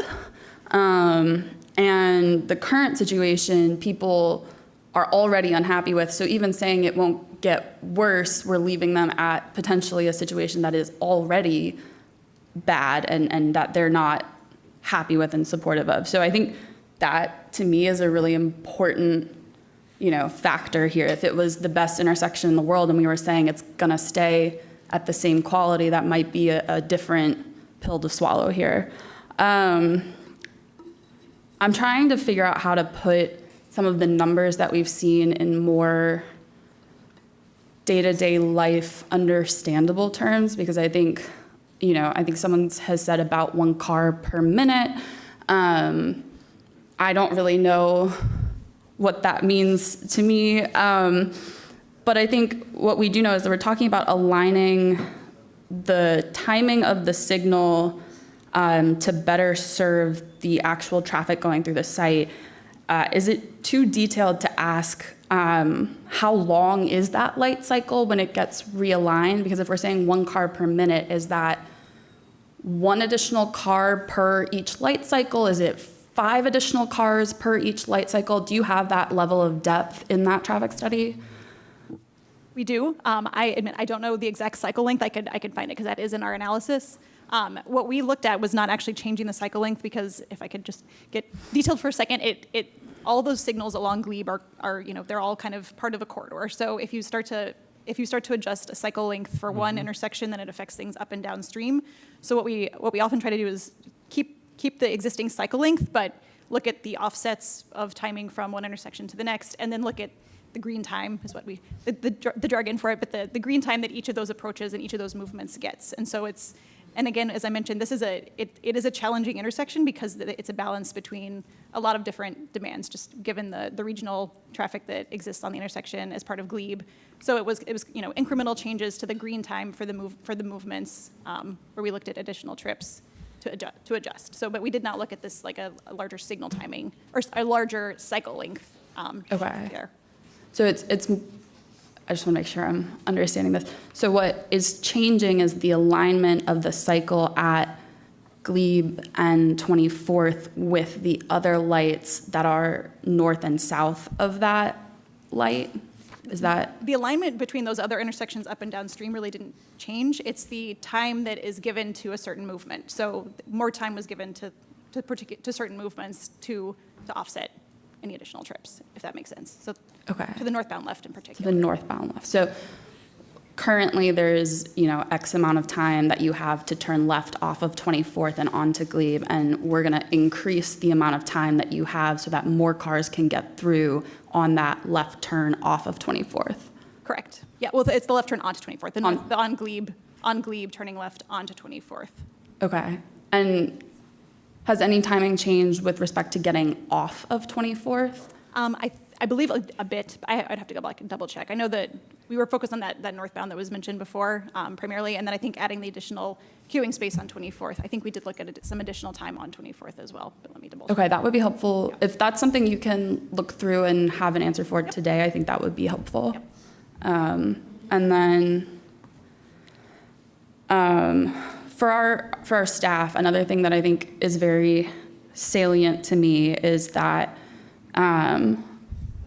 when we build something, if we get it wrong, we have to live with those conditions.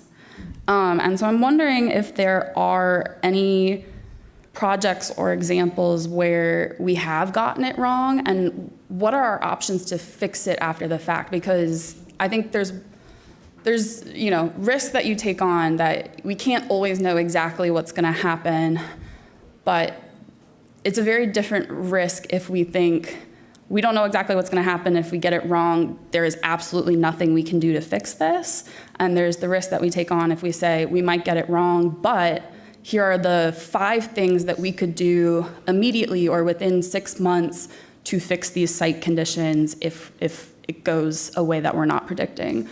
So can you speak to either past examples or things that are possible here? So I can't speak to past examples from site plans, recent site plans, but I can, I think, get to the other question about what are the options if we do need to change this in the future. So I think it is important to note that the county does control the right-of-way on 24th Road South. That's county public right-of-way.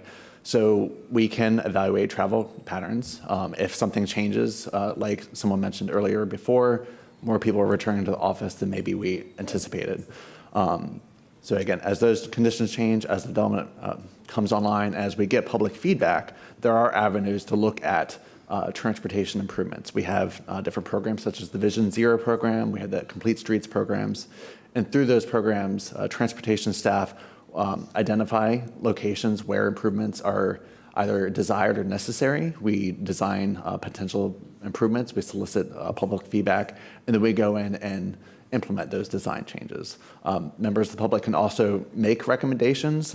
We have the county's report a problem, request a service webpage where they can make those recommendations. You can always come and talk to the commissions as well.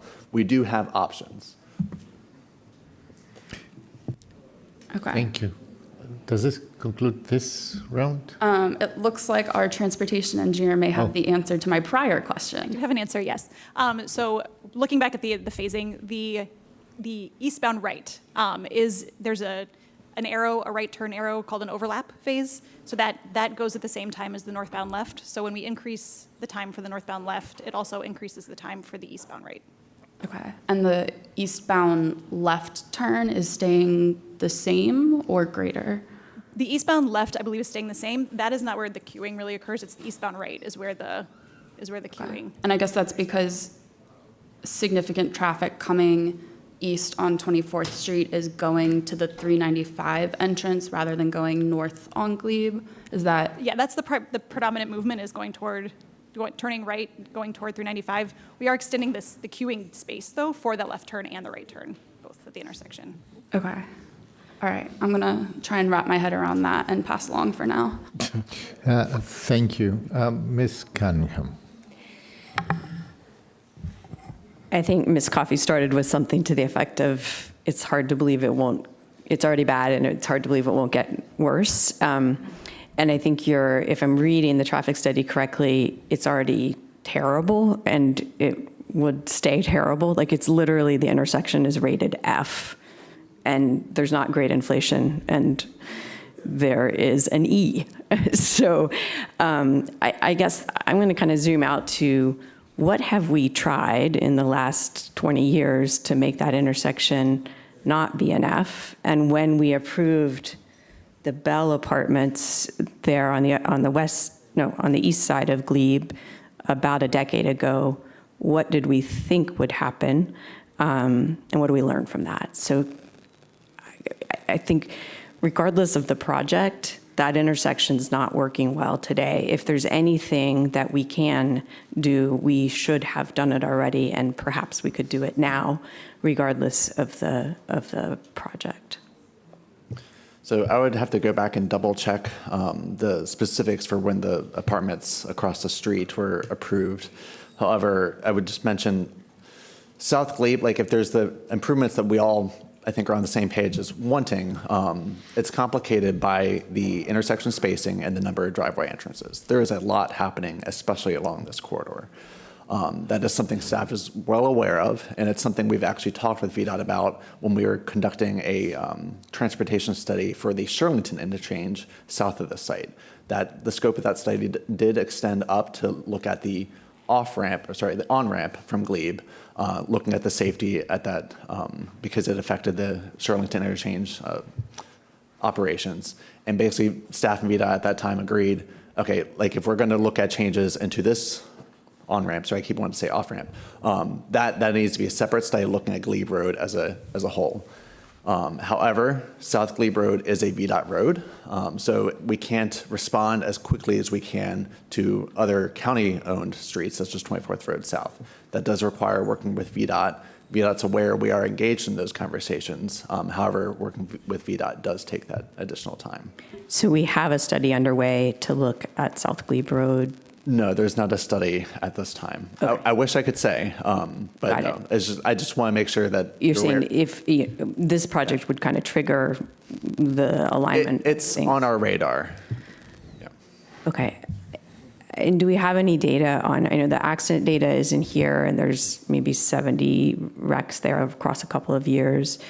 You've got concrete trucks going through here. So, do we have what complaints and what requests have been submitted from the community over the years to make changes here and a response to them? That might be helpful.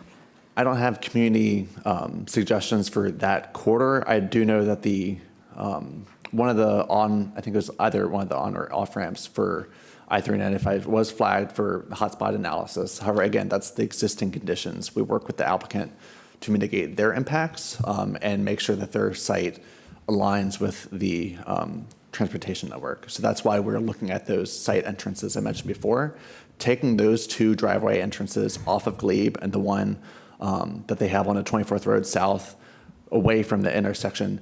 That helps simplify that corridor. It's less conflict points for vehicles to hit each other. It's less opportunities for vehicles to hit pedestrians. It's also less for drivers to have to keep up with. That's less people that they need to be watching for. It decreases the likelihood that they are to make a mistake. Yeah, I mean, I think having lived through some similar projects near 5 Points, which is a similarly cursed intersection, it is not impossible for me to believe that with the extra queuing space you're putting and the moving the driveways, that you are net improving things, or mitigating. But where I'm stuck is it's terrible today. So mitigating from terrible to terrible doesn't sound all that inspiring. So I'd like us to work on that. And Mr. Manager, that sounds like a little bit of work for your team. So we can tag that and kind of come back to it.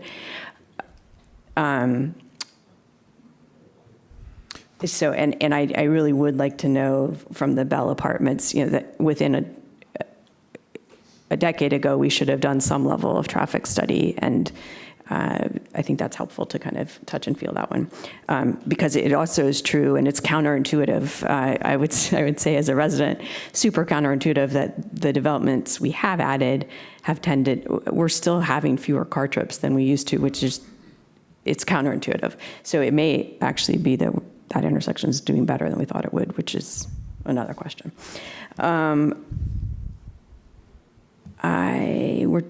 Do you want us to tackle other transportation topics? You want me to pivot, or you won't have one on this intersection? I have a question on flow. It's actually very, very similar. I understand that the across the street is one of these, let's call them Arlington inefficiencies, because it's a staggered intersection. 24 Road South on the other side is a completely different intersection with 24 Road South on their side. So for me, I have to honestly say, for me, it's more of a question of flow rather than of quantity. I mean, we'll get to quantity, but it's flow. So what contributes to the traffic or to the overburdening of 24th Road South? Until now, I understood three things. Number one, 24th Road South is the only northbound to meet South Walter Reed. To meet South Glebe. So 22nd, 23rd, they're not available. There are not good alternatives to that. You can exit Green Valley. It's very typical for black neighborhoods. I wonder why. You cannot exit Green Valley except in one place, and this is 24th Road South. Or the top of Shirlington Road, which is, going in a completely different direction, or Shirlington Road towards Shirlington.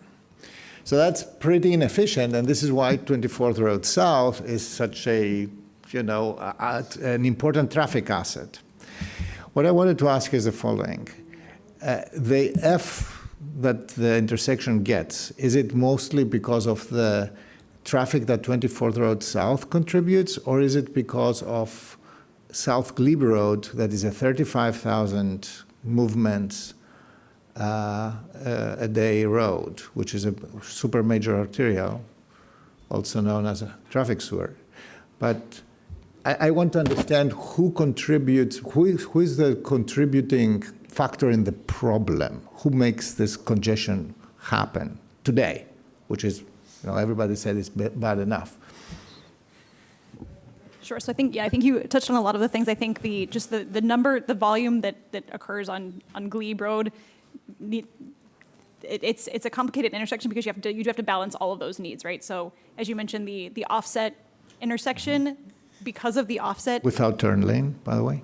Right, with those two intersections, yeah. They each have to have their own green time. So if you think about a typical intersection where those two eastbound and westbound approaches are aligned, the left turn for each of those can go at the same time, and the throughs for each of those can go at the same time.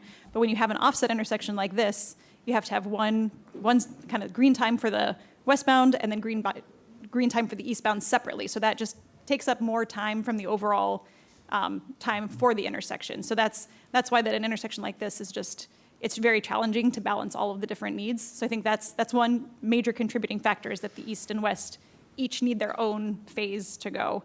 And then the other thing is what you mentioned. There's just such significant traffic on Glebe that does need a significant amount of green time as well. So there's just a lot of different competing needs at the intersection.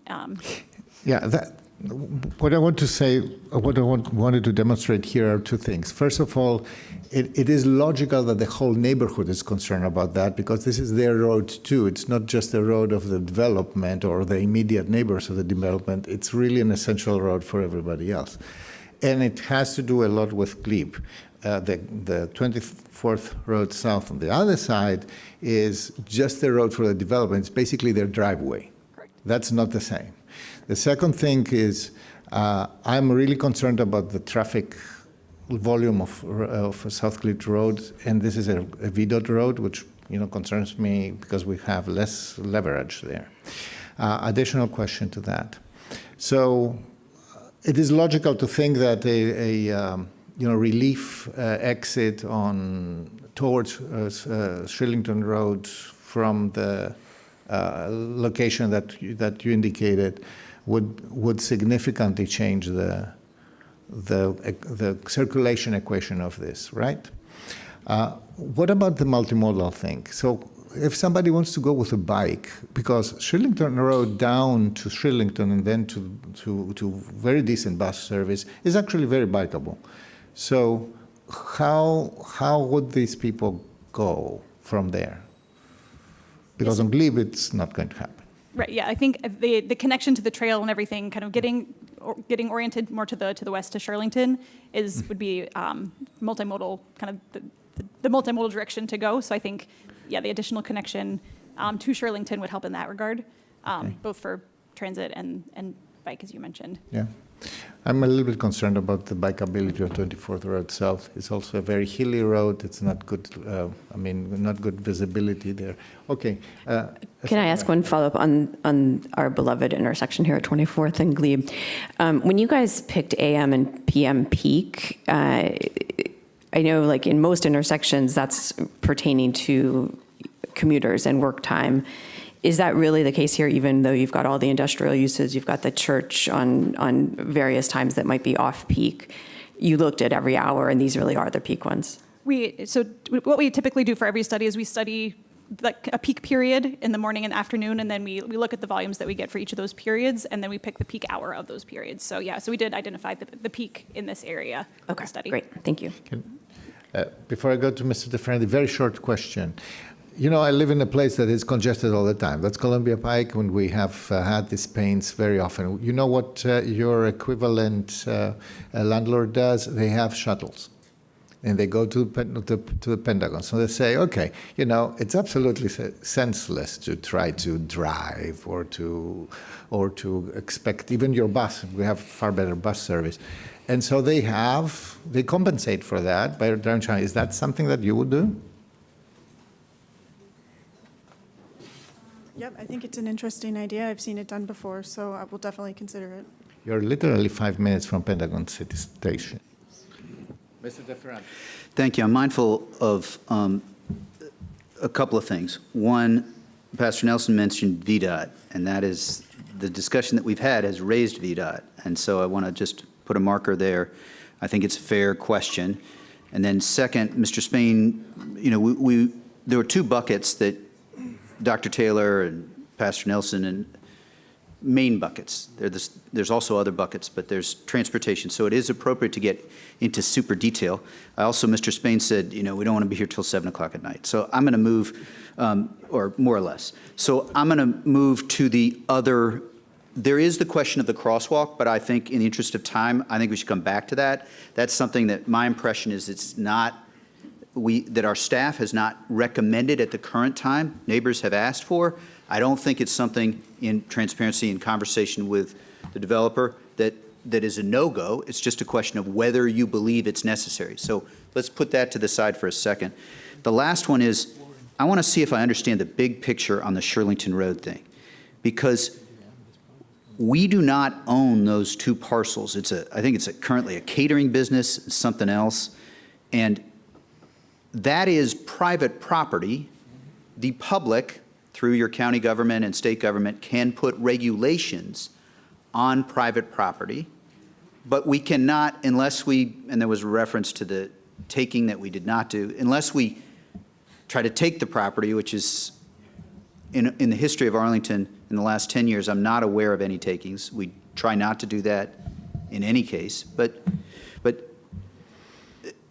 unless we take the property, we cannot force the second road to be built today. We can regulate to require when, as I heard it, redevelopment occurs. And so I don't know if this is for staff or for Mr. Lamb or Mr. Johnson or county attorney. My impression is that redevelopment is, if you do a bunch of work, more than 50% of work on something, that could be redevelopment. Or is it a site plan? I think it's to the county attorney, but it's not a very formulated question of and I also think that because it's a regulation, we can force unless the county board changes, we can force that if redevelopment occurs, the road must be built, no matter whether it's 10 years or 100 years, unless the county board acts. But two questions. One is redevelopment. Do I have the big picture right? Is redevelopment the standard? And do we know at all what redevelopment would mean? And I think it's the county attorney. And then secondly, you know, if I'm a neighbor, like, I'm scared if 20 years from now, is someone going to remember we need the road? You know, and so those are the two questions, and I hope they're reasonable. I don't know who they go to. I think. I mean, I can start, and maybe staff can jump in. The trigger for transportation improvements isn't necessarily redevelopment. Sure. So you can have by right redevelopment. Redevelopment just means that an old site has development on it. They do something new on it. When there's redevelopment through the site plan process, the 4-point process, we get transportation improvement as part of the community benefits discussion and exchange. And so, you know, when that happens, those transportation improvements as part of the community benefits package would happen on the site that is being redeveloped. And the county doesn't, you know, pay for it out of its own pocket. The county could also make improvements to transportation on public property and on properties for which there is a public easement. But we could not, I think your question is, can we force a private property owner to make transportation improvements on their own property when they're not before us for any redevelopment or anything like that? Like a 4.1. Okay, so Yes. it's a site plan and those transportation, and I don't know if it helps with a picture, because pictures help, but I don't think that space down there, I don't believe we own a public easement there. We do not. And then the other thing I would mention is that those adjacent properties to the west, to the county attorney's point, those are industrially zoned properties.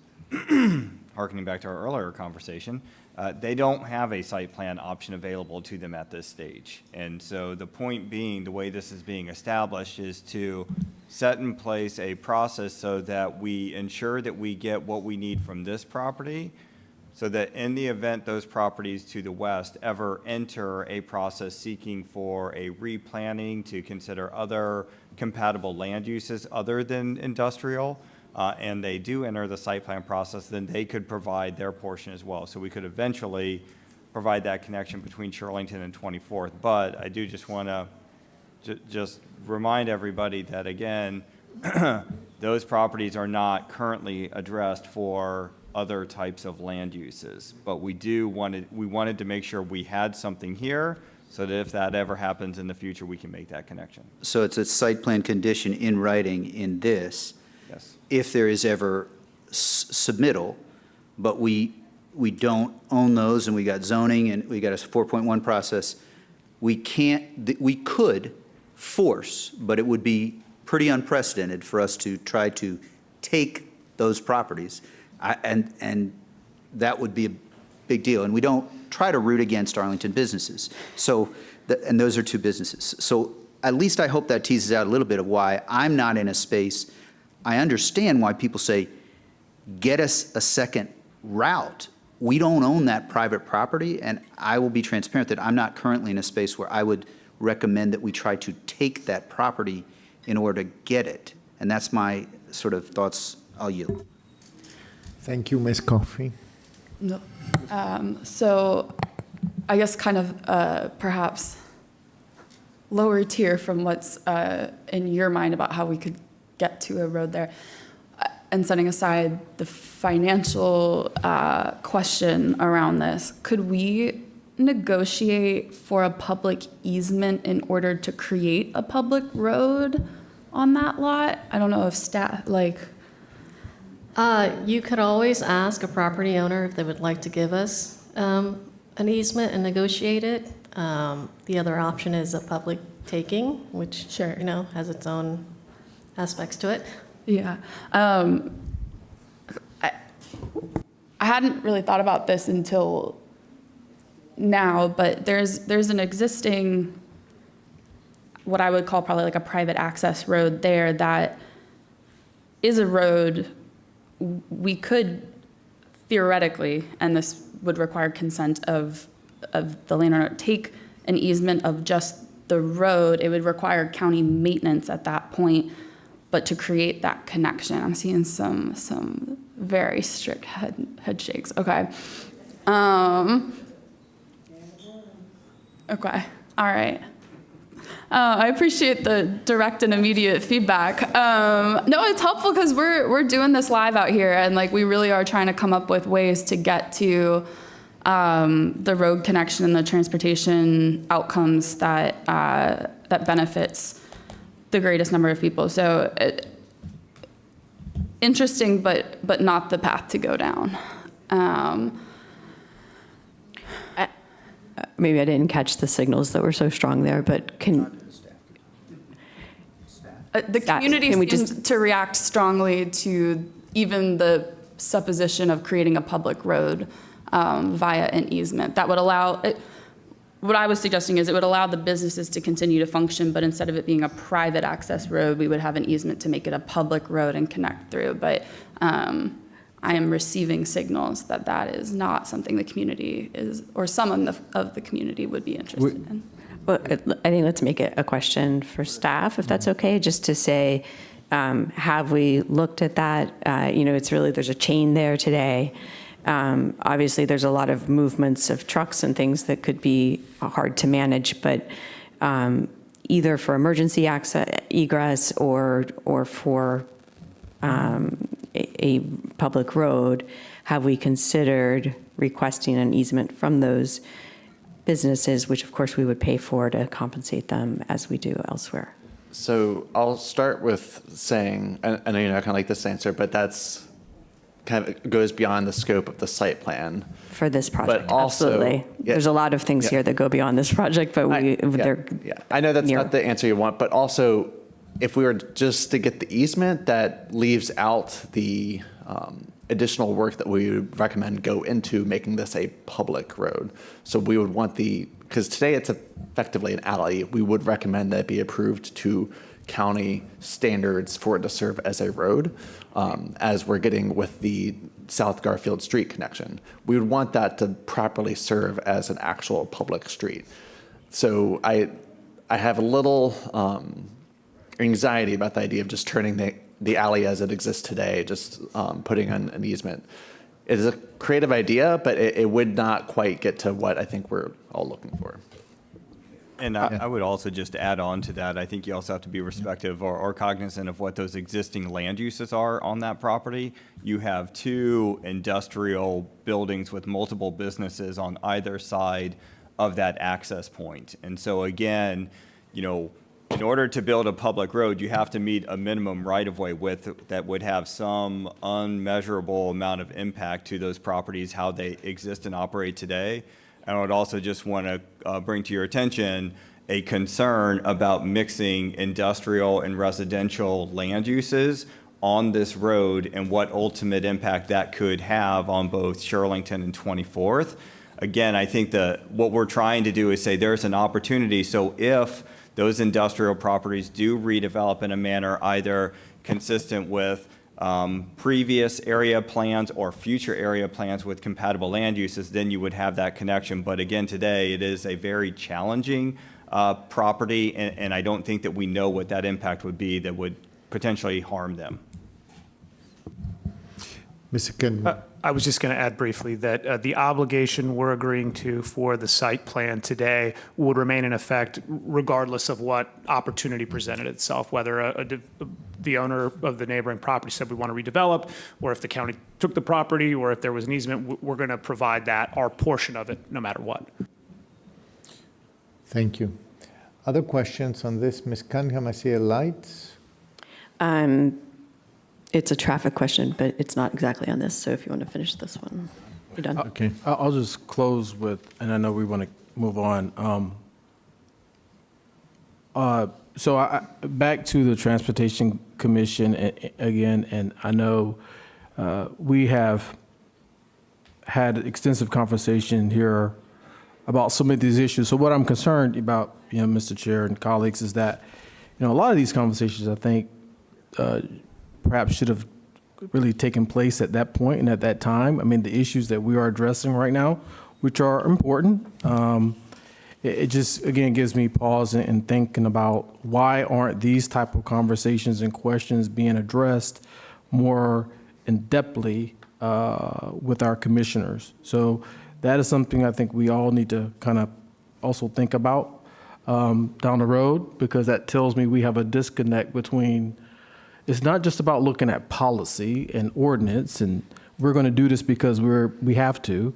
It's about having an innate understanding of the neighborhoods and the people that we're about to lean in and take on issues. And if we don't really hear them, right, then it's all for naught. And so that's probably for another conversation. And we don't have the transportation chair here. I know the representative from the Planning Commission is here and sat on, I think you sat on the SBRC. But those are just some thoughts I'm having, because it's not just this particular issue, right? It is other issues that have come up where I'm seeing a real disconnect between the understanding of our commissioners and these issues relative to the community, right? And it kind of puts us in a situation as the board, right, here at the fourth quarter to how to make a decision, because a lot of this have not perhaps been adequately addressed. That being said, I know we're going to move on, but I just had to say that to the next section, unless Ms. Cunningham wants to talk about a safety issue or a traffic issue. Oh, Yeah. you want She had to something. wrap up Is on it- traffic? I think Transportation.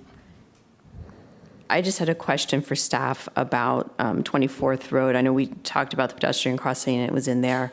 Have we explored making that a school zone, given that there is a childcare operating there, which would give us different speed control options? That is not something we've explored at this time. Okay. And that maybe is a question to the community. I think outside of this project or as part of it, there is potentially an opportunity to get flashing school zone. It would make the traffic analysis interesting, but it could help if speed is one of the things that's under consideration. And Mr. Yeah. Thank you. Mr. Chair, we're moving to another topic. Yes, we can. Yeah, it just also just let it be clear. I think I'm not perfection is not perfect or ever obtained, but I don't think I think there's still perhaps some possibilities. I'm not content on how the transportation aspect and the public safety aspect so far is being unveiled. We just heard about the grade of a F. No one likes an F at the intersection. Is there more to be done?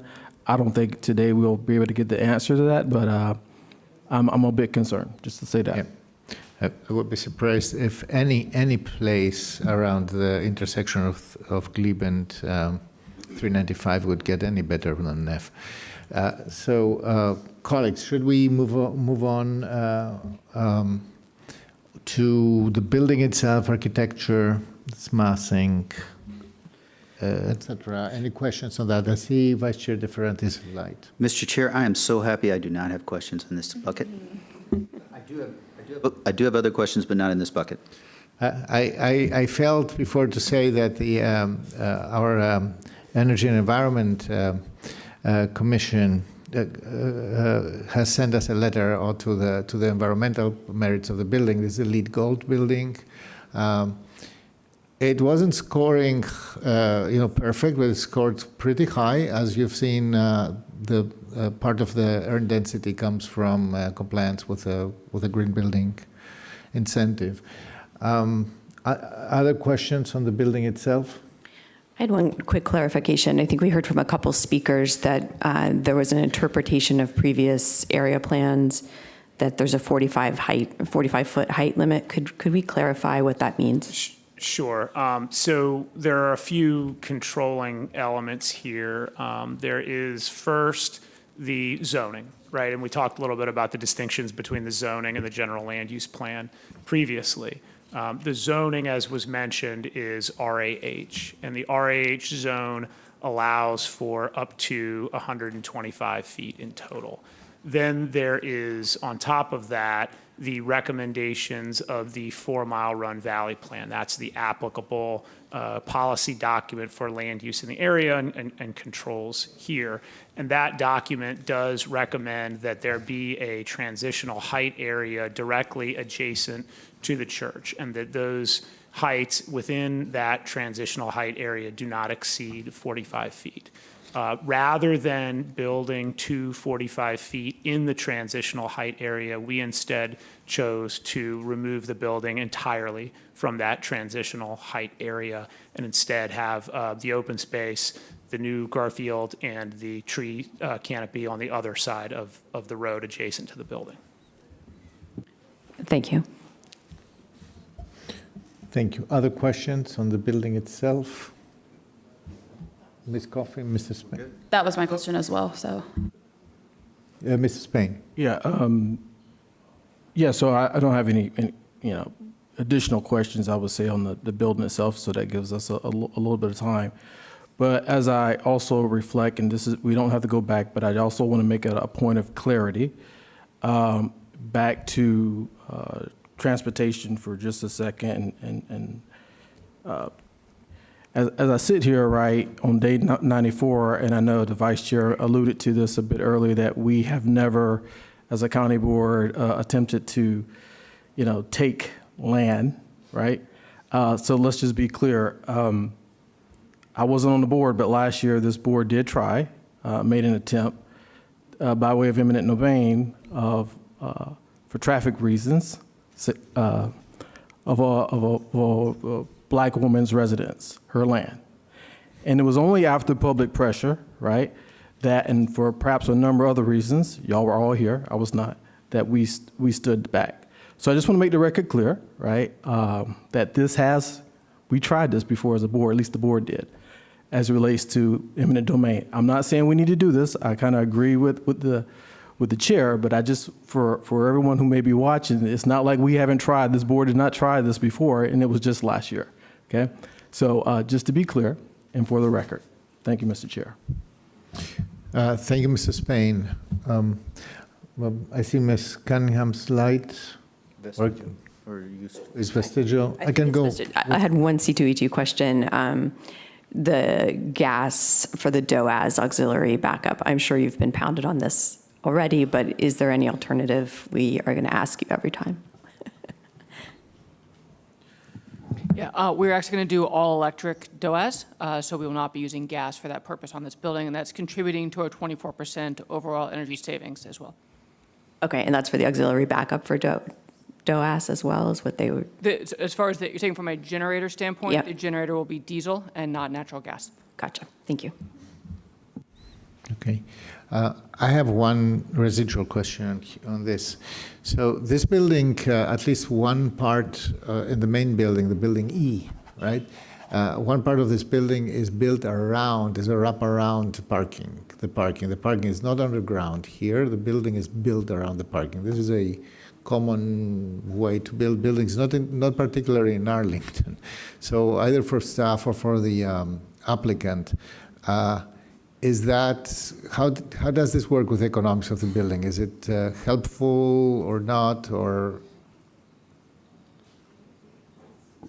Is your question related to, is the precast, excuse me, is the precast garage above grade structure economical to the project? Yes, right? And how does this intersect with the quality of life on the units that are surrounding this? Yeah, absolutely. Well, and I can address the first point of that question, which is yes, the above grade garage that we do have is accretive to the overall project. It allows flexibility within the site as opposed to other means of parking, but for maybe underground construction, which is cost prohibitive, as we might imagine here. I also want to add the physical elements of this, and I touched on this in our presentation, and it's kind of hard to perceive through these presentations, and you kind of have to be at the site specifically to see it. But there's a huge grade differential between the existing church and the existing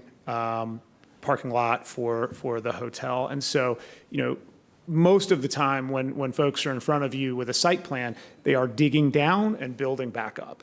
And this is very different. Because of that grade differential, we are just building up. And so we're not in a position where we're excavating this property in the same way that you would see on a typical site plan redevelopment. And that physical difference and that difference in construction types also contributes to the rationale for the garage and the building structure being built the way that it's proposed.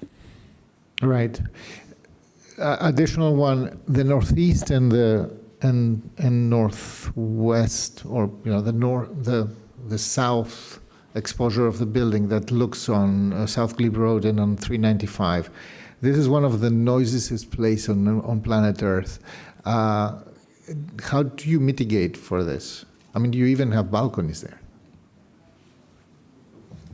Yeah, so as we progress with the design, we'll absolutely do a full sound analysis as part of that. And then we have criteria that we have to meet from an STC standpoint of basically how much it mitigates that sound from 395 into the unit coming in. So our exterior materials will have to take that into account, and we'll have to do special glazing as well. There's a couple of different ways to handle that, but varying the thickness of the glazing and so forth, or even potentially going to a triple glazed system to make sure that the interior environment is acceptable to those tenants. Yeah. Can you give me an idea where the committed affordable units will be?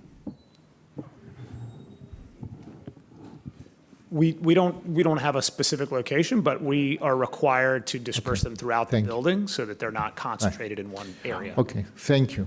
No other questions on this? Just very briefly, since we're talking about studies, I know soil and air quality was a question that came up from the community. Can you share when in the process you have or will do any studies of those?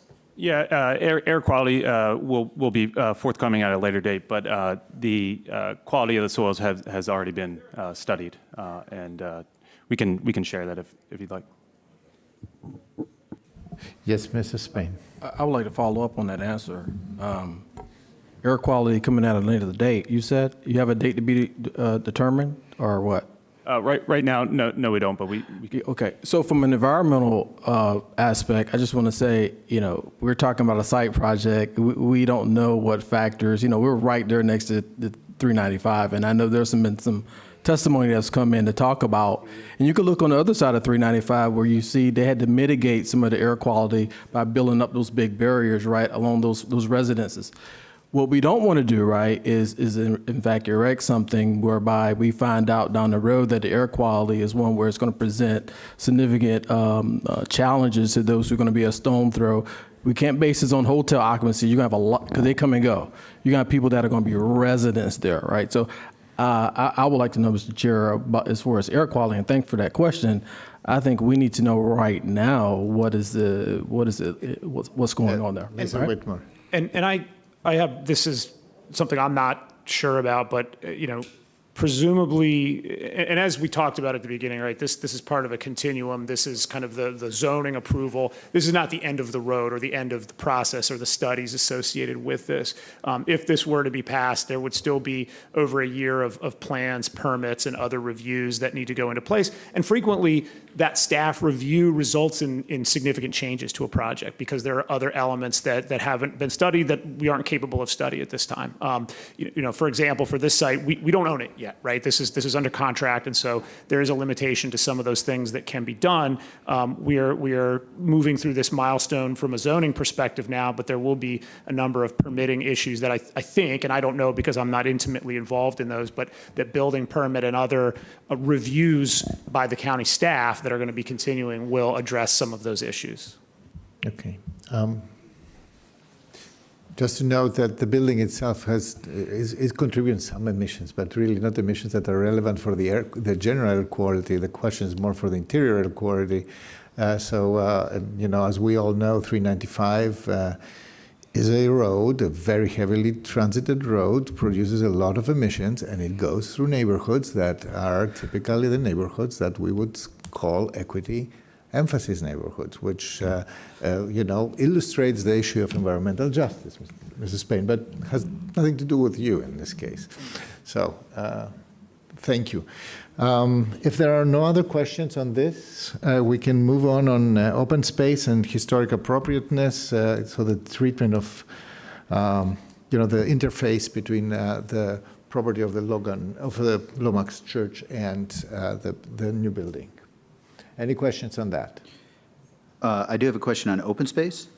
And I am, Mr. Spain corrected me. I was saying more, in the end, we have not taken property, but we did come very close last year, and there's a longer conversation. And there's perhaps no greater example of the history of systemic racism in Arlington County than the Pentagon, whereby we took the property of many, many people.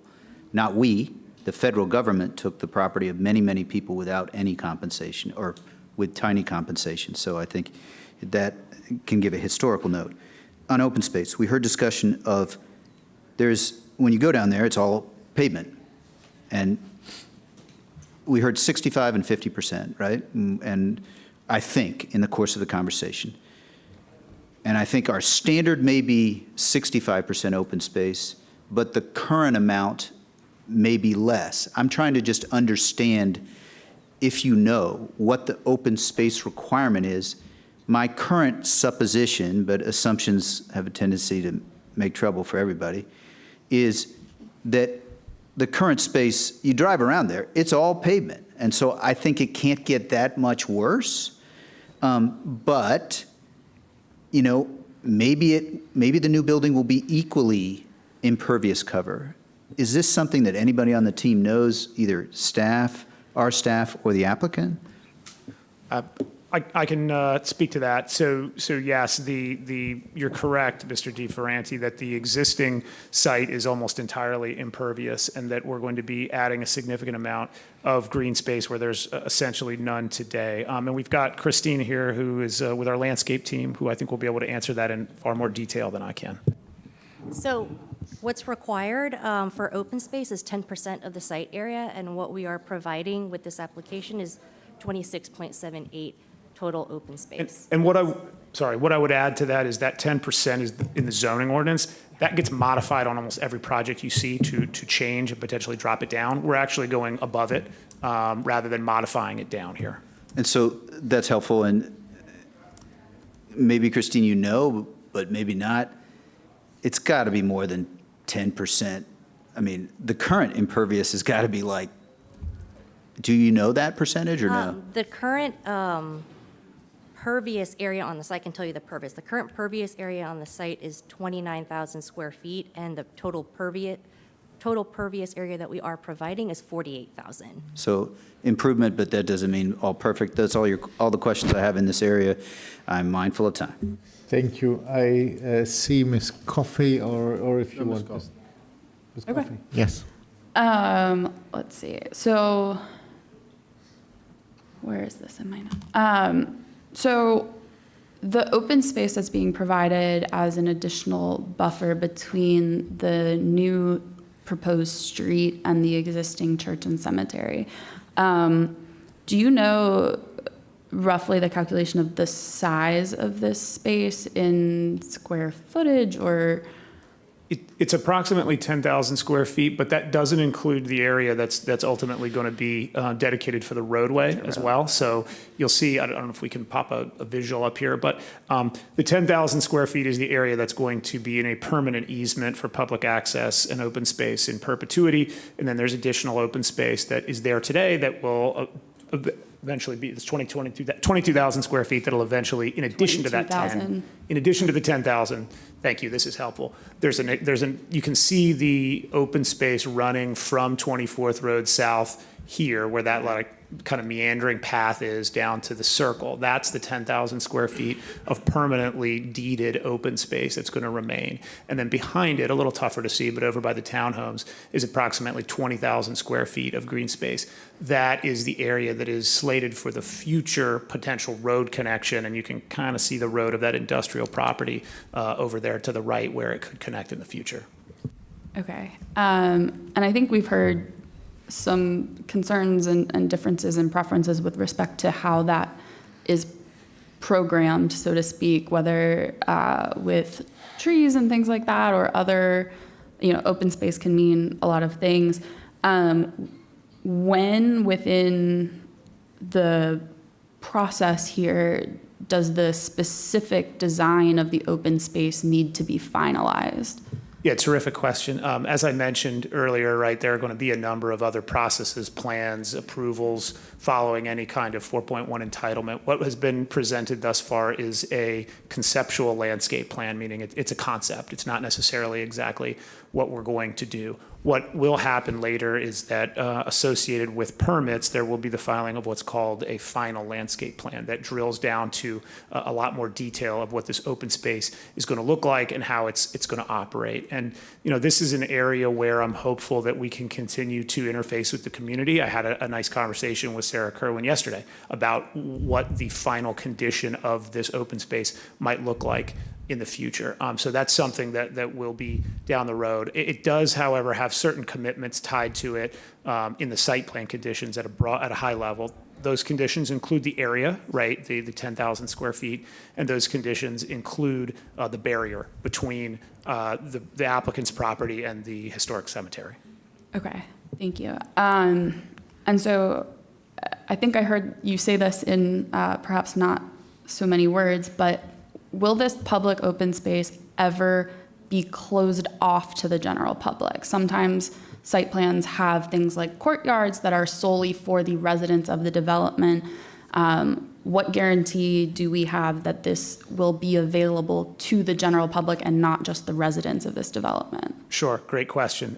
There is a requirement in the site plan conditions that prior to issuance of certain permits, there has to be a permanent easement provided to Arlington County. So what'll happen is we will create a plat and we'll create a deed that conveys an easement interest to the general public, and we'll have to have that reviewed and approved and recorded in the land records prior to our permits being issued. So that is the guarantee you all have. That's in the site plan conditions and ultimately will be in the land records.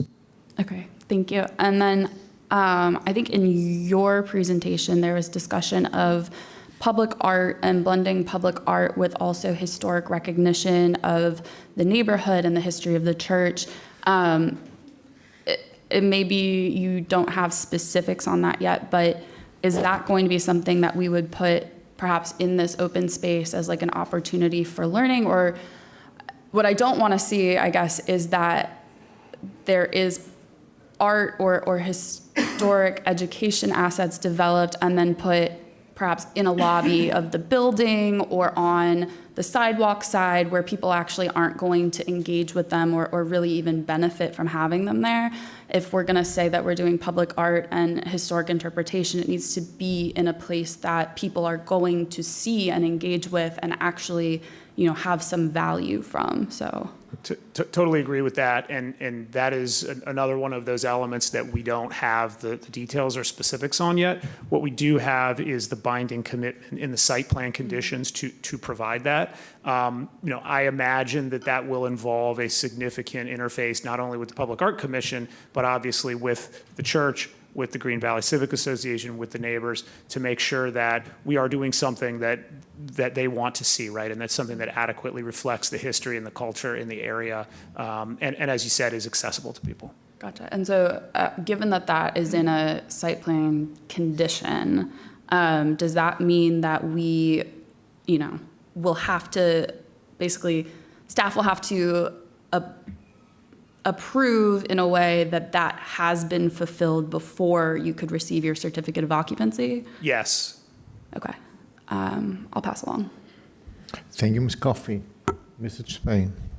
No, go ahead, Ms. Oh, Ms. Callahan. I'll go after her. I was just going to, it's related to that. So the public space easement will be present from the beginning. I think if I read the documents correctly, the road remains a private road until we need it to be it's built to public road standards, but it remains a private road. So like if I want to go skateboarding on it or ride my bike on it, you could tell me no. Is that right? No. Okay. The road, and when we say the road, I'm think you're referring to Garfield Street. Yeah. Right. Garfield Street will remain owned in fee simple by the applicant, meaning that we will retain the underlying ownership. But there will be, again, we're obligated prior to obtaining our permits to provide an easement in perpetuity over that road that allows it to be, that requires it, not allows it, requires it to be open to the public. So if you were skateboarding there, we could not tell you not to skateboard there. And that easement will be provided prior to occupancy of any of the buildings. And then what about the sidewalk on the building side? I believe If that'll I'm be subject to a sidewalk easement in the same way. I'll look to. Oh, I just wanted to correct, sorry. So the new streets with the project, that being South Garfield Street, 25th Court South, and South Fillmore Court, those will all be private streets. There will be a public emergency access easement. But because these aren't today planned to be public streets, there's not a public access easement. Yeah, and I think, and that may be a little something for further discussion with Civic Association at some point, but I could imagine there's pros and cons both ways. I think we probably normally do it that way because we don't want more streets to maintain. On the other hand, if it were important to a community, I as one board member would be open to making that switch earlier.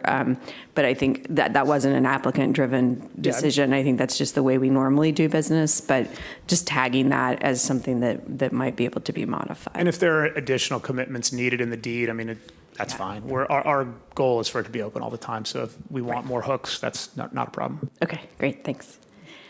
Thank you, Ms. Cunningham. Mr. Spain. Yeah, I will probably align myself with most of what my colleagues have already stated. I just want to, since we're on open space and somewhat infrastructure, that buffer that's between Lomax and perhaps the new development, I kind of like the design. Being that Green Valley in particular is one of the areas in Arlington where we already know, we've talked about, is one of the largest heat islands already in Arlington. I was just thinking, and this perhaps pivots from open space more to like landscape. There, I think right now that sidewalk is kind of designated, and I know we could probably work on it down the road, is concrete. Is there any way, maybe that's another conversation, we can look at permeable type pavers or something, natural stone, it helps with runoff, but that's more to the details, but something for you to consider as we think about how we create that buffer. I spent 7 years in Europe and I love cobblestones. Anyway, that's just me. Green Valley may not like them, but think about things that are more environmentally friendly, not just a concrete slab that goes in between some trees, okay? Thank you. Just had a call. Thank you, Mr. Spain. Any other questions to that? No? We heard also about the proposal about the... I do have, sorry. Two thoughts. First, Mr. Benson, thank you for the comments.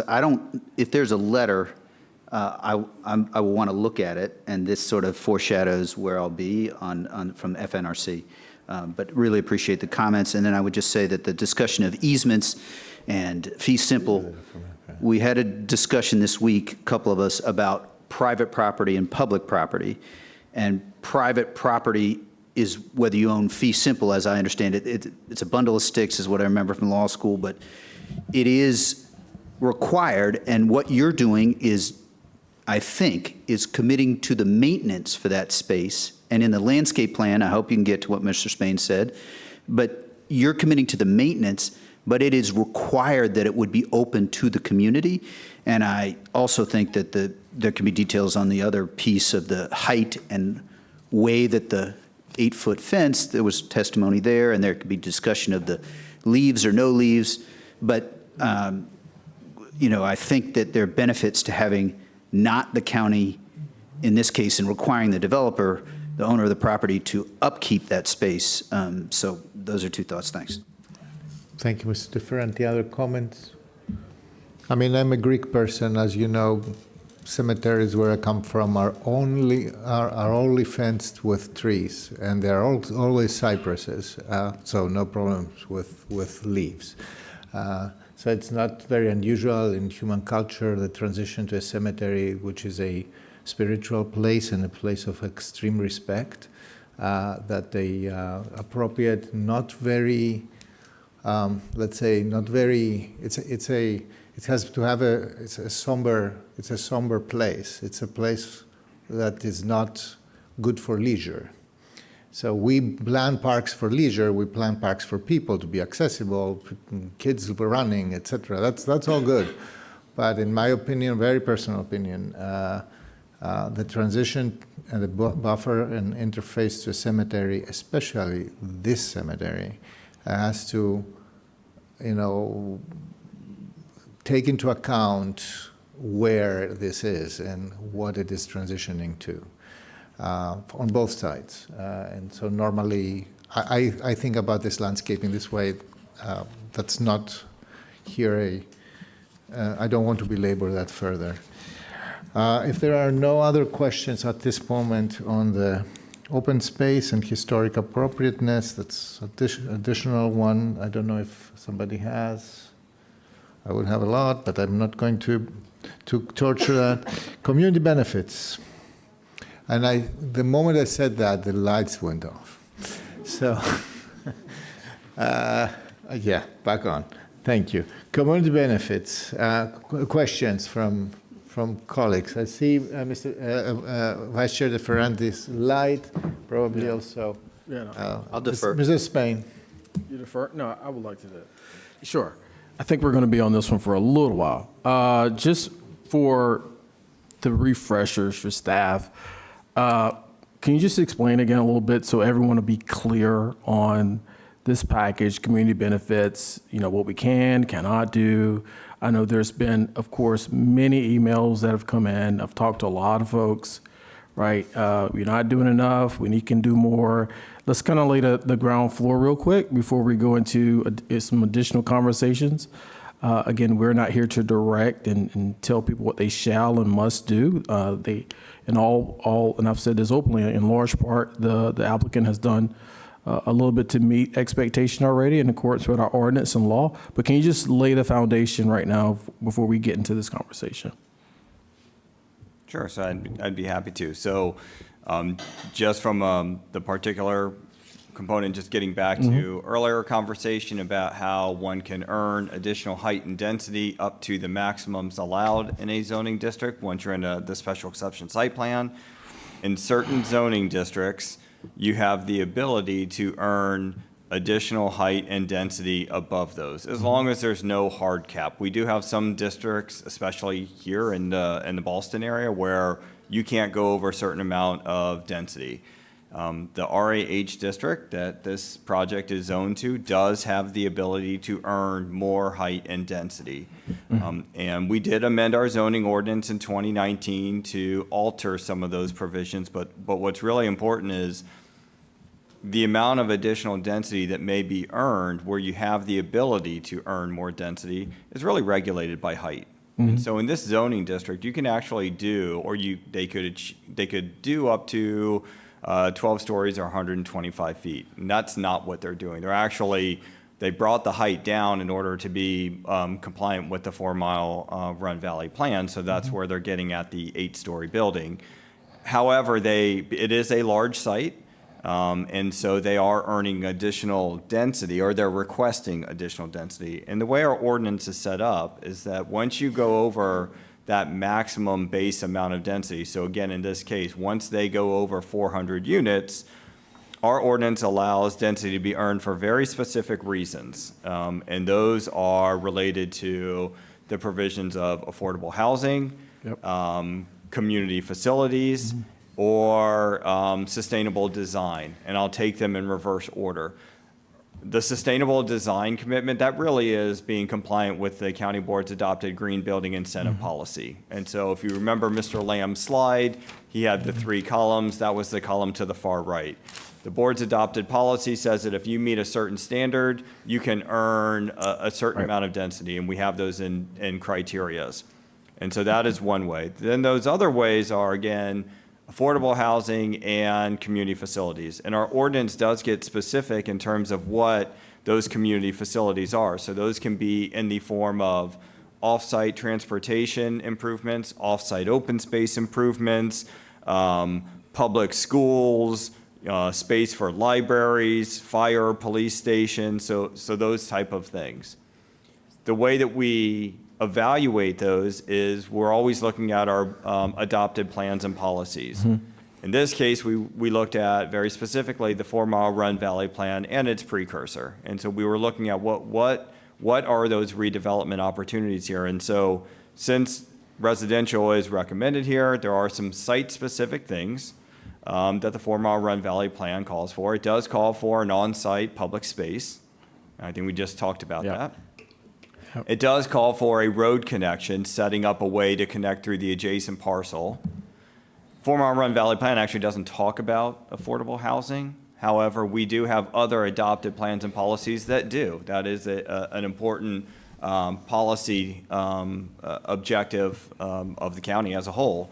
And so again, the way we looked at that additional amount of density to be earned, we were looking at the allowances that we have by the zoning ordinance and then trying to tie those to our adopted plans and policies. So really what you see on those large categories of ways that they've earned their density, aside from all the other positive things, the increase in, pervious area, the streets, or excuse me, the frontage improvements, the sidewalks, the transit shelters.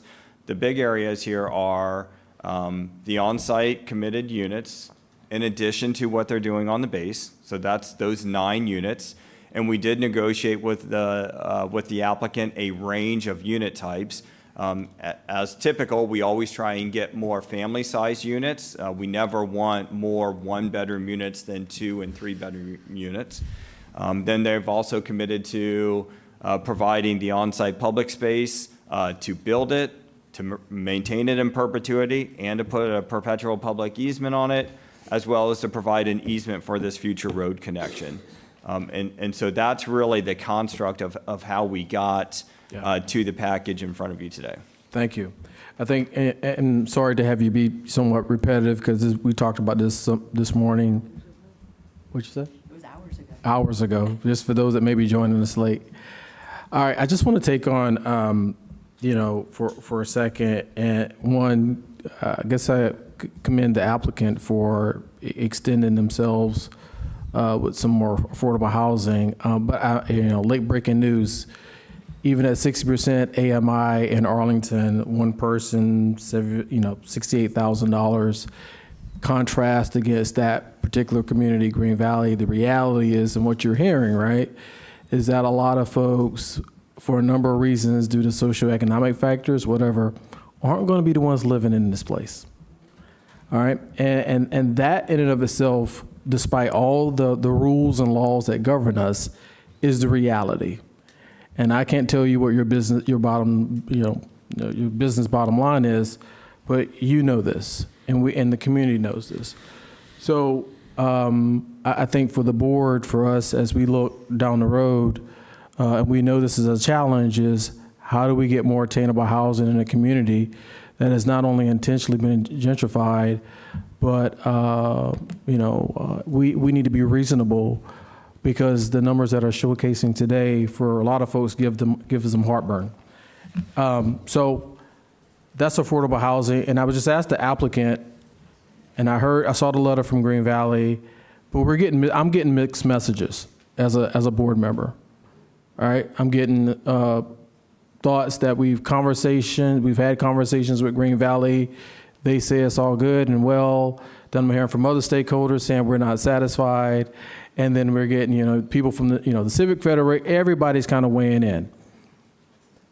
I would love to hear, how does that change anything, hearing what you heard today? Again, in lieu of this project, because I'm probably going to say something else later on,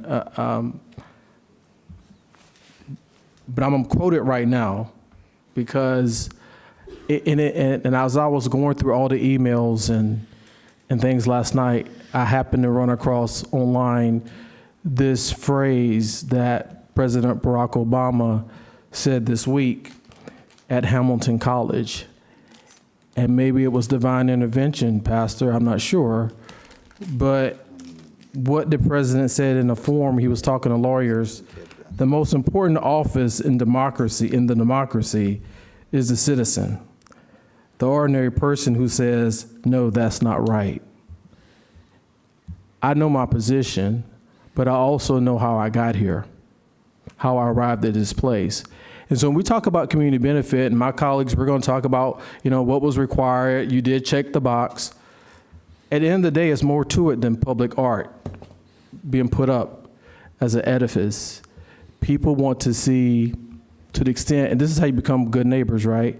Concrete, tangible community benefit invested into this community. It's not just Green Valley. It could be Donaldson Run. It could be, places where we just did with Melwood. But that's the human factor.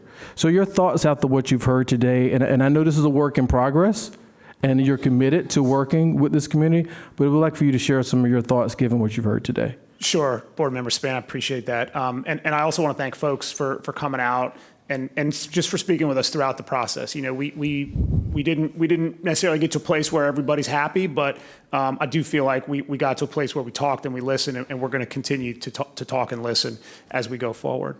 What this whole process, not just today, right? Today's been a continuation of that. But what this whole process has really shown me is that community benefits, and look, I'm in this world and doing this stuff with staff a lot, so I throw around terms of art and things that we use all the time. But the term community benefits really is something we ought to change. We ought to talk about things differently, because there are a lot of folks who, and I said this in my comments and I'm going to say it again now, who felt like the community, the benefits were not landing in the community. The things that we're calling community benefits aren't landing in the community, whether that's because it's dollars to a countywide AHIP fund, or whether it's some improvements that they said, hey, we didn't really ask for these improvements. So I think that's a really important conversation, and I think it's really important to understand that communities are different. And so the benefits that may be benefits for one community aren't necessarily going to be the same in a different community. And there's not a one-size-fits-all approach to all of this.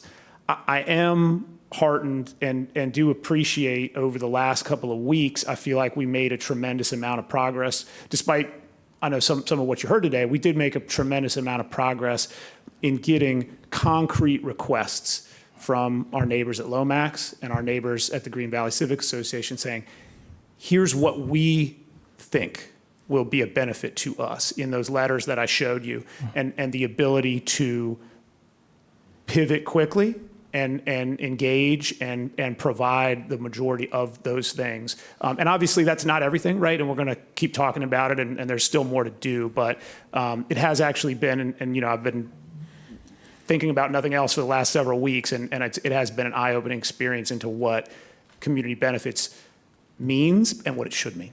Yeah. And I'm going to, I'll probably come back in another round, but we have our foundation. We've heard from you this morning. We've heard again your thoughts. And again, I'm still struggling a lot with this, because there's so many relative impactful ways I believe we can make community benefit work. Again, it's not incumbent on you to figure it out. It's on us, right? And I understand all of that.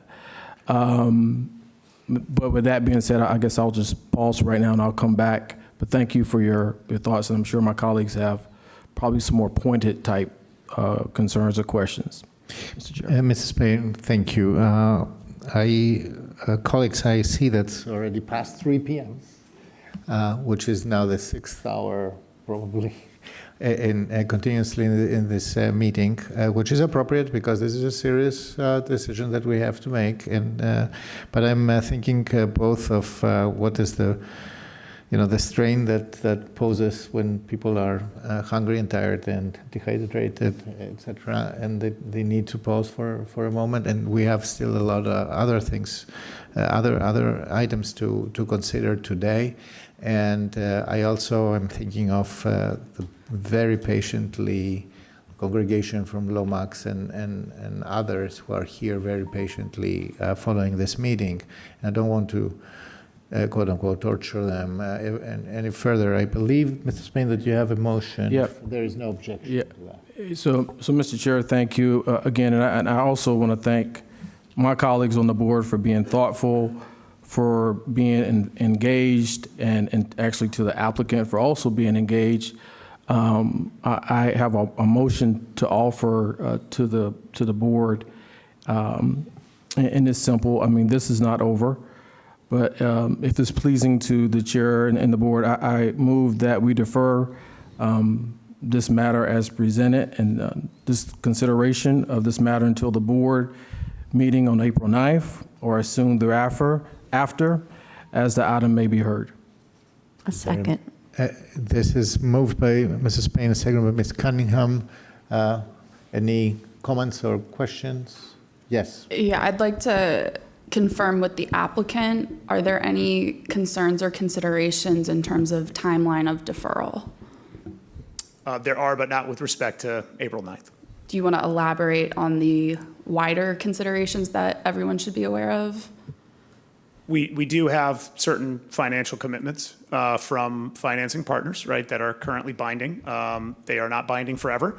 And so at a certain point, they will have to be renegotiated. And given where things are, and particularly the last couple of days, we are not bullish on the prospects of that. So that is certainly a time constraint. But with that being said, we do want to take as much time as we're able to get this right. Okay. So no concerns about Wednesday, potential concerns about beyond Wednesday? Correct. Vice Chair DeFerranti, or any? Thank you for moving expeditiously, Mr. Chair. I want to provide just a little context. Aaron's the explanation that staff provided with respect to situating community benefit broadly and then in the plan is very helpful. I want to note that I also read Ms. Kerwin's community benefits agreement piece, and what I have to do is bring those two things together, and that is why I'm supportive of the motion to extend until next Wednesday. I want to be forthcoming as to, I actually believe, with respect to our process, it has not been perfect. There's a difference between what I say to my daughter and what she actually hears, and or any person. And so I want to be transparent. There's 127 pages in the staff report. We have had a busy week. We've had markup. I feel like I am on the hook to do a little bit more work. I did prepare assiduously for this meeting, but I think Mr. Craddock said it's over to you guys to be creative and try and, or to take it thoroughly to the next step, and that is why I'm supportive of extension until next Wednesday. I will say that I plan to be thoroughly prepared to fully evaluate the questions next Wednesday. Thank you, Vice Chair. Ms. Cunningham? And just by way of wrap up, I also want to say a huge thank you to everyone. We don't always have everyone trying as hard as I think we've got in this room and out and beyond in our communities. That doesn't mean there's one answer that is going to make everyone happy, but I deeply appreciate the intent and the hours and the expertise that's being brought to the table. I think this project and several others in my first year on the board have highlighted that both our community benefit kind of approach and our community engagement toolbox could use a refresh. So I look forward to working with my colleagues and with our community to push on that. And I think this project is going to give us some very tangible, the work to date is going to give us some very tangible places that we might do better. I would also lift up, as I was really struck by the schedule of this project, right? I was like, how did we get here? There's so many meetings and there's so much, we even talked about it in February and didn't really hear from folks. But I looked back at this and every one of these was sort of as our larger world was experiencing major shocks. So, your SPRC was right after the election. Your other SPRC was the week of the inauguration. And so it's always a challenge in a project to get people's attention and then to talk it out. I think it's an even bigger challenge right now, or during the time you were going through. So I hope that we'll just have some grace with each other on that the bandwidth is a bit limited in these last couple of months. Mr. Chair? Mr. Spain. Yeah, so I just want to, probably should have did this a little earlier, again, day 94, but talk to my motion a bit more succinctly and let everyone know in full transparency where I'm at. There's a lot to take in, and I said earlier about not just the 130 some odd page staff report, but also the countless emails that came in from around Arlington that has unique perspectives relating to this policy, because I believe wholeheartedly folks understand the significance of this site and also the significance of Green Valley and Lomax Church. I also thought about, this morning earlier when we, heard the Rockefeller Group and Crescent Communities. When you said Rockefeller, my name, it just triggered me to Rockefeller being one of the wealthiest persons ever to walk this earth. And then it made me reflect upon the enormity of the pastor at the Planning Commission when he talked about David and Goliath. And then for me, right, and a lot of folks know my story, the perspective that I have and what I'm thinking about in this property and the significance it plays in Green Valley, I'll tell you where I'm at. I'm at two areas that I still need to work, I need to kind of figure out. That is transportation, tied with a little bit of public safety. And I really want the community benefit package to be somewhat, I know that the applicant has served well and did a few things, but I would like to see the community and the key stakeholders involved in this have an innate understanding of what that means and what that impact in turn is going to be to Green Valley. I don't think across the board that people really understand it. I'm not going to get into the conversation about we need more affordable housing. We all know that. Anyone who follows me knows that I'm a pro-housing person. Call me a YIMBY, yes I am. I think we need more housing in Arlington. We need to get there. But when we talk about smart growth and what that ultimately looks like, that also means we leave no one behind. And in this project, I must tell you, I feel we're leaving folks behind. We're leaving folks behind. So from how our commissions are governed and how they view these type of projects, coupled with the perspectives of these communities, there's a lot to take in. And I'm not sure we'll have all those answers by Wednesday. I know some of my colleagues want more definitive. Why are you going to defer? Give me an answer.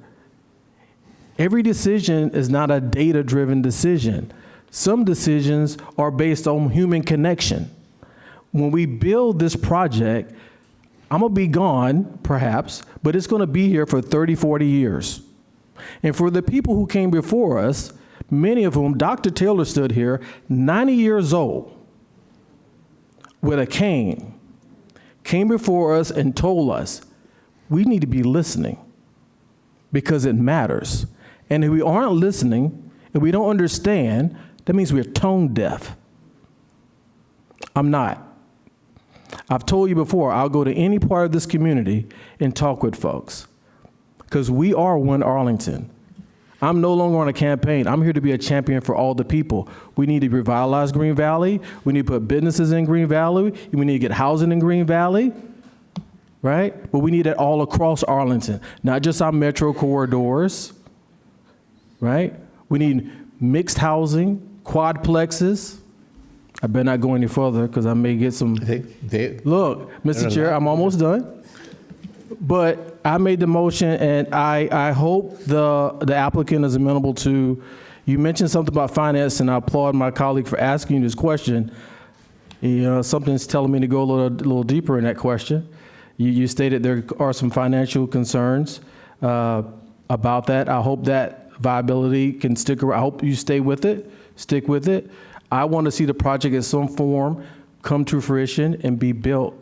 But there's a wrong way, and people have heard me say it before, there's a wrong way to do the right thing. With that being said, I appreciate everyone considering this motion and turn over to you, Mr. Chair. I see a light on my left. Ms. Hoffman. In the way of wrap-up thoughts, I think one thing we haven't spent a lot of time on, and that was going to be part of my, under the bullet of community benefits, that I do think we need to talk to. It came up in so many speakers' comments, right, about engagement. What will schools look like? What will transportation look like? What is bus service in Green Valley versus the rest of the county? And I think one part that is devoid, that this conversation has been a bit devoid of, and I will say it more eloquently on Wednesday when I've eaten food, is what benefits does the county owe Green Valley, right? We're having all these conversations about what the developer owes based on formulas and all of that, but part of the reason that we have an intersection that sucks is because the county hasn't dealt with it before. And it is It is important that we continue to negotiate and to think about every site plan specifically for what it brings and the nexus between its impacts on the community and what we do to mitigate that. But it's also important to recognize that the reason we're in this position is inherently because of the lack of investment that the county, not the developer, has made in this community. And so I think part of what we as a board need to think about is not what comes along with this site plan, but what is our commitment to investing in the community overall, regardless of 531 apartments, right? Regardless of a hotel or a motel or extended signals or whatever. We need to think about, does our CIP, our capital investment plan, invest equitably in Green Valley? Does our budget invest equitably in Green Valley to make up for the historic deprivation of a community that has needed us? And to me, I think that is part of the community benefits conversation it's not about this site plan, but it is about Arlington, and it is about how this board conducts ourselves. And so that will be my concluding comment. And again, I hope to be more focused on Wednesday with food in my stomach. But thank you all for sticking with us. This has been a marathon, but there's more to talk about. And I think Wednesday we will continue this conversation. Thank you. I understand that everything has been said, but not everybody said that. So the just a very personal note. I'm probably the board member that lives closest to the place. I live on 16th Street and 17th Street. And 16th Street, actually, on the other side, is already Green Valley, in my book anyway. My civic association is not so comfortable with that, but I don't care. So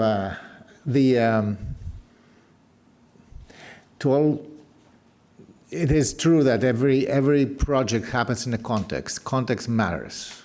People matter. People are the context. We have always set out to create and to sustain livable and lovable neighborhoods. I like the term of our beloved Green Valley because it's so positively loaded for me. The beloved community, beloved Green Valley. That's true. But I remember also everything else. I remember vividly, how we didn't get Fort Henry Gardens, and that would have housed 300 plus moderate and lower income households in Green Valley. We didn't achieve our goals with the Macedonian place. We didn't always achieve our goals with the Shelton. We let the YMCA go down the drain. Where is the swimming pool that's so needed? So I have a long list of pending issues. And mind you, one thing, Arlington County is a mighty, is a Goliath in a way. But Arlington County is also, there is also another Goliath, that is the community of Green Valley that has, that shares responsibility and now shared their voice with us. So I agree with Mr. Spain and Ms. Coffey and my colleagues. We have to listen, and this is our job. The number one job is to listen and to ponder very carefully about benefits and burdens and how we will do that in the future. By the way, in an ironic way, because Mr. Spain referred to the discussion about taking a black family's home last year, it was because of a staggered intersection, a non-functioning intersection on Arlington View, something that the community, had on the list to do for many, many years, and it was impossible at the end. So, this time we have again a staggered intersection. This is what happens, and I agree with Ms. Coffey on that. This is what happens when we don't face our responsibilities and we don't do the right job and we don't do a thorough job and, bite the bullet when we have to bite it. Anyway, at this point, I think we can take a vote on the motion of Mr. Spain to defer to Wednesday the 9th. I should also say for our audience here, you can testify again at this point. So if there are new things that you thought, if there are new ideas, new angles, if you heard things here that are of concern for you, you can testify again. This is just moving the item to the Wednesday meeting. So, colleagues, all in favor to the motion of Mr. Spain for deferral to Wednesday? Aye. Aye. Anybody opposed? No. The motion passes 5-0. We are not done, of course, on our side. I will now move that the county board convene a closed meeting as authorized by Virginia Code Section 2.2-3711.a.a. No, we can take that before I have to ask Ms. Kaur. Can I do that right now? Yes. Can I? Yes. I am allowed to do that. Wait, are we deferring? No, the next item will be when we come back into open session. In like, and we're Yes. today. Yeah, the closed session will be only short. Ms. Puskar, I'm very, very sorry about that. Honestly. So, again, I move that the county board convene a closed meeting as authorized by Virginia Code Section 2.2-3711.a.a for consultation with the county attorney for legal advice regarding the board's legal considerations in land use and planning decisions. Second. Is there a second? Seconded by Vice Chair De Ferranti. All in favor, please say aye. Aye. Opposed? None. The motion passes unanimously. We are in closed session, Mr. Clerk. It is relevant to this project here, and we're going to use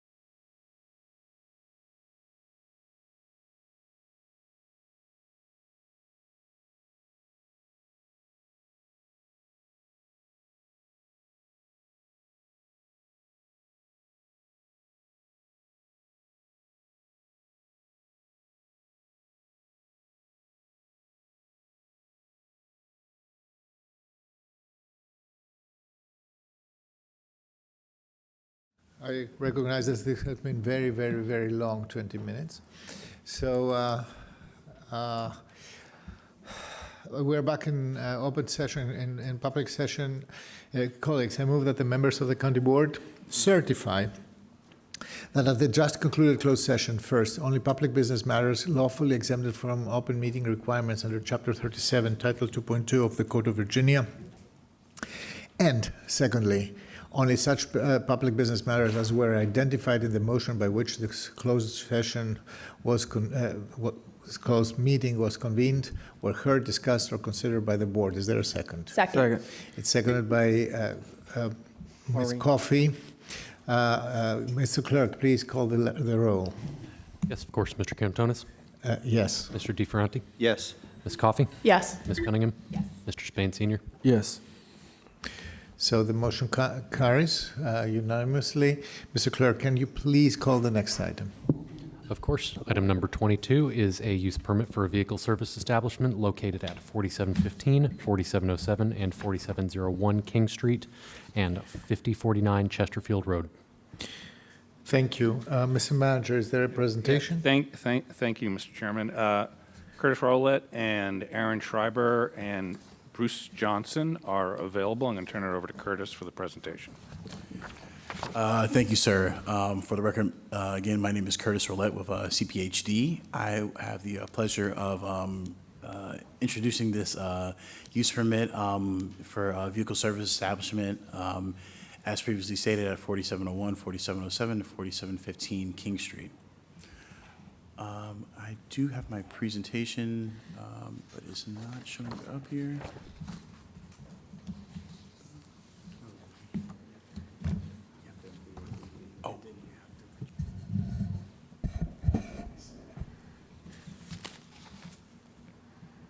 Sorry about that. My apologies.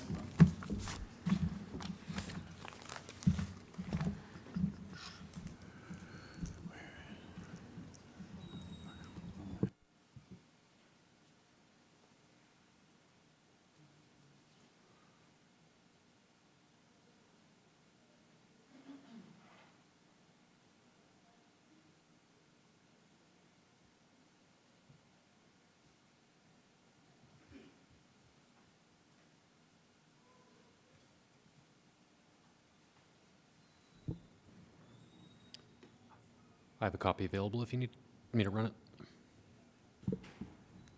Yeah, sure. I'll let you run it. Just do it right now. Share your screen. Okay. And then go to your screen. Go to your presentation screen. Okay. There you go. Yep. There you go. Thanks so much. My apologies, everyone. Thank you for your patience there. I know it's been a long day. I will try to be, again, as brief as possible. Once again, this is for a use permit 24-00034 for a vehicle service establishment. This site, the applicant is requesting this use permit for the vehicle service establishment. In addition to this vehicle service establishment, the applicant will be seeking to construct a convenience store and a restaurant, which is permitted by right in the zoning district. Currently, the site is used as a vehicle sales, rental, and leasing facility known as Prime Motors. This is a mostly asphalt site here. As you can see from the eastern portion of the property, there is no sidewalk along Chesterfield Road with a small grass berm and a small wooden fence.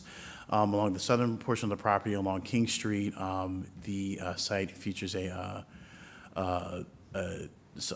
curb cut with a smaller sidewalk and minimal landscaping for the frontage of Prime Motors. And to the right there, and along the southeastern corner of the property, at the corner of King Street and Chesterfield Road, there is a grass berm with a some minimal small shrubs there, but it also has the terminus of the sidewalk along the southern portion of King Street for this site here. In this site, there's a 988 square foot building on this property for the vehicle sales site.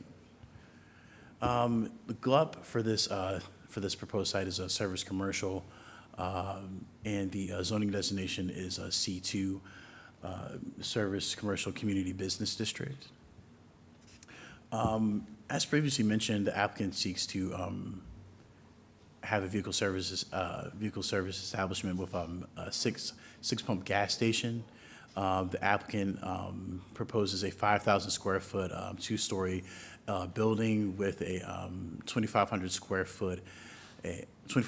foot convenience store, and a 25 at the southern level along King Street, and a 2,500 square foot restaurant along Chesterfield Road. The total site has a total of 17 parking spaces with 2 ADA accessible parking spaces.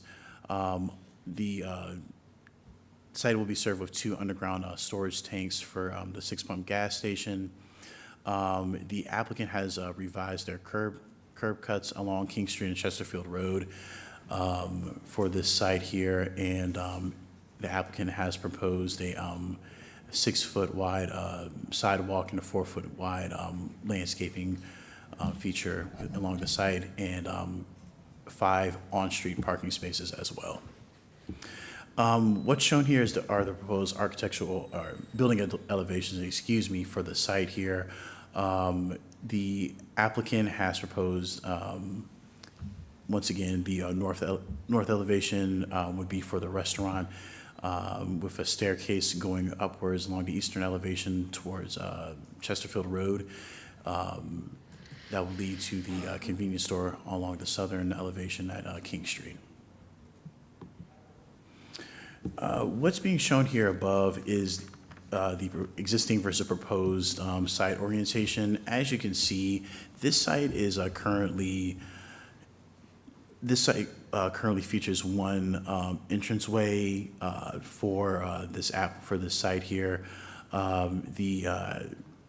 You can see the overall site here has just with the terminus of the sidewalk along King Street here, the hilly berm of the grassy area, and just the overall just asphalt lot here for Prime Motors. What's being proposed here is an updated site here with an additional sidewalk and landscaping improvements within this area, additional parking along Chesterfield Road with a landscape strip and a sidewalk. The applicant has proposed a new curb cut at Chesterfield Road that will align with the existing commercial property across the street, which is a Wendy's. Moving forward, we have worked with the applicant on providing use permit conditions to help mitigate the uses. Some of the items include having a community liaison that would help address some of the concerns from the community should they arise. And this will be presented to the Claremont Citizens Association, the Spectrum Apartment Complex, and the zoning administrator. We've worked with the applicant on providing better commitments for deliveries for fuel store deliveries and trash services, and just a greater commitment to the architectural standards for this site here. In addition, we've remained consistent with contacting members of the Claremont Civic Association. We have expressed concerns about increased traffic. The citizens have expressed concerns about increased traffic along Chesterfield Road and King Street, vehicular and pedestrian conflicts at that intersection as well. The adequacy of parking for the proposed restaurant, convenience store, and service station use. The impacts of the proposed use on the community and the environmental concerns with the vehicle service establishment. Both the applicant and staff have met with the community. The applicant met with the community on March 17th. They had a Q&A session here, which they provided a question and answer matrix that was a part of the board packet. And staff met with a community representative on March 21st, 2025, where we discussed the case and just the processes with our review and just a overview on where the use permit process goes before you with the county board. The applicant, in addition to all this, reached out to VDOT and the city of Alexandria to inquire about site design and circulation issues. Hello? No concerns were raised by staff. Can anyone hear me? Yes, we can hear you. Thank you. We're in the middle of I- presentations, and we'll be calling public comment speakers shortly. Okay, I'm so sorry. I got confused. You're good. We'll call your name shortly. Okay.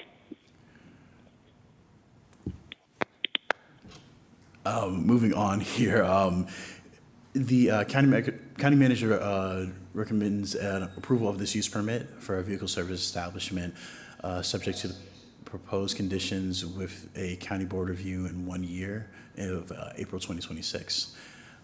That concludes my presentation. Thank you all so much for your patience. Thank you. Moving on, thank you so much for the presentation. Moving on to Ms. Puskar, to the applicant. Thank you very much. For the record, Kathy Puskar with Walsh Colucci. Thank you for having us here this afternoon. I know you guys have had a very long day. I'll try not to be too repetitive to Mr. Rowlett's presentation. I do have our client and consultant team with us as well for any questions that I may need assistance with. Next. This is the property, and I think you all are familiar with it based on the presentation and conversations that have been had before. I think it's important to note that this has been, as far as I understand it, a used vehicle sales lot for almost 30 years now. And so going to the next page. Really, the site has not been adequately kept up over time. As you've heard, there's no sidewalk or streetscape along Chesterfield. Cars are parked everywhere on the site. If you go to the next page, more pictures of the conditions, and you can see how the sidewalk dies out as you head towards King Street. And so it's not safe for pedestrians today. Next. There's minimal landscaping on the property today. You can see that today cars can circulate through the property from King Street to Chesterfield. Those curb cuts are closer to the intersection of Chesterfield and King Street. There's no stormwater management on the site. In fact, they wash vehicles on the site, and that water just drains out into Chesterfield. The King Street curb ramp is not aligned with the crosswalk. As I mentioned, no sidewalk on Chesterfield. That Chesterfield streetscape is not at grade level. So next. So here's what we're proposing. And you can see in our proposal, we are adding a building that has 5,000 square feet, 2,500 square foot use on the top side, which is the King Street side, for a convenience store to accompany the gas station. And then down below is a 2,500 square foot space for any use that is permitted in the C2 zone, but will likely be either a quick service restaurant meeting like a pizza place or a takeout place, or perhaps a dry cleaner. Because of the space, the size of the building, because of the number of parking spaces, the fact that it doesn't have a drive-through, it will lend itself to certain types of uses, and there will be a broker that will work on trying to get the appropriate fit for that space. On the street, you can see that we've introduced a new sidewalk that continues from Chesterfield up to King Street with landscaping behind the sidewalk, which will allow us to plant larger trees there. And then once again on King Street, you'll see that streetscape with the sidewalk and street trees. As I mentioned, we also push those curb cuts as far away from the intersection as possible to help with the access at the intersection. Next. And you can keep going. I think they've seen that.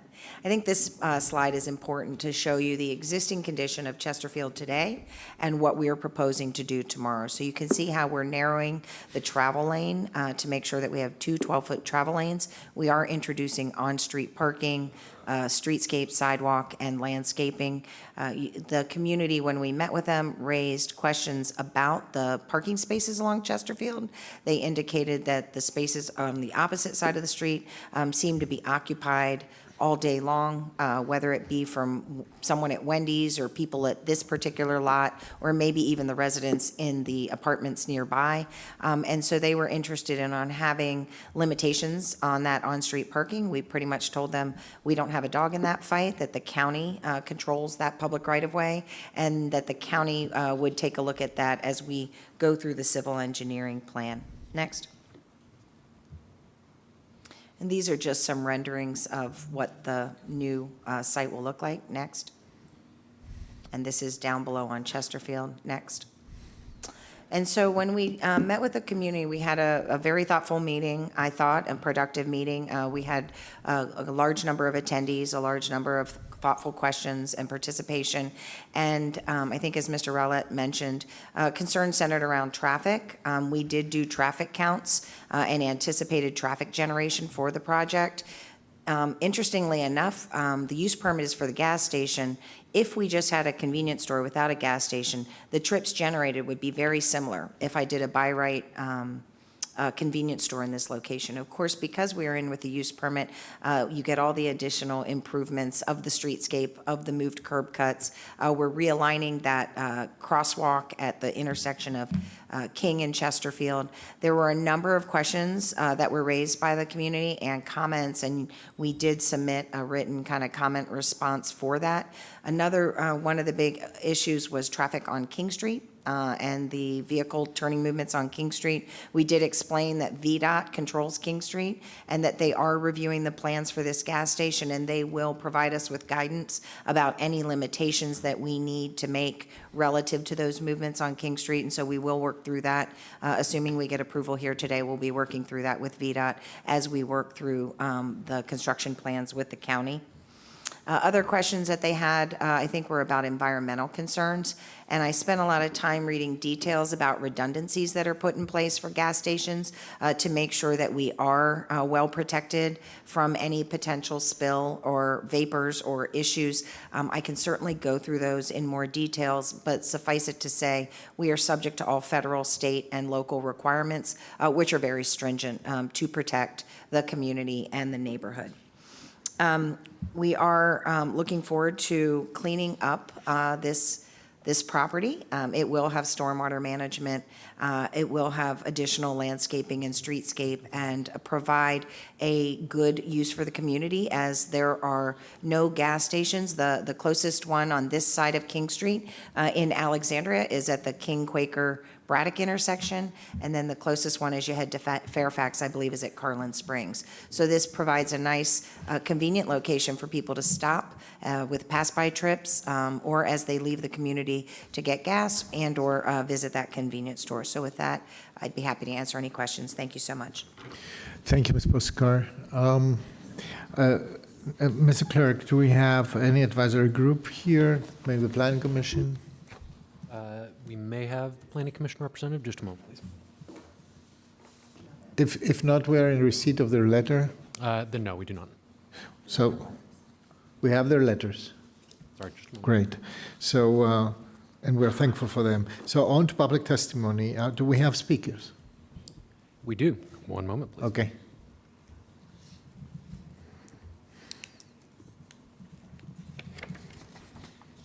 All right.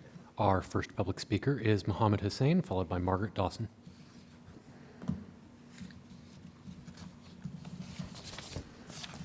Look for Mohammed Hussein. Nope. Next speaker is Margaret Dawson, and we will reach out to Mr. Hussein. Margaret Dawson had to leave.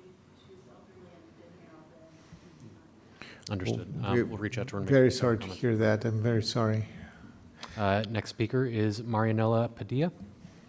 Marianela Padilla, virtual. Correct. Ms. Padilla, can you There's hear us? At least one member of the public online. Just a moment. It is *6 to anyone joining us virtually to unmute yourself.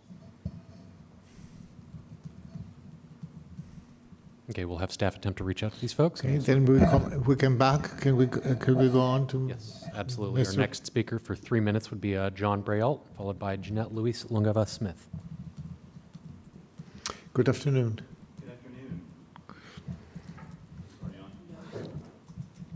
There we go. Thank you. Good afternoon. My name is John Breaux. I'm a 26-year resident of South Arlington, and I've lived in Claremont since 2018. I'm speaking on my own behalf as a resident of Claremont.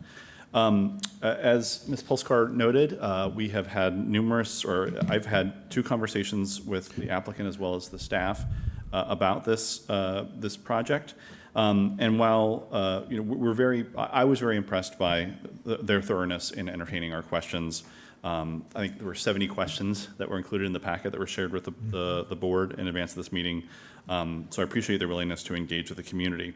That said, I think as to the proposed use itself, if I had my choices, I would rather not see a gas station there.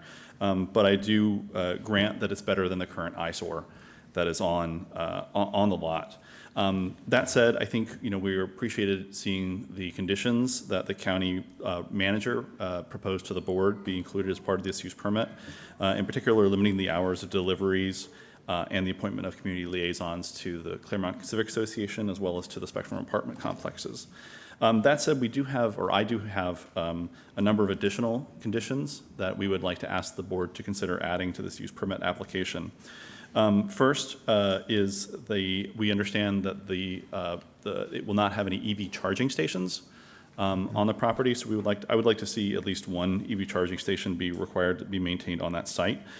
Finally, having to do with noise on the site, I think signage on the site reminding users of both the gas station, convenience store, and the restaurant that they are in a residential neighborhood, and notifying them of the noise ordinance related to C2 zoning would be very helpful.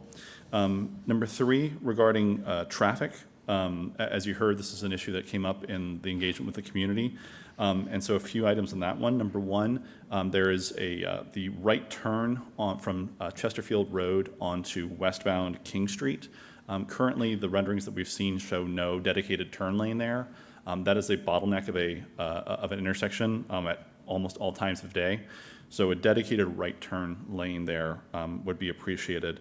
Number 4, for traffic heading eastbound on King Street, there's concern about that traffic turning left into the gas station, resulting in traffic backups. So we would like to see either the existing left turn lane lengthened to account for that, or a new dedicated left turn lane for ingress into the property. And then finally, I noted in a number of the renderings that there is overhead utility lines over the property, so a condition that requires them to underground that utility line would be appreciated. Thank you very much for your consideration. Thank you, Mr. Bruno. The next speaker, please, or maybe somebody from the previous list of speakers that I don't know that we have our 2-minute speakers with us yet, but we are reaching out to them and seeing if we can get them on the line. Okay. In the meantime, I would call our next 3-minute speaker, Ms. Jeanette Louise Lungavas-Smith. Ms. Lungavas-Smith, if you're with us virtually, it is *6 to unmute yourself.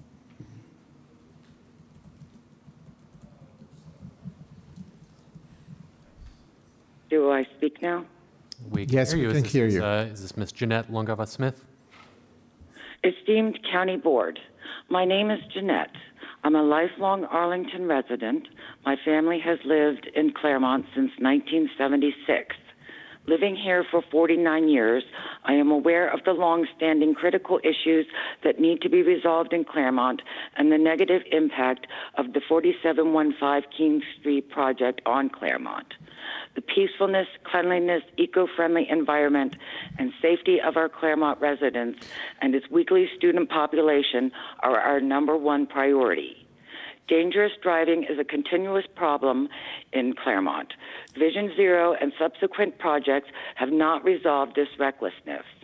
Our neighborhood supports immense traffic on Dinwiddie and Chesterfield.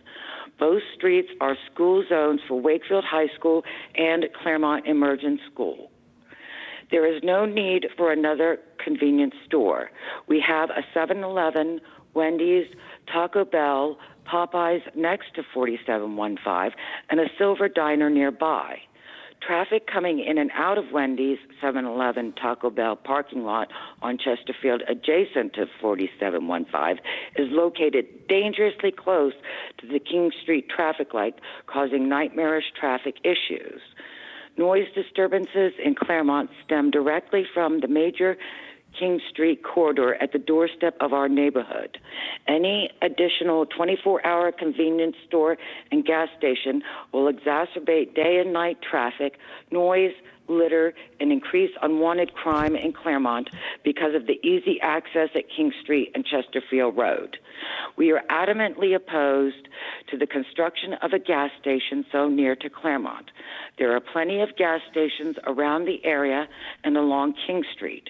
Regardless of the safety features of the gas station, there is no 100% guarantee of our safety and health.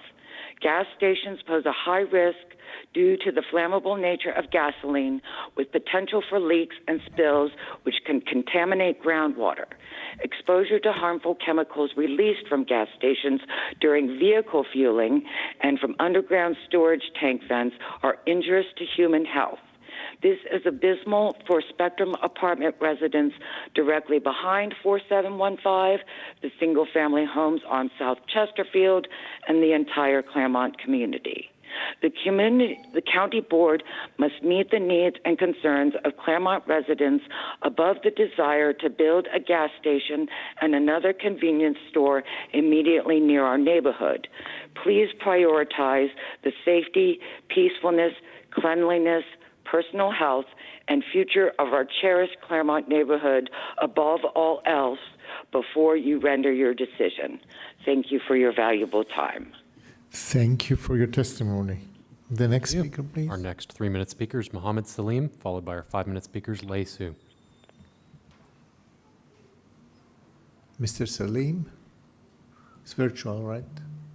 Mr. Salim, if you're on the line, it is *6 to unmute.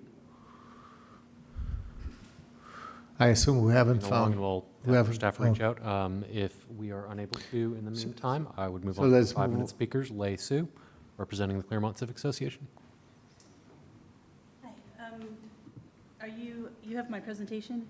I do indeed. Yep. Do we go to the pictures first? Yes, of course. Give me just a moment. Hi, my name is Hi. Reverend Lee Sue. I'm a member of the Claremont community. I've worked in local government for over 30 years. I did the water pollution control plan in Arlington County, where we crushed it and rebuilt it. I'm also a certified public manager, certified by the Metropolitan Washington Council of Governments and the George Washington University. So I've been in the environment for a long time. As my predecessors said, there are some parts of the schematics for this that are pleasurable, having a restaurant and potentially a convenience store. The gas station is problematic. If you look here, a traffic count is very different from actually going out and visualizing the situation in a neighborhood. And as Mr. DeFerranti was saying in the prior proposition, once you're there, it's a different thing when you're on site. Here, I'm turning off of King Street, making a left. The Wendy's egress, the people are crossing the street and blocking traffic. That means one car can clear the intersection at that location. If you go to the next slide, please, with the picture. And even as they move up, they're still blocking the way. You can see on the left-hand side is where the Prime Motors site is, going back down. Now, I was in this site and didn't get a picture of it, but somebody came from way back there, came into my oncoming lane to turn into the Wendy's. And, it's just a very scary scenario. Can we go to the next one? Here, this is the Wendy's entrance, right? So one car can come off of King to make it to the entrance, but then you've got things like delivery trucks blocking the way. This blocks the going around Wendy's through the drive-through, blocks going to 7-Eleven, and so forth. Could you go to the next one, please? And here's the one car length I'm showing again. The next one.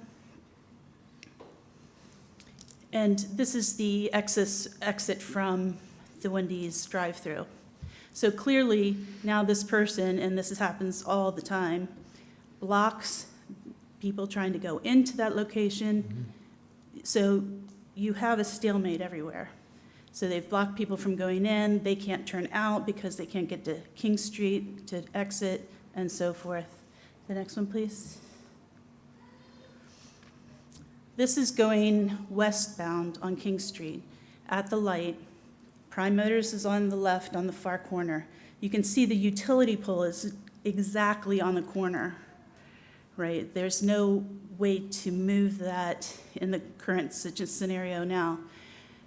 Could you move to the next one? So the cars are crossing from Chesterfield across King Street, and then they double blind us so that you can't go in. Notice the left turn arrow to turn green is green to go into the Summit, is it Summit strip mall? I forget the name of it. So everything is at a stalemate at this intersection. Could you go to the next one, please?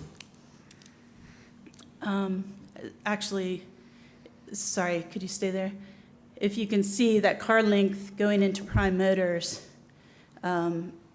it's a very short distance between that and the entrance to the Prime Motors. Okay, now, sorry, the next one.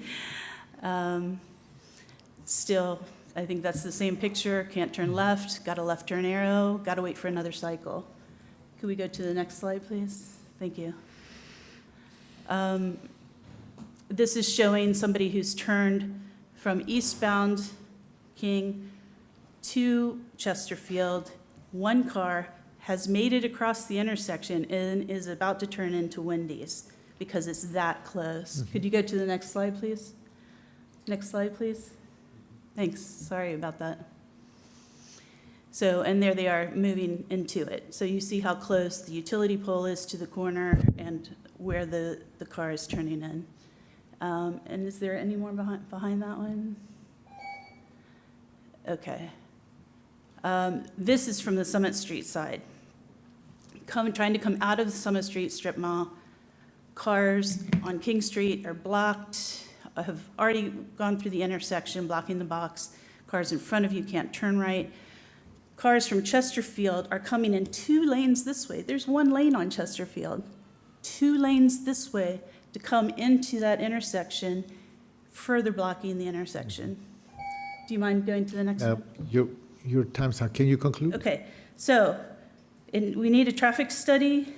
We need concessions by the developer to move the utility pole and create a right-hand lane.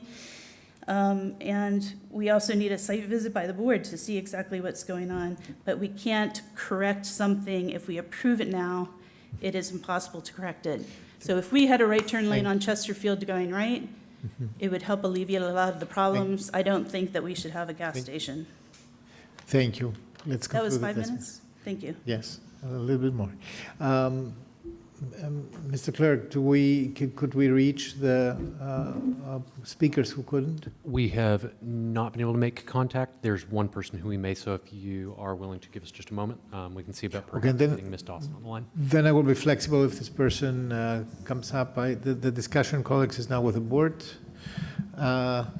I would invite to entertain a motion, and then if we can have discussion. I see Ms. Coffey. Thank you. I would move the county manager's recommendation to approve the use permit for a vehicle service establishment subject to the proposed conditions and with a county board review in 1 year in April 2026. Second. It is moved and seconded by Vice Chair DeFerranti.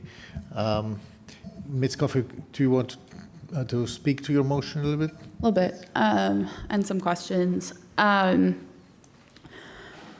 Yeah, I mean, I think I agree with our commenters on the use. It would probably not be my personally preferred use, but I think we do have a little bit of a free market system when it comes to which uses subject to the zoning and everything that we have. And so it's not my favorite, but I do think it meets the planning guidance and zoning. And I think a couple of environmental related questions with respect to fueling facilities. Can we talk a little bit about what is required to keep gasoline and other fueling facilities? I'm not sure if it's the applicant or staff that should be speaking to this, or both potentially. But, I do take very seriously that it's a hazardous material. We don't want it getting out and impacting our soil and our water. And so I want to make sure that we understand what all the criteria is that a site owner has to meet in order to have a fueling station. Yes, ma'am. So typically for the fueling tanks, they are required to provide a mechanical and fire, apply and show a mechanical and fire prevention permit, which is reviewed by our building staff. And it is also required that they report these fueling tanks to the Department of Environmental Quality, for the state of Virginia. There is a log of the different fuel tanks throughout the state there, and there is and typically if there's like any leakage or any issues with the tanks, with the gas pumps, that's typically reported and investigated by the department there from the state. And there is a log on their website that shows their investigations and their resolutions dating back for quite some time there. Thank you. And I don't know, does the applicant want to speak to the mitigation as well? I'd be happy to. As I mentioned earlier, there are a number of policies, procedures, regulations, and redundancies to address any potential issues. And the first being with that almost the entire system is underground. So piping comes up out of the ground under each dispenser, and there are vent lines. But other than that, everything's underground. And those vents are pressurized so as to not let gasoline vapors enter the environment. And forgive me, I don't always read answers, but this isn't my area of expertise, so I want to make sure that I'm getting it right. They only release unless safe maximum pressure is exceeded in the underground system. So when gasoline deliveries are made, the tanker trucks make two connections to the tank top. One hose to gravity feed gasoline into the tank, and the second is to take the vapors displaced by the rising product so that it's a closed system that prevents vapors from being released into the air during deliveries. All new tanks are double-walled. The product's in the inner tank, and they monitor the space between the inner tank and the outer tank, and there are sensors in that interstitial area if there were any failures in that inner tank to the outer tank. All product piping is double-walled. Gasoline stations are now constructed to have all underground product piping begin and terminate inside a liquid-tight containment sump. If the line leaks, it would go into one of those sumps. Each sump is equipped with a liquid sensor, and when it detects liquid, it will send an alarm to the automatic tank gauge inside the store, which produces a visual and audible alarm to alert store personnel. It also sends notifications via email to CPG environmental personnel, and can be programmed to automatically shut down the product. Every product line is equipped with a pressurized line leak detector that performs a pressure test on the product line prior to releasing it to the customer. All delivery drivers are trained in proper delivery procedures and carry spill equipment. All tanks are equipped with overfill prevention equipment to keep drivers from overfilling tanks. And if they were to, an audible alarm would go off. Store personnel, of course, are on site to monitor customers as they fuel up, and they're required to have gasoline station operator training. And then all stores have an emergency shutoff system that can be activated behind the counter, outside the building, or in the back room. And once one of those buttons are pushed, the power is killed to the pump motors in the tanks and all dispensers, which stops the flow of products. So those are some details that I got after I was asked questions by the community and by you all. And I'm sure there are many other regulations that come into play, as they mentioned that the county has a review process. Virginia DEQ oversees it. So it is very different from gas stations of old. Thank you. And I think one last question. It seems a lot of the transportation issues are likely kind of out of Arlington's control, given that King Street is a VDOT road, and then the other side of King Street is Alexandria City. And so I'm conscious of that. But I guess, did we contemplate whether we could have that dedicated right turn lane, particularly since we are adding street parking. Like, could we trade the street parking for a turn lane somehow? So staff, during our review, hadn't recommended the right turn lane. We'd specifically recommended the street condition that's proposed with this. We've got the narrow street lanes proposed for street calming. We have the street parking. We do hear that there's, again, the concerns for parking. If there's the interest in the right turn lane, I'd be concerned if there's also the interest in allowing the right turns on red, because typically that's less safe, and we do want to make sure that we're promoting a safe roadway for all users. So part of this project is making sure that's safe for pedestrians. So when I was hearing some of the community feedback, I think that's some of what the interest was there. So I just want to caution that to make sure that, again, that this is safe for everybody. Additionally, too, as the applicant mentioned before, and you had just mentioned, this does require that additional work and coordination with both VDOT and the City of Alexandria. I do want to note that the City of Alexandria is, I think as of this week, starting to look into some of the intersections on this corridor. This intersection is not one that they identified, but they did identify some other nearby intersections. So I did want to give a plug that if people are interested in that, they can go to Alexandria's website and provide that feedback. If you're already subscribed to Arlington County's Vision Zero newsletters or e-blasts, you'll have already gotten a notification about that. Okay, that's helpful. Yeah, it seems like the existing conditions, they do appear a bit problematic, and so it may not be a use permit related issue as much as a broader flag for our staff that we should be actively engaging with, especially if Alexandria is taking a look. And I know that this corridor is also highlighted as part of the Northern Virginia Transit Commission's bus rapid transit corridor, and I think there's going to be things to come in months and years on this area. So I think that's critical for us to highlight. Correct. Colleagues, other questions? Mrs. Payne, then Ms. Vice Chair Ferranti. Well, one, I just want to thank the applicant. You know, we just got out of a very extensive conversation about community engagement, and thanks for laying out the Q&A from the session you had on March 17th. I did take time and went through them all, and thanks to everyone who showed up here today. I believe, again, like any case, it's important that we hear from the community that's going to be impacted. But I will align myself with, I think, for the motion later, simply because this particular gas station, and given the proximity to other gas stations, and I think this is a good use of the space outside of what many have deemed an eyesore per se. But I do have a question, and this would be more for staff. I don't even think we can state here that it's an assumption. It is going to happen when you put a gas station here at the bottom of the hill per se. You're going to increase traffic. People are going to flock to this gas station.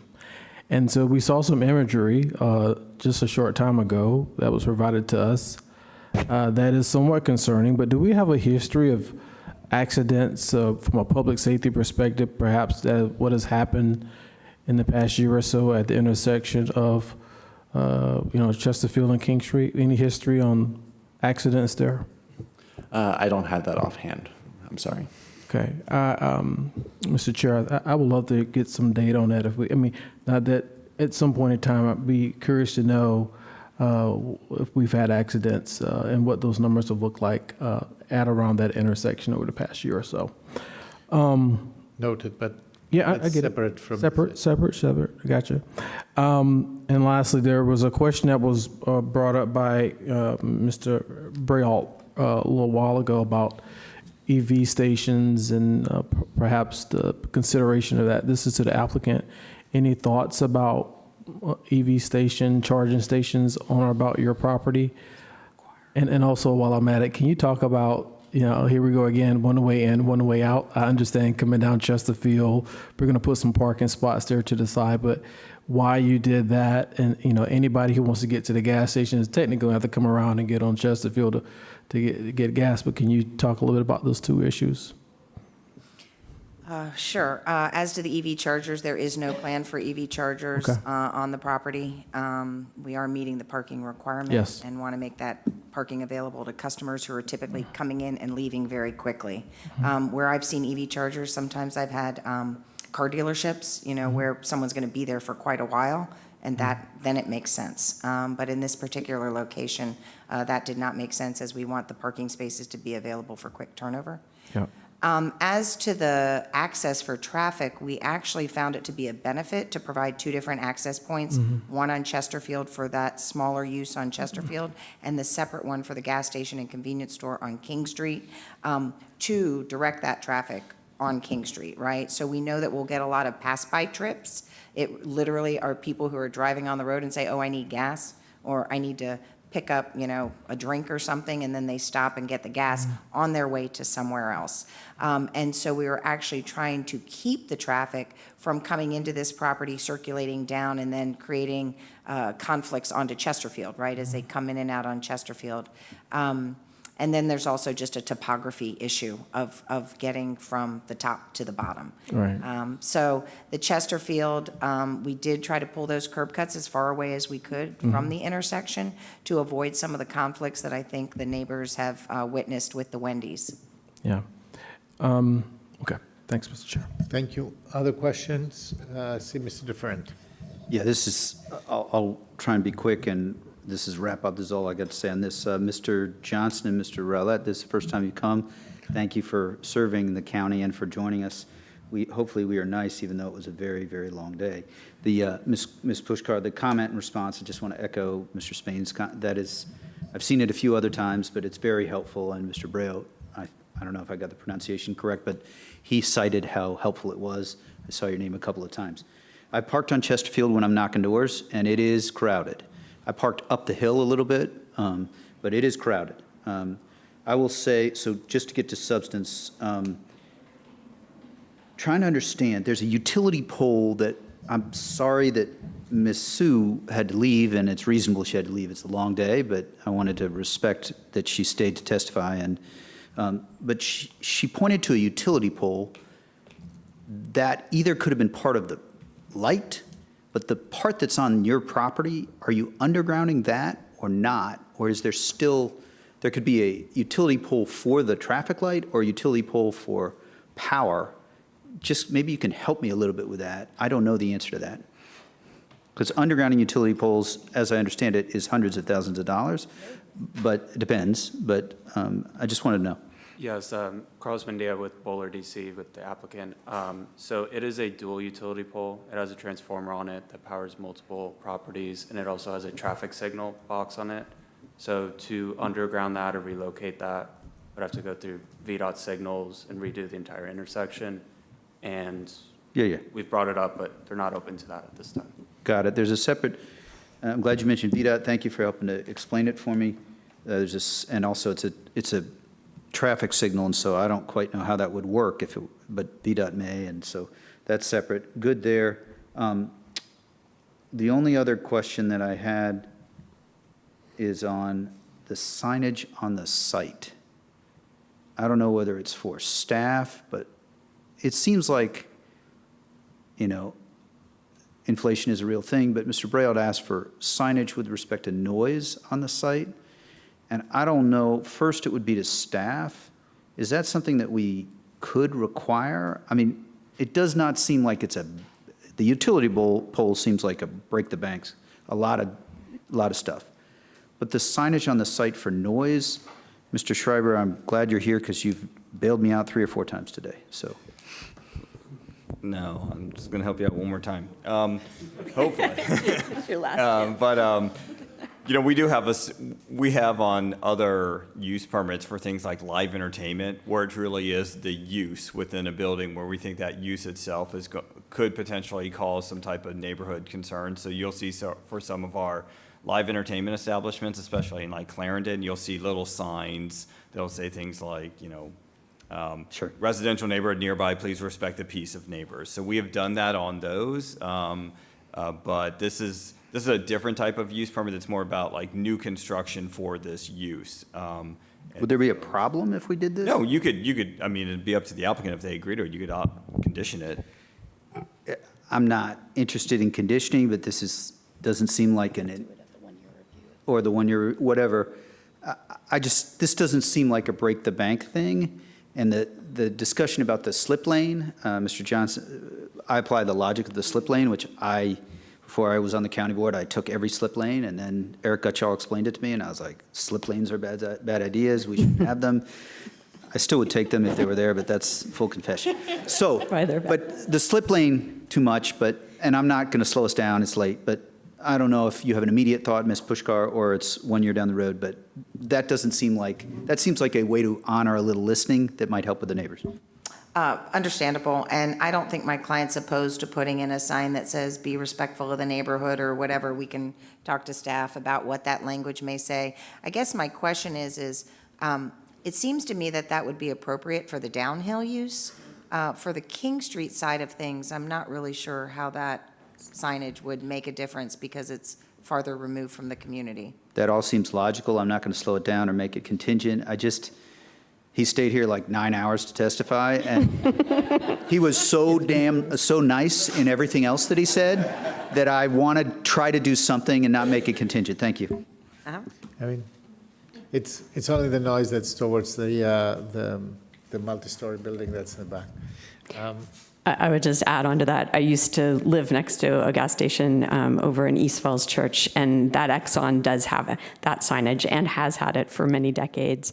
And it does help remind, when you pull in, because you're not really thinking about, you're coming off the highway, you're not thinking about the houses there, but they're very close, and it's a similar condition. So I think that's great, and I really applaud both the applicant for being thorough in asking to hear community feedback and responding to it so robustly. So thank you, and then to the community members for bringing solutions and thoughts, really helpful.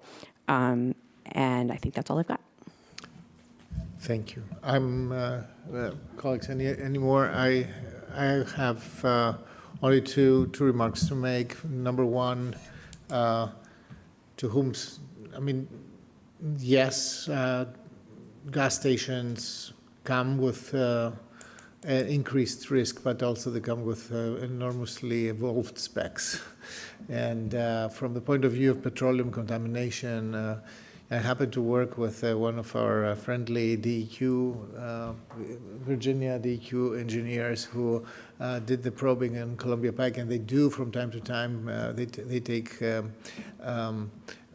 dirt samples, etc., and they control it. And I have to say, I was surprised many times that they do it, and they keep even a whole state database and a map of what they find so that they can see where maintenance may be lacking, etc. I was very impressed by their thoroughness. I didn't expect that. The second thing I have to say, this is a very tough place on King Street, is exactly where King Street merges into, where Leesburg Pike actually merges into King Street.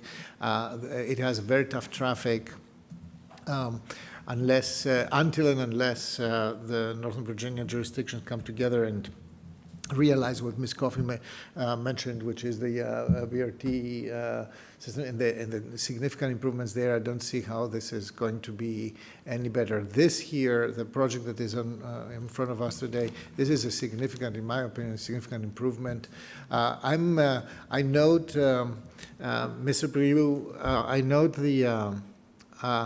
the question that you brought about the EV charging station, because on our map of publicly accessible, available charging station, I see a big lack of service between 4 Mile Run and King Street. I take this is noted, because, you have other assets that may be more, accessible, and we have to discuss that. APS would be a part of that, because you have two great schools with a lot of parking space that we could use and have something like what you see out there. So, and with that, I'm ready to support the motion, and if colleagues are there, we can take a vote. So I see that most, okay. So all in favor of the motion of Ms. Coffey, please say aye. Aye. Opposed? Nobody? The motion carries. Thank you. Thank you. And we are very, very sorry about the delay today.